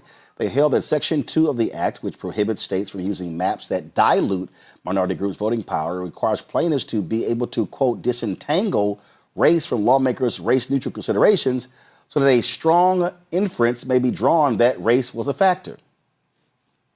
What the hell are they talking about? The 6-3 decision will make it far harder for plaintiffs to challenge future maps for racial discrimination, undermining a key understanding of the 1965 Voting Rights Act. Now, folks, to further break all of this down, and again, trying to get people to understand what we're dealing with, they were deciding a case regarding the 2nd Black District in Louisiana. Here's the problem. The same Supreme Court allowed the creation of that very district. So the Republicans in Louisiana then tried to sue by saying, oh, race should not be used as a factor in that. All right, let's figure out what the hell they were talking about, because it's frankly being quite clueless. Damon Hewitt is the president and executive director of the Laws Committee for Civil Rights under Law. He joins me right now. So, Frat, this ruling written by Samuel Alito is all over the place. Elena Kagan, who was one of the three, she says that for all intent and purposes, what they've done is turn the Voting Rights Act into a name-only law. Well, exactly. It's like you have rights on paper, but no remedy in fact. The court has made it incredibly difficult. It's actually usurped Congress's authority. You know, back in 1982, Lionel Gwynne and others helped to get the amendments in 1982 to make clear that there was an effect standard, that it wasn't just intentional discrimination based on the bad Supreme Court decision out of Mobile, Alabama. Now, Justice Alito and the majority of the court has essentially overwritten that by basically changing Section 2, saying, we don't like that. We're going back to the glory days of the way it was. And that means that we have to prove intentional racial discrimination to get any kind of remedy. So this thing is bad all the way around. But look, let's just be clear for broader context, Roland. Black people we've never had fair representation in this country. As long as there have been elections in this country, there's been racial discrimination in voting. That's why we needed a Voting Rights Act. That's why we needed a 15th Amendment to ensure that our rights to vote weren't abridged based on race, color, prior condition of servitude, as in slavery. And so what this makes it much less likely that we ever get fair representation. Now, we're not giving up, and we'll talk about that, I'm sure, later. We're not giving up, but this is a tough one. This is a bitter pill to swallow, and it is devilishly ingenious in its scope because it touches Section 2 and also touches racial gerrymandering. One last point, Roland. Juxtaposed against today's decision is yesterday's summary order that most people missed because it wasn't a full written opinion. You know about the Texas mid-decade redistricting. We and others litigated that at the Lawyers Committee and other organizations as well. We won the trial before a 3-judge panel. A Trump-appointed judge wrote the majority opinion. He said, this may look like political gerrymandering only, but this is racial gerrymandering. Here's why. He goes on for 60-some-odd pages explaining why. Several weeks ago, this Supreme Court issued a stay, meaning it paused that preliminary injunction. Yesterday, in a very short summary order, the court said, for the reasons we said before, y'all lose. So here's the juxtaposition. Like damn what he wrote. Exactly. Here's the juxtaposition. Intentionally targeting Black and Latino districts in Texas and Black and Latino voters for elimination is not racial gerrymandering to this court. Yet, as you said a few minutes ago, having a remedy to a violation of black people's rights under Section 2 is racial discrimination, is racial gerrymandering. That is intellectually dishonest. That is hypocritical at best. That's where we are. Well, and also what it essentially allows for them to do is to say, oh, we can just disperse Black and Latino voters all over the place. And so even though they make up almost 40% of Mississippi, Mississippi has the likelihood of them creating a 4-0 all-Republican district and say, well, we don't care how y'all may vote. And the crazy thing is, which we all know, that partisan gerrymandering in the South has been racial. Yes. This right. idea that, right. oh no, these white conservative lawmakers, they're not drawing lines and factoring in race. They are. That was the Hart, Louisiana case. Exactly. They literally showed that even when Democrats are drawing it, it's about race. It always is. It's like racial gerrymandering is the evil twin of partisan gerrymandering or vice versa. They basically are what and what. We've actually had to sue Democrats before at the Lawyers Committee because we're a nonpartisan organization and anybody can get it when it comes to our rights. We sued Democrats for racial gerrymandering in Illinois when they cracked the black community. Right. So, this is the name of the game. It is always about race. It's always about power. Congressman Bobby Scott, Justice Lena Kagan said, and I've been saying this as well, that this decision could be the largest wipeout of black political power since the end of Reconstruction. That's how devastating this decision is. Well, she's probably right. We don't know the exact impact of it, but all you can say good about it is it could have been worse. They could have taken the entire Voting Rights Act down. They didn't. But what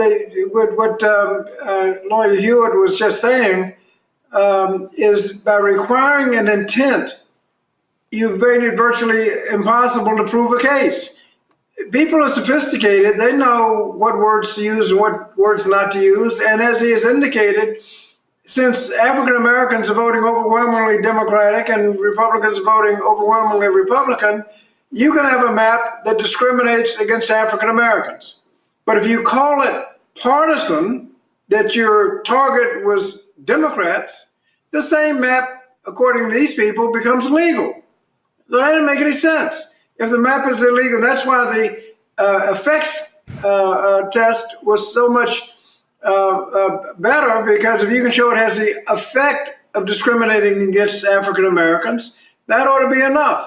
Now you got to show that not only does it have the effect of discriminating, it had the intent. Not the intent of discriminating against Democrats, but the discrimination against African Americans. And what they do is they just get the script and read it into legislative hearings and just declare themselves to be discriminating against Democrats. And the discriminatory map against African Americans all of a sudden, according to the Supreme Court today, because partisan gerrymandering is okay, that illegal map now becomes legal. It's going to be virtually impossible to create a case against sophisticated wordsmiths who avoid using the wrong words during the legislative hearings.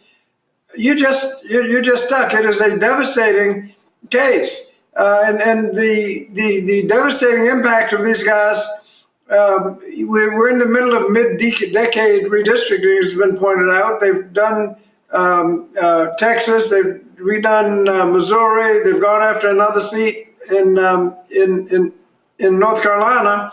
Republicans have redrawn, eliminated 7 districts. It's interesting to note that of the 7, 4 of the 5 in Texas are represented by blacks or Hispanics. Missouri was Emmanuel Cleaver's district, a member of the Black Caucus, just like Don Davis in North Carolina, a member of the Black Caucus. There is a pattern to what they're doing. So their intent is clear, but to hide it under partisan rather than racial as it is just making it more difficult to prove the case. And so they really sabotaged the Voting Rights Act by doing what they did today. So Samuel Alito, he writes a 36-page opinion. And he says that the Constitution almost never permits the federal government or state to discriminate on the basis of race.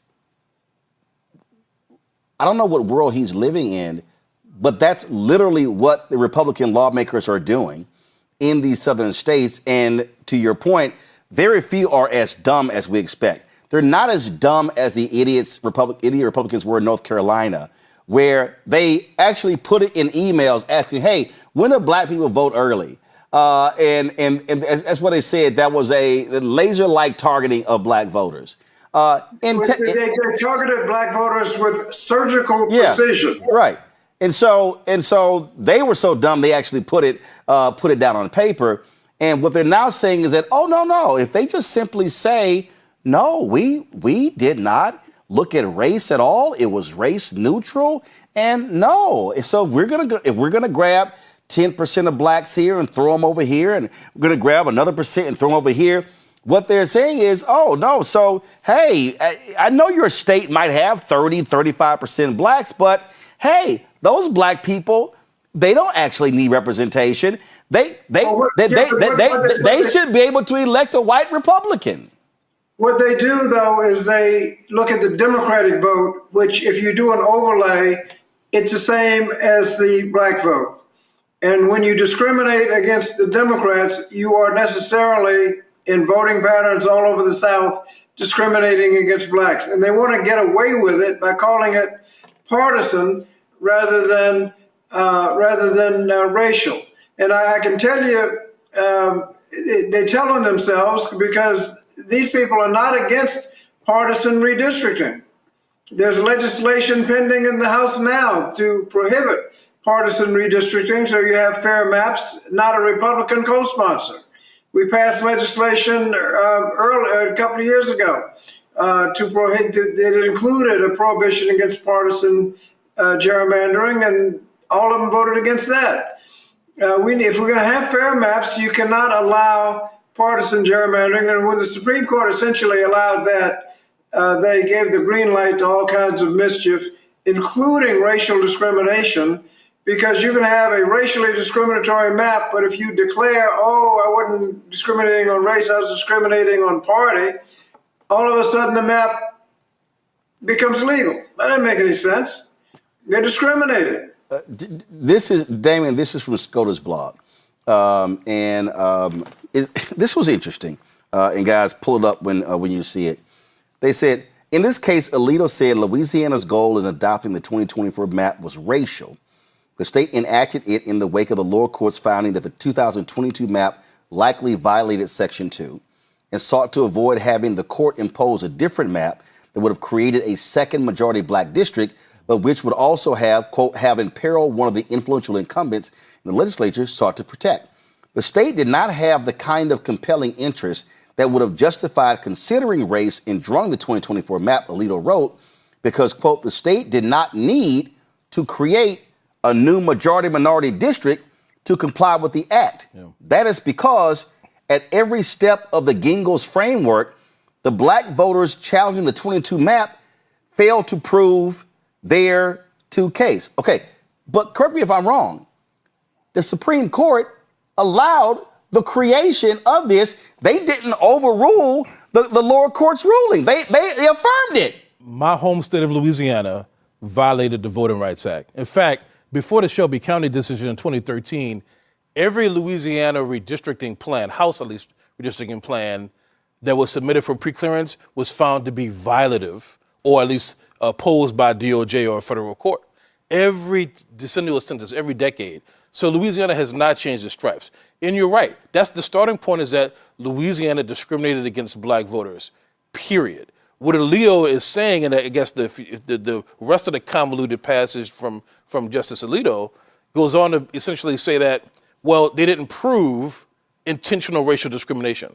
And unless you can prove intentional discrimination, then you cannot have this kind of remedy. But there's another piece of what he said that's really the gut punch to us, to Congressman Scott, to all of us, which is there's no requirement that just because a state could create a second or an additional majority black district, that it must. But that's been the hallmark. It's essentially taxation without fair representation. It's having so many black people in your state, in states like Louisiana, Texas, which still has more black people, I think, your home state, almost anywhere else. Yeah, more eligible black voters in Texas than any state in the country. Exactly, right? So it's saying that states like that, what this is, Roland, this is the evil genius answer to demographic shift. Yes. You know that additional 3 million people / voters in Texas over a decade period, which is why Texas was crying that it should have gotten another seat in Congress, right? So their answer is, well, if we're not going to get an additional seat, we're just going to take more for certain people, right? So the demographic shift, though, was mostly Latino and black voters. Hold on, Congressman Scott has to go, but Congressman, I want to get you the last comment. You still there? Congressman, this is what Damon just said, and I have been saying this here.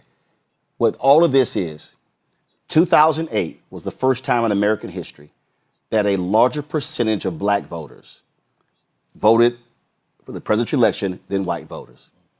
And I said then, black people, the war is about to begin.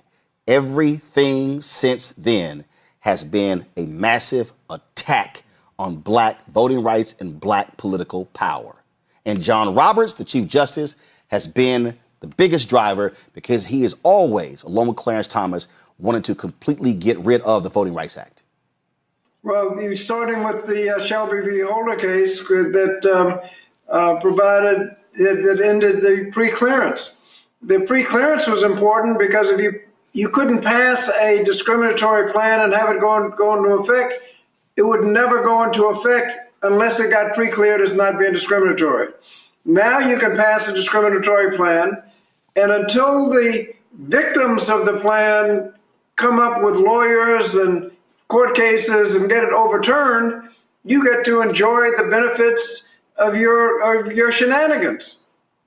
That really started it, and here we are in the third go round of the decade, and we're still arguing about what the lines are. This should have been gotten straight in 2022, the first go round in the decade, and you could not install a plan unless it had been pre-cleared by the Justice Department. Yep.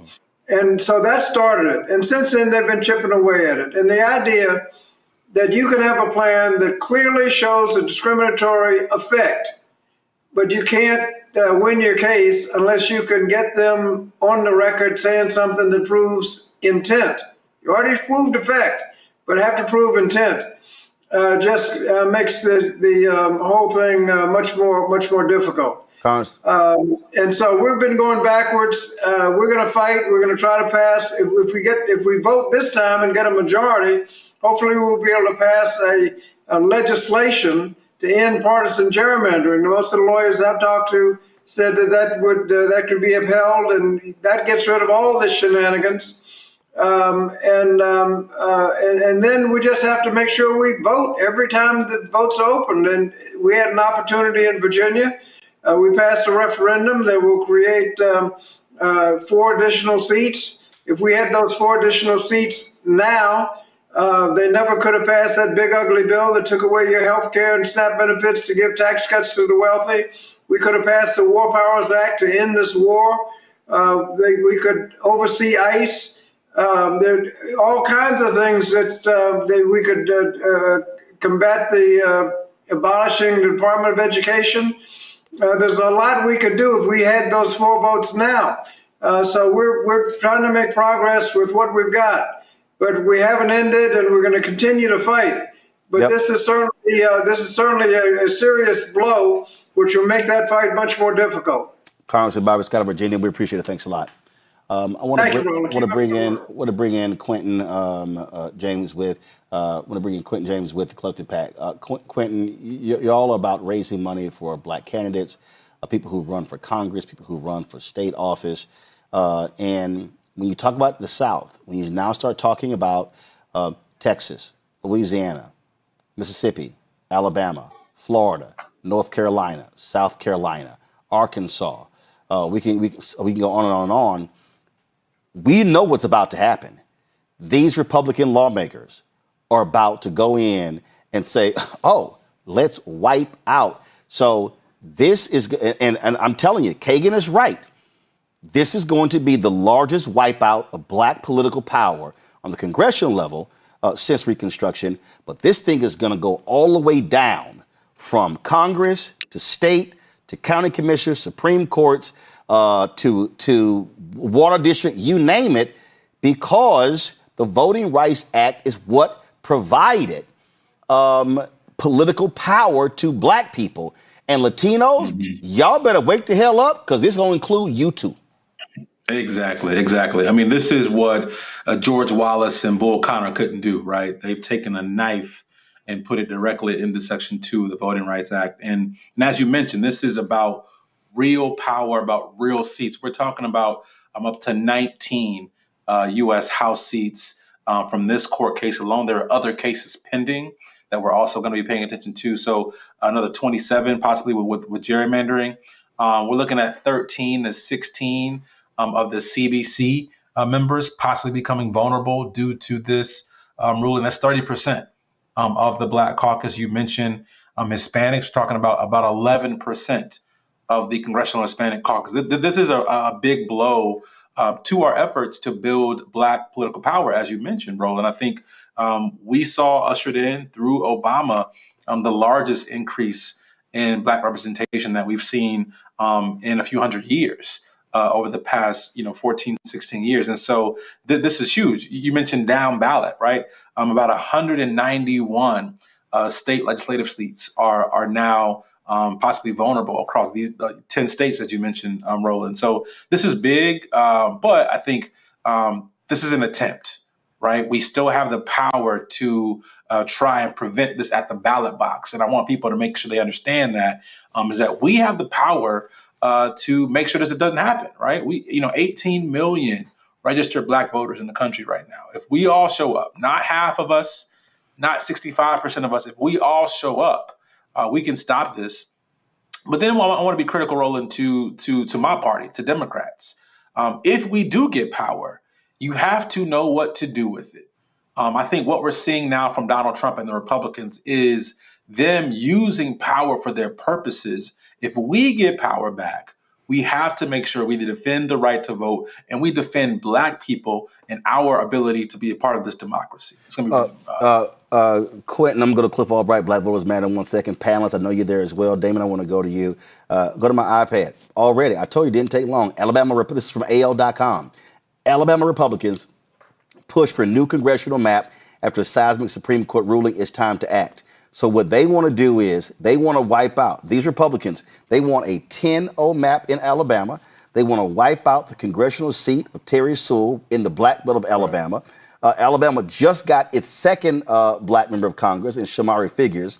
And that was because of legal battle, which the Supreme Court weighed in. They want to wipe that out. But what this is all about, they do not forget, they don't want black representation, because that means Democratic representation. And so their whole deal is we about to wipe all of this out. And so they want white people, white Republicans in Alabama for the entire state, a state with a sizable black population. This is like make Congress, make the legislature great again, quote unquote. I mean, look, the question is only how quickly will it happen, right? Florida's already moved forward with legislation today. You're talking about Alabama. Mark Elias, his folks have already filed a lawsuit against what they did in Florida.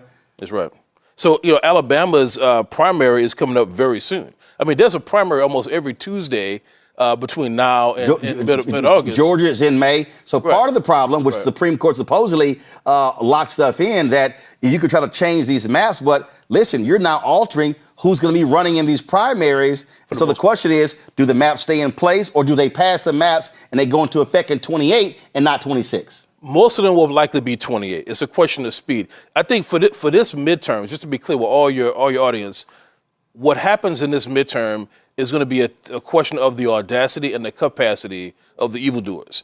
Can they actually call the legislatures back into session and move quickly? Florida already did. Alabama may be doing the same. And does the court allow them? Will the secretaries of state do it? Well, here's the thing. There's no allowance, really, because there's no Section 5 for preclearance. We could file a new Section to claim, but we have to prove intent, or a constitutional gerrymandering claim, which also requires intent. Can we get a preliminary injunction or injunction from the court to stop these things? And the ground, I want your people to understand the ground game that we have and that we need for civil rights, for voting rights. The Lawyers Committee, Legal Defense Fund, Mark Elias on the partisan side, ACLU, Brennan Center, we all litigate so many of these cases. There are not enough civil rights lawyers in our organizations, maybe in this country, to stop the onslaught at every level. But here's the other thing. And again, Cliff, hold tight 1 second. I don't remember the case, but that case that came out of Arkansas, where they're suing, saying that groups like yours cannot file lawsuits. Only the Department of Justice. The court above them affirmed that decision. This may go to the Supreme Court. So they're trying to suggest that Lawyers Committee cannot file any voting rights lawsuit, that only the Department of Justice can. That's what they call a private right of action. And you were talking off air about the case we litigated and won in Mississippi. The state was ordered to withdraw 3 new legislative districts. Black folks won. That broke the Republican supermajority. Belatedly, the state of Mississippi petitioned the Supreme Court to say, well, they didn't have a private right of action anyway. So you have Calais, which is rights on paper, no remedy in fact. If Turtle Mountain, that's the 8th Circuit, the Arkansas case, that's a different Arkansas case, but there's an 8th Circuit, another 8th Circuit case. If that case, Turtle Mountain, plus our Mississippi case goes south, you have rights on paper, no remedy in fact, and no access to the courts. So they're trying to block access to justice every way they know how. Folks, this is bad. This is worse than bad. This is the worst that I've ever seen in my career. It really is, Roland. But here's the deal. Cliff, I'm bringing you in here. They told us they were doing this. They told us. They were clear. And I know Congressman Bobby Scott said this all started with Shelby v. Holder. No. This started on the night of November in 2008. My book, White Fear, I told people the election of a black president, North Carolina, he wins by 14,100 votes. The white Republicans in North Carolina, they saw black folks turning out in a way that they've never had. They said, oh, hell no, we stopping this shit. And they changed the law. And what happened was a lot of our people who showed up in 2008 did not show up in 2010. And when 16 legislatures flipped, they said, game on. Laws begin to be changed. Then Shelby v. Holder came down. Then when the decision came down, they immediately began to attack. And what we've seen, Clifford, you know the data, we've seen a decrease in black turnout in every election since 2008. And we now have seen, and we showed it last week, I'm going to pull up, we now have seen the largest gap between white and black turnout.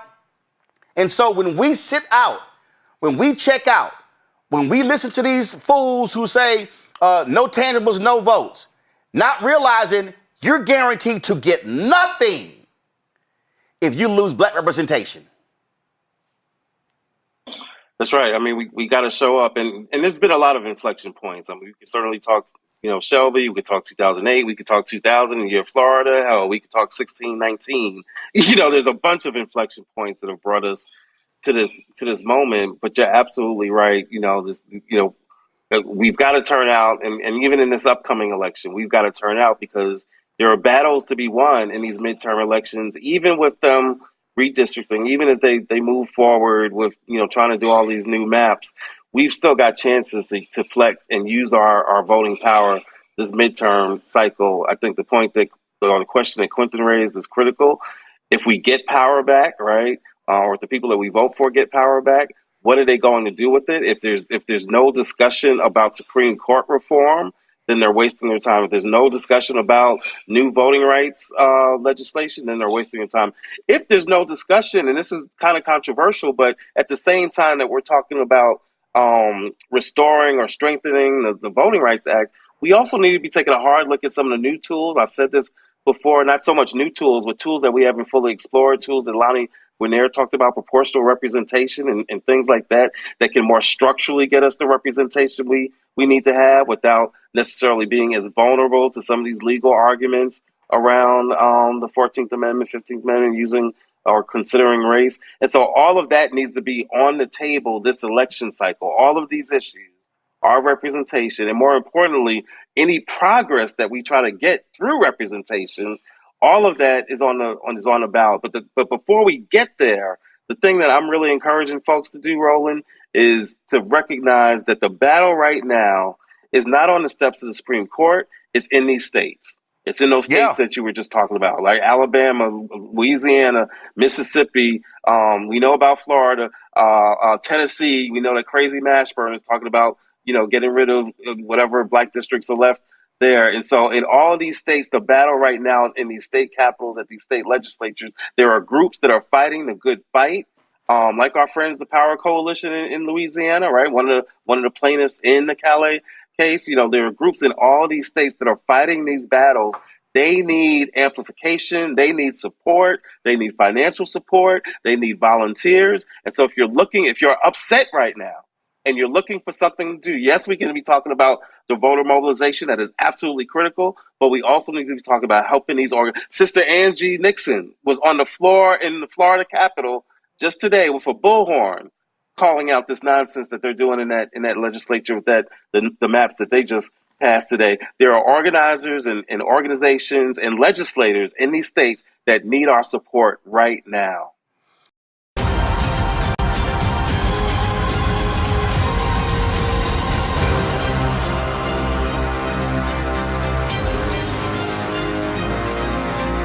The Black Caucus held a news conference today discussing this decision. This is what they had to say.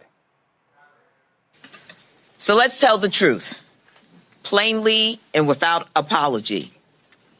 American democracy has never been fully formed and has never been equally accessible. Every inch of progress in this country has been fought for, won through struggle, through resistance, and through the courage of people this nation tried to leave behind. We did not become a truly multiracial democracy until the Voting Rights Act of 1965 enforced the 15th Amendment, because Black Americans demanded the right to be seen, heard, and counted. That progress was paid for in blood, in sacrifice, and in unbreakable resolve. And now, 60 years later, we are watching that progress be ripped away. With its decision in Louisiana v. Calais, the Supreme Court has opened the door to a coordinated attack on Black voters across this country. This is an outright power grab. It's about silencing Black voices, dismantling majority Black districts, and rigging the map so that politicians can choose their voters instead of the other way around. We have seen this before. We know exactly what this leads to, and we will not go back. For years, we've sounded the alarm on the Voting Rights Act. As the Voting Rights Act was chipped away piece by piece, today the consequences are here, and they are dangerous. Let me say this clearly.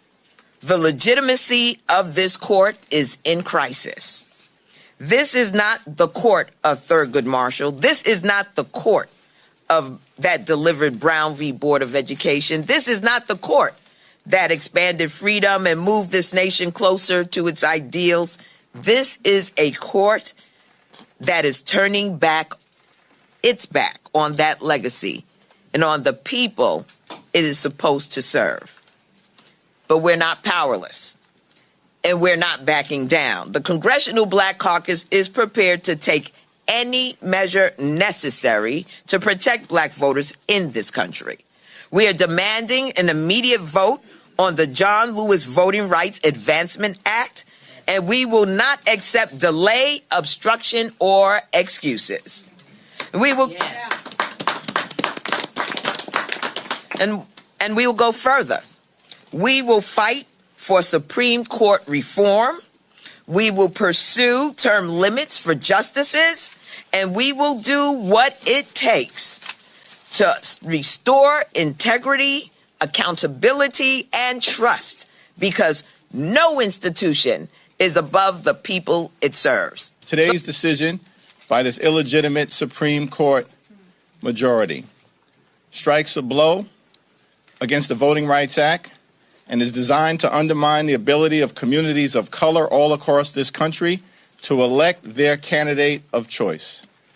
But we're not here to step back, we're here to fight back. Yes. Now, when this decision came out earlier today, it's an unacceptable decision, but not an unexpected decision. Because this isn't even really the Roberts Court. It's the Trump Court. Yes. And what we would expect from the Trump Court is an effort to continue their scheme to suppress the vote and rig the midterm elections and beyond. Because these extremists have failed America in every possible way. They failed on the economy, they failed on health care, they're failing as it relates to this reckless and costly war of choice. The extremists have completely and totally failed America. That's right. So they've concluded, aided and abetted by the Trump court, that they have to cheat to win. Yes. But the reality of our experience, our journey, now more than 400 years, is that we view a setback, and this is one, but we view setbacks as nothing more than a setup for a comeback. That's right. And America has the great opportunity to keep the comeback going by exercising your right to vote in November and making it clear that it's not Donald Trump or his Supreme Court majority that should be the ones to decide who gets to represent you in Congress. It's the American people. That's right. Now, they've tried to do everything they can, particularly in the aftermath of the 2008 election. They've tried to do everything that they can to eliminate and erase our journey, our struggle, our march in this country toward a more perfect union. And now we're at a point where affirmative action is gone, diversity is gone, equity gone, inclusion gone, racial tolerance gone, the Voting Rights Act largely gone. But guess what, extremists? We're still here. That's right. And we're not going anywhere. And we believe in this country. That's right. Not a perfect country, but we recognize that what we've been given is a march toward a more perfect union. And at this moment in time, we're urging everyone to summon the courage, the character, and the conviction of those heroes like John Lewis and Rosa Parks and so many others upon whose shoulders we stand. Yes. They had to fight through moments of turbulence, trials and tribulations. But every single time, they fought through those moments and were able to usher in a new era of progress. That's right. And that's what this moment represents right now. It's turbulent. It's chaotic. It's extreme. But all of us are going to summon that courage, that character, that conviction, and show up and stand up and speak up for what we know is right, to get this situation turned around. We will not let their scheme to rig the midterm election and beyond be successful. Folks, Congresswoman Alexandria Ocasio-Cortez, she said, y'all want to fight? This is how Dems must fight. Them to just hide that intent instead of actually address and prevent and protect Americans' voting rights who are at risk, and especially communities, I think, in the South of the United States, but it really affects every American across. Should New York respond in kind by doing its own redistricting once the amendment, if the amendment passes? I have long felt that we all have to play by the same set of rules, and the Republican caucus has made it very clear that they want and are setting rules of partisan gerrymandering. The Democratic caucus has tried to pass nonpartisan gerrymandering for 10 years. Republicans have rejected it. And so we have to all abide by the same rules. And so if Republicans are going to redraw North Carolina, if they're going to redraw Texas, if they're going to redraw and gerrymander every one of their states, then unfortunately, we have to provide balance to that until we get to the day where we can all finally agree to put this behind us and pass nonpartisan gerrymandering federally. This graphic has been floating all around social media. It says current map, Democrats hold 24 seats in these states. Possible redistricting scenario, Republicans gain 12 more seats. You look at this map, you see right here on the left, you see the blue, you see 3 in North Carolina, you see 3 in North Carolina, 1 in South Carolina, you see 2 in Georgia, 2 in Alabama, 1 in Mississippi, you see 2 in Louisiana, you see the ones in Florida. This likely could be the map. None in Louisiana, none in Mississippi, none in Tennessee, none, which means majority black Memphis, no, they may get rid of that. None in Alabama, 1 in Georgia, none, removing Clyburn, none in South Carolina, basically only having 1 in North Carolina, and having 1, maybe 2 in Florida. What has been talked about, Joy, is that if Republicans want to go that hard, Democrats should do a 52-0 map in California. Democrats should do a 17-0 map in New York. In Illinois. And New York Governor Kathy Hochul's already said she's meeting and saying how should they respond. Listen, damn all this cute and being nice. If Republicans wipe out 10 to 15 black seats in the South, you damn Skippy, I want to see a 52-0 map in California. Absolutely. I have not always wanted to see this. I'm like AOC. Many of us wanted to have non-partisan gerrymandering. We can't have that. So we got to match energy with energy. We have to do that. This is a war. And there are things that you do in war and rules that you have that you might not have in polite times. So yeah, if they do one thing, we have to do the other, because that will also give them pause. We have seen in other states where you have Republican legislators who say, you know what, I don't want to be a part of that. And there may be some Democrats. So we got to match energy for energy. If we're seeing it over there, we've got to respond in kind. Because what's at risk is the 13th, 14th, 15th Amendment. But women out there, ladies, pay attention. Pete Hegseth put up a pastor and is normalizing a man who wants to repeal the 19th Amendment.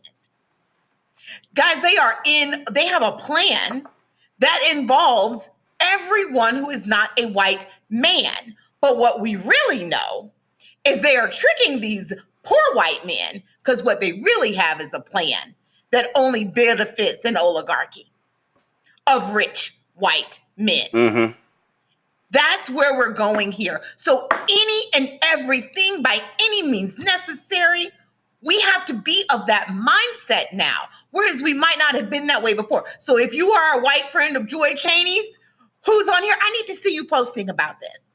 I need to see you talking about this. If you're a women's rights advocate, as I am, that's where you do a lot of your work, I need to see you moving on this. I need to see you writing about this.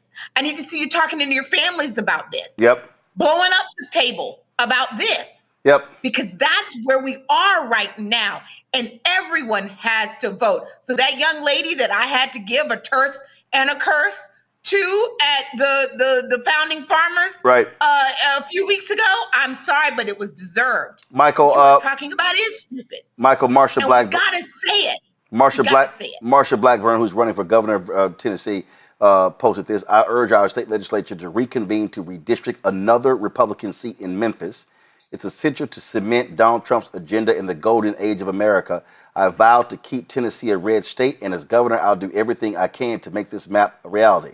So what she's saying, Michael, is she wants to see a Republican represent a majority black city in Memphis. Now, remember, there were 2 Democratic seats in Tennessee. Now there's only 1 because they split Nashville into 4 different congressional districts. Memphis is pretty much still intact, represented by Congressman Steve Cohen. He's, of course, being challenged by State Representative Justin Pearson. And then this is how people responded. They said, okay, Marsha, if you want to see all red Tennessee, this is what Illinois should look like. They said Illinois should look like an all blue state.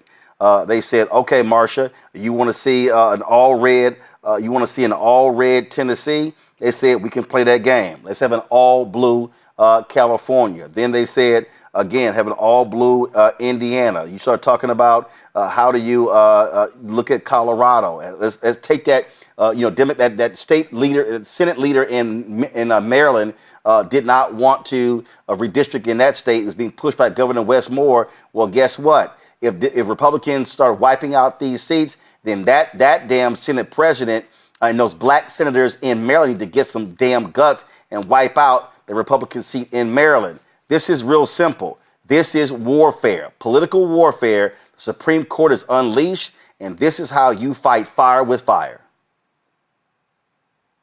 Tired of bringing a knife to a gunfight. And, I don't know which mic. I'm sorry. Imhotep, and I'm going to go to you next. Imhotep, go. All right. All right. Yeah, I agree, Roland. And control room, y'all got to get Michael Brown's echo straight, so please fix that. Imhotep, go. Okay, yeah, I agree, Roland. We have to fight with those tactics and redraw those maps. That's part of it. But the other part is if there is equal voter apathy, like there was in 2024, well, then if Republicans have a higher turnout, then we're going to lose once again. So in addition to redrawing those maps, we have to focus on the policies that really impact the African American community. We have to invest in organizations like Black Voters Matter.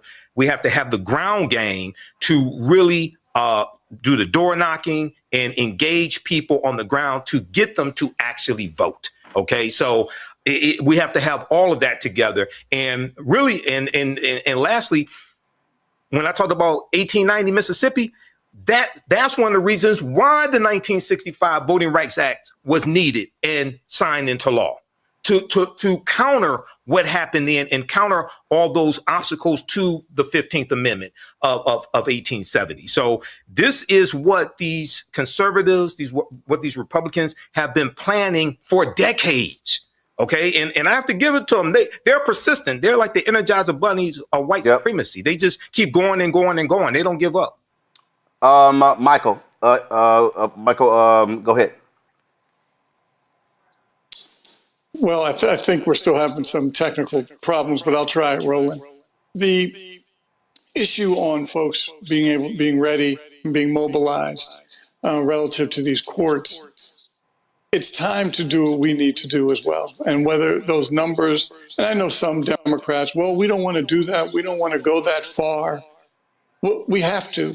It's time. This is 1963, 64, 65. It's time. Rosa Parks, she thinks she wanted to sit in the back of the bus anymore. She said it's time. And I think we're at that point now where it's time. Traditionally states and make them all.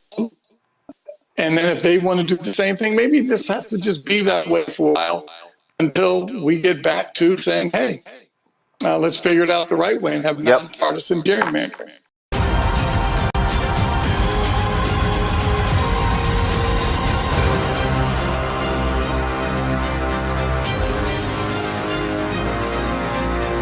Right, today is Earth Day, a time for us to focus on protecting our planet, but current policy shifts are threatening these efforts. A key example is the recent dismissal of the environmental investigation in Lowndes County, Alabama, and this follows Trump's executive order that prohibits federal agencies from pursuing diversity, equity, and inclusion programs. Because of this, the DOJ Civil Rights Division has pivoted away from environmental justice that has a DEI framework to align with this new directive. So what actions can we take to protect our communities from environmental injustices? Joining us to discuss this is Dr. Beverly Wright, the Executive Director of the Deep South Center for Environmental Justice. Dr. Wright, thank you so much for being with us today. Thank you. I'm happy to be here. Yeah. So listen, how can we ensure in our communities that this new order does not negatively affect what's going on in our communities? Our communities are already struggling when it comes to whether we have a refinery plant next to us or water issues. they are suffering. And we know this. We've seen the maps where the refinery plants are, for example. But what can we do now in order to fight against this? Well, we have been in this situation before. We're now working to maintain the progress that we've made over the last possibly 30 years. But we have been in a place for centuries where we have had no protection. So our work continues without money, and the work is the same. It is education, training, organizing, and voting to make certain that we stay in this game and we wait this particular terrible situation out. So one thing that happened for us under the Biden administration was that for the first time, we actually had money to do the work that we had been doing with no money. So we're back in the same situation with no money. The difference is that we're better organized, for one thing. We're more connected, and we are continuing the work with no money. It is really very important, for example, that we stay engaged politically and encourage our community to vote. Who you put in place matters. And I think we see that better now than what we've ever seen before, that voting actually matters and it can make a difference. So one of the things that we've done is just before the Biden administration came into place in 2018, we literally started what we call the environmental or a just climate platform. That's where community groups and environmental groups came together to try to pull together changes that we thought needed to be made in the Clean Water Act, for example, the Clean Air Act, all put in place, but we still have Cancer Alley.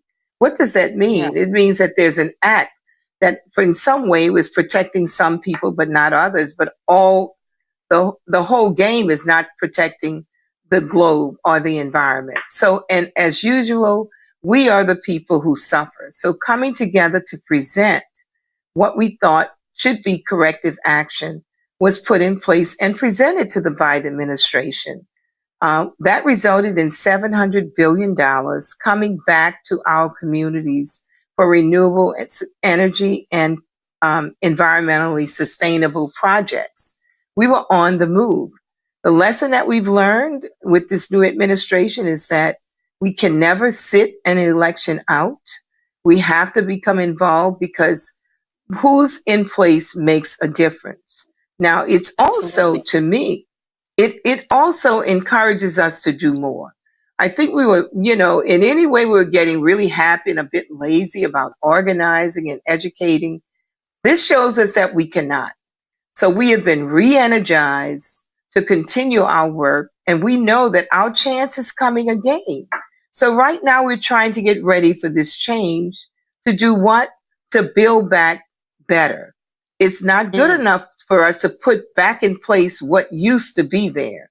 We have to make the changes that are necessary so that we are no longer growing more cancer alleys, that we are protecting the health of people who look like me and poor people and the planet. And what we're also protecting, believe it or not, is our property. So imagine the number of Black communities that have been completely destroyed. The worth of their homestead is gone. And for most of us, that was transformative wealth. When you can inherit something, that's building wealth in your family. Imagine the communities where our parents and grandfathers, grandmothers worked so hard to buy that little paradise, as they called it, and then we lose it because of pollution, because of toxins that now devalue that property. So we're not just working for our health, we're also working for our pocketbooks and for the wealth of our children who come behind us. Yeah, and speaking of pocketbooks, though, in terms of, let's say, grants that might not be awarded to certain communities because it's looked at as DEI, and monies that communities are no longer receiving because of the new disposition of this administration, what do you do in those situations in order to fill in the blanks? Yes, so you're speaking to someone who lost $18 to $20 million in funding for communities with all of the work that we do. So what we do is really press on the philanthropic organizations to focus a lot of their funding in the direction of filling the gap. We also are working with them with legal organizations because we are in court. We're not giving up. We're not just relenting, to what Trump has done. What he's done is illegal, and we are in the fight. And we're not afraid because what else can he do to us besides what he has already done? So we are in the fight, and we are working diligently with the philanthropic world, trying to get them to put more money in places where Trump has removed all of our dollars. Workforce development, something that really supports our families and transforms them. He canceled a grant that was 30 years old that had an unbelievable track record. So what do we need? We need more dollars in workforce development and more monies to help us have our communities prepared for this transition to this renewable energy economy. We want an equitable renewable energy economy where we are actually involved in redirecting our resources for renewable energy. If we don't train our young people to be a part of this, then we're left out once again. So we're asking the philanthropic organizations to become involved in all of these areas where we've lost ground. We really believe that this is temporary. I just really believe that this will not last. And we're built from stronger stuff than what Trump can hand to us. We've been through a lot. We'll live through him. And we just keep encouraging one another to stay in this game. Work with young people, educate and train them so we can continue this work. Brighter days are coming. We have about 30 seconds. I want to ask you this. What can people on an individual level do in their communities in order to deal with this environmental racism and injustices? The first thing on my list is vote. I would have young people tell me voting makes no difference. I said, so all those people who died fighting the vote, my mother going down counting jelly beans and all of that, they were just stupid. So for every person who thought voting did not matter, look at where we are and tell me that again. It is very important for us to become a part of this democratic process. And there's a reason why people are trying to keep us out of this democratic process. We intend to be in, and also educate yourself as it relates to environmental issues. Don't just wait till it's flooding and say, oh my God, what happened? Become involved with your city council, with your state legislators, and visit your schools and make certain that our children are also being taught about the environment. Individually, we all need to do something. And I say, whatever you believe in, start praying to that and practicing what we need to do to make this a better world. All right, Dr. Well, I thank you so much for being with us today and filling us in on this Earth Day, a very important day. Good to see you. Thank you for having me.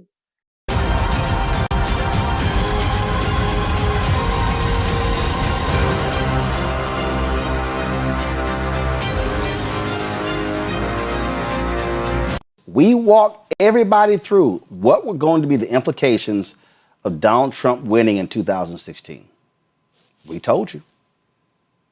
Everything we told you happened. We told y'all what the implications were going to be if they win in 2024. We told y'all about Project 2025. We sounded the alarm. We told y'all about the courts. We told y'all about what they wanted to slash. And all these folk, and you got some Negroes out here. Oh, Trump ate too. I saw some fool talk about, oh yeah, I told y'all Trump did some good things, and there was a black woman who got sick back in the day, and he went and paid her medical bills. So you think that negates him being a racist? That was Trump trying to get some media attention. See, we tried to tell y'all. And see, what I need people to understand is that what the Republicans are doing right now, listen to me clearly. I need all y'all to listen to me clearly what I'm trying to tell y'all. What the Republicans are doing, they're saying if we dismantle the districts, we dismantle the policies, we dismantle the infrastructure, even if they win the White House in 2028, it's going to take 20, 30 years to reconfigure it. Let me say that again. I need everybody listening to what I'm saying. Republicans are looking at the 3 Reconstruction Amendments, the 13th, the 14th, and the 15th Amendments that were passed by the radical Republicans who opposed slavery during that period that led to Reconstruction, the 13th, 14th, 15th Amendments. What then happened? You had the Great Compromise, you had the election of 1876. You had the Great Compromise of 1877. You then, of course, had the Supreme Court making various rulings. And then you had, of course, the Plessy versus Ferguson ruling in 1896. That Great Compromise of 1877, listen to me clearly, the Great Compromise of 1877 led to the wiping out of black political power all across the South.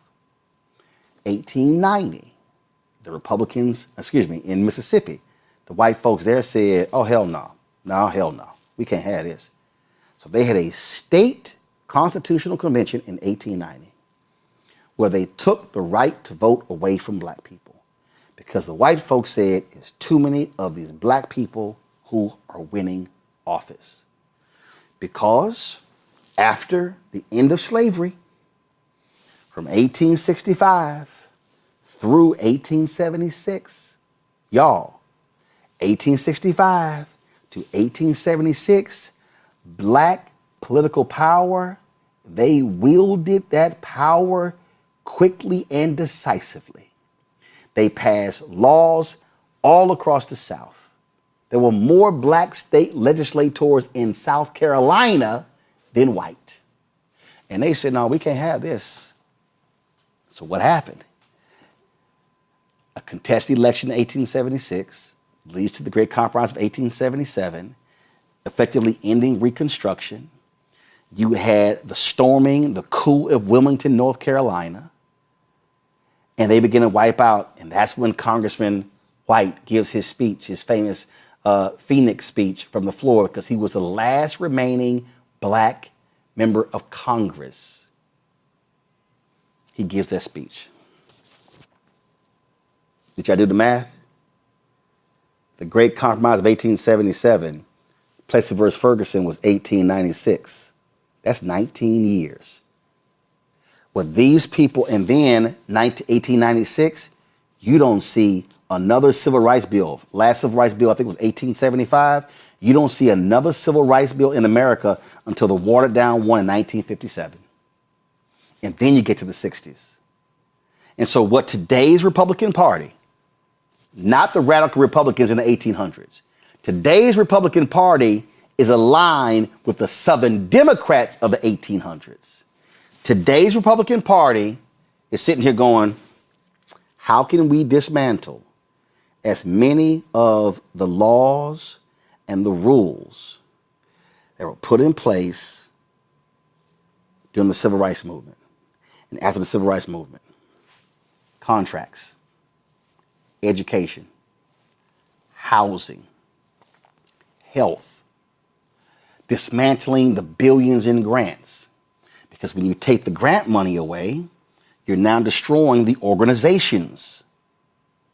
Y'all to hear what I said. You take the grant money away, they're destroying the organizations. The organizations are within the communities. And so now when you choke off the money, you no longer are seeing the results. What did Doge do? Doge choked the money off for AIDS programs in African countries. A year later, what are we now seeing? The rise of AIDS in those African countries. And so what I need, black folks, and we love commenting on bullshit on social media. What I need y'all to understand is that what we are seeing right now is the targeting of anything black and everything black. They laid it out, and they're saying if we completely disrupt and dismantled the federal laws that guaranteed voting rights, the federal laws that determine congressional seats and state seats, if we dismantle these things, then we are wiping out the complete black infrastructure. And that's why I framed this in January of last year as this is the defunding of black America. And it's happening before our very eyes. And so you can be consumed with all this other stuff. You can be sitting here, you don't like me, you can't stand what I say. Oh, you met me and I was rude, which is nonsense because I speak to everybody when I go anywhere. Y'all can say, you can say whatever you want to. You can sit here, y'all can trash me on Threads, Twitter, Instagram, all over the place, but I'm not lying. And I'm telling you right now, black people, if this continues, and if we do not vote, and I'm going to take a break, and I'm going to show y'all what happens when we don't vote. The last election was the largest gap in white-black turnout in 30 years. I need y'all to understand. We scared the shit out of them in 2008. In 2008, black people, by percentage, voted at a higher rate than white people did for the first time in American history. And that was with the election of then Senator Barack Obama. That was 2008. 2010, many of us who showed up in 2008 didn't show up in 2010. And then you had the Shelby County versus Holder case that was decided by the Supreme Court and that gutted Section 4 of the Voting Rights Act. And that's when they began to fight the Voting Rights Act, shut down polling locations, change voting rules, put in voter ID, because they saw with their own eyes the power of black voters. And they said, no, we can't handle this. And what has been our response since? We have had fewer of us voting in each election since 2008. I've always said, when you show what you are capable of doing, you got to keep showing them. And you got to keep turning out. They are absolutely scared of the future of black people and Latinos and Asian Americans being in charge. My book is called White Fear, How the Browning of America is Making White Folks Lose Their Minds. This is the book, y'all, and I laid it out. And I'm telling you right now, what I am laying out to you is exactly what is going on. And I'm telling you, if we continue to play games and to be talking about every other thing and ain't got nothing to do about our future, we gonna look up and we gonna see, and we're already seeing it, we're gonna see scholarship programs wiped out. We're gonna see black health programs wiped out. We're gonna see education opportunities wiped out. We're gonna see black political offices wiped out. We're already seeing last year, Biden-Harris, $10 billion in federal contracts going to black-owned businesses, with only 2%.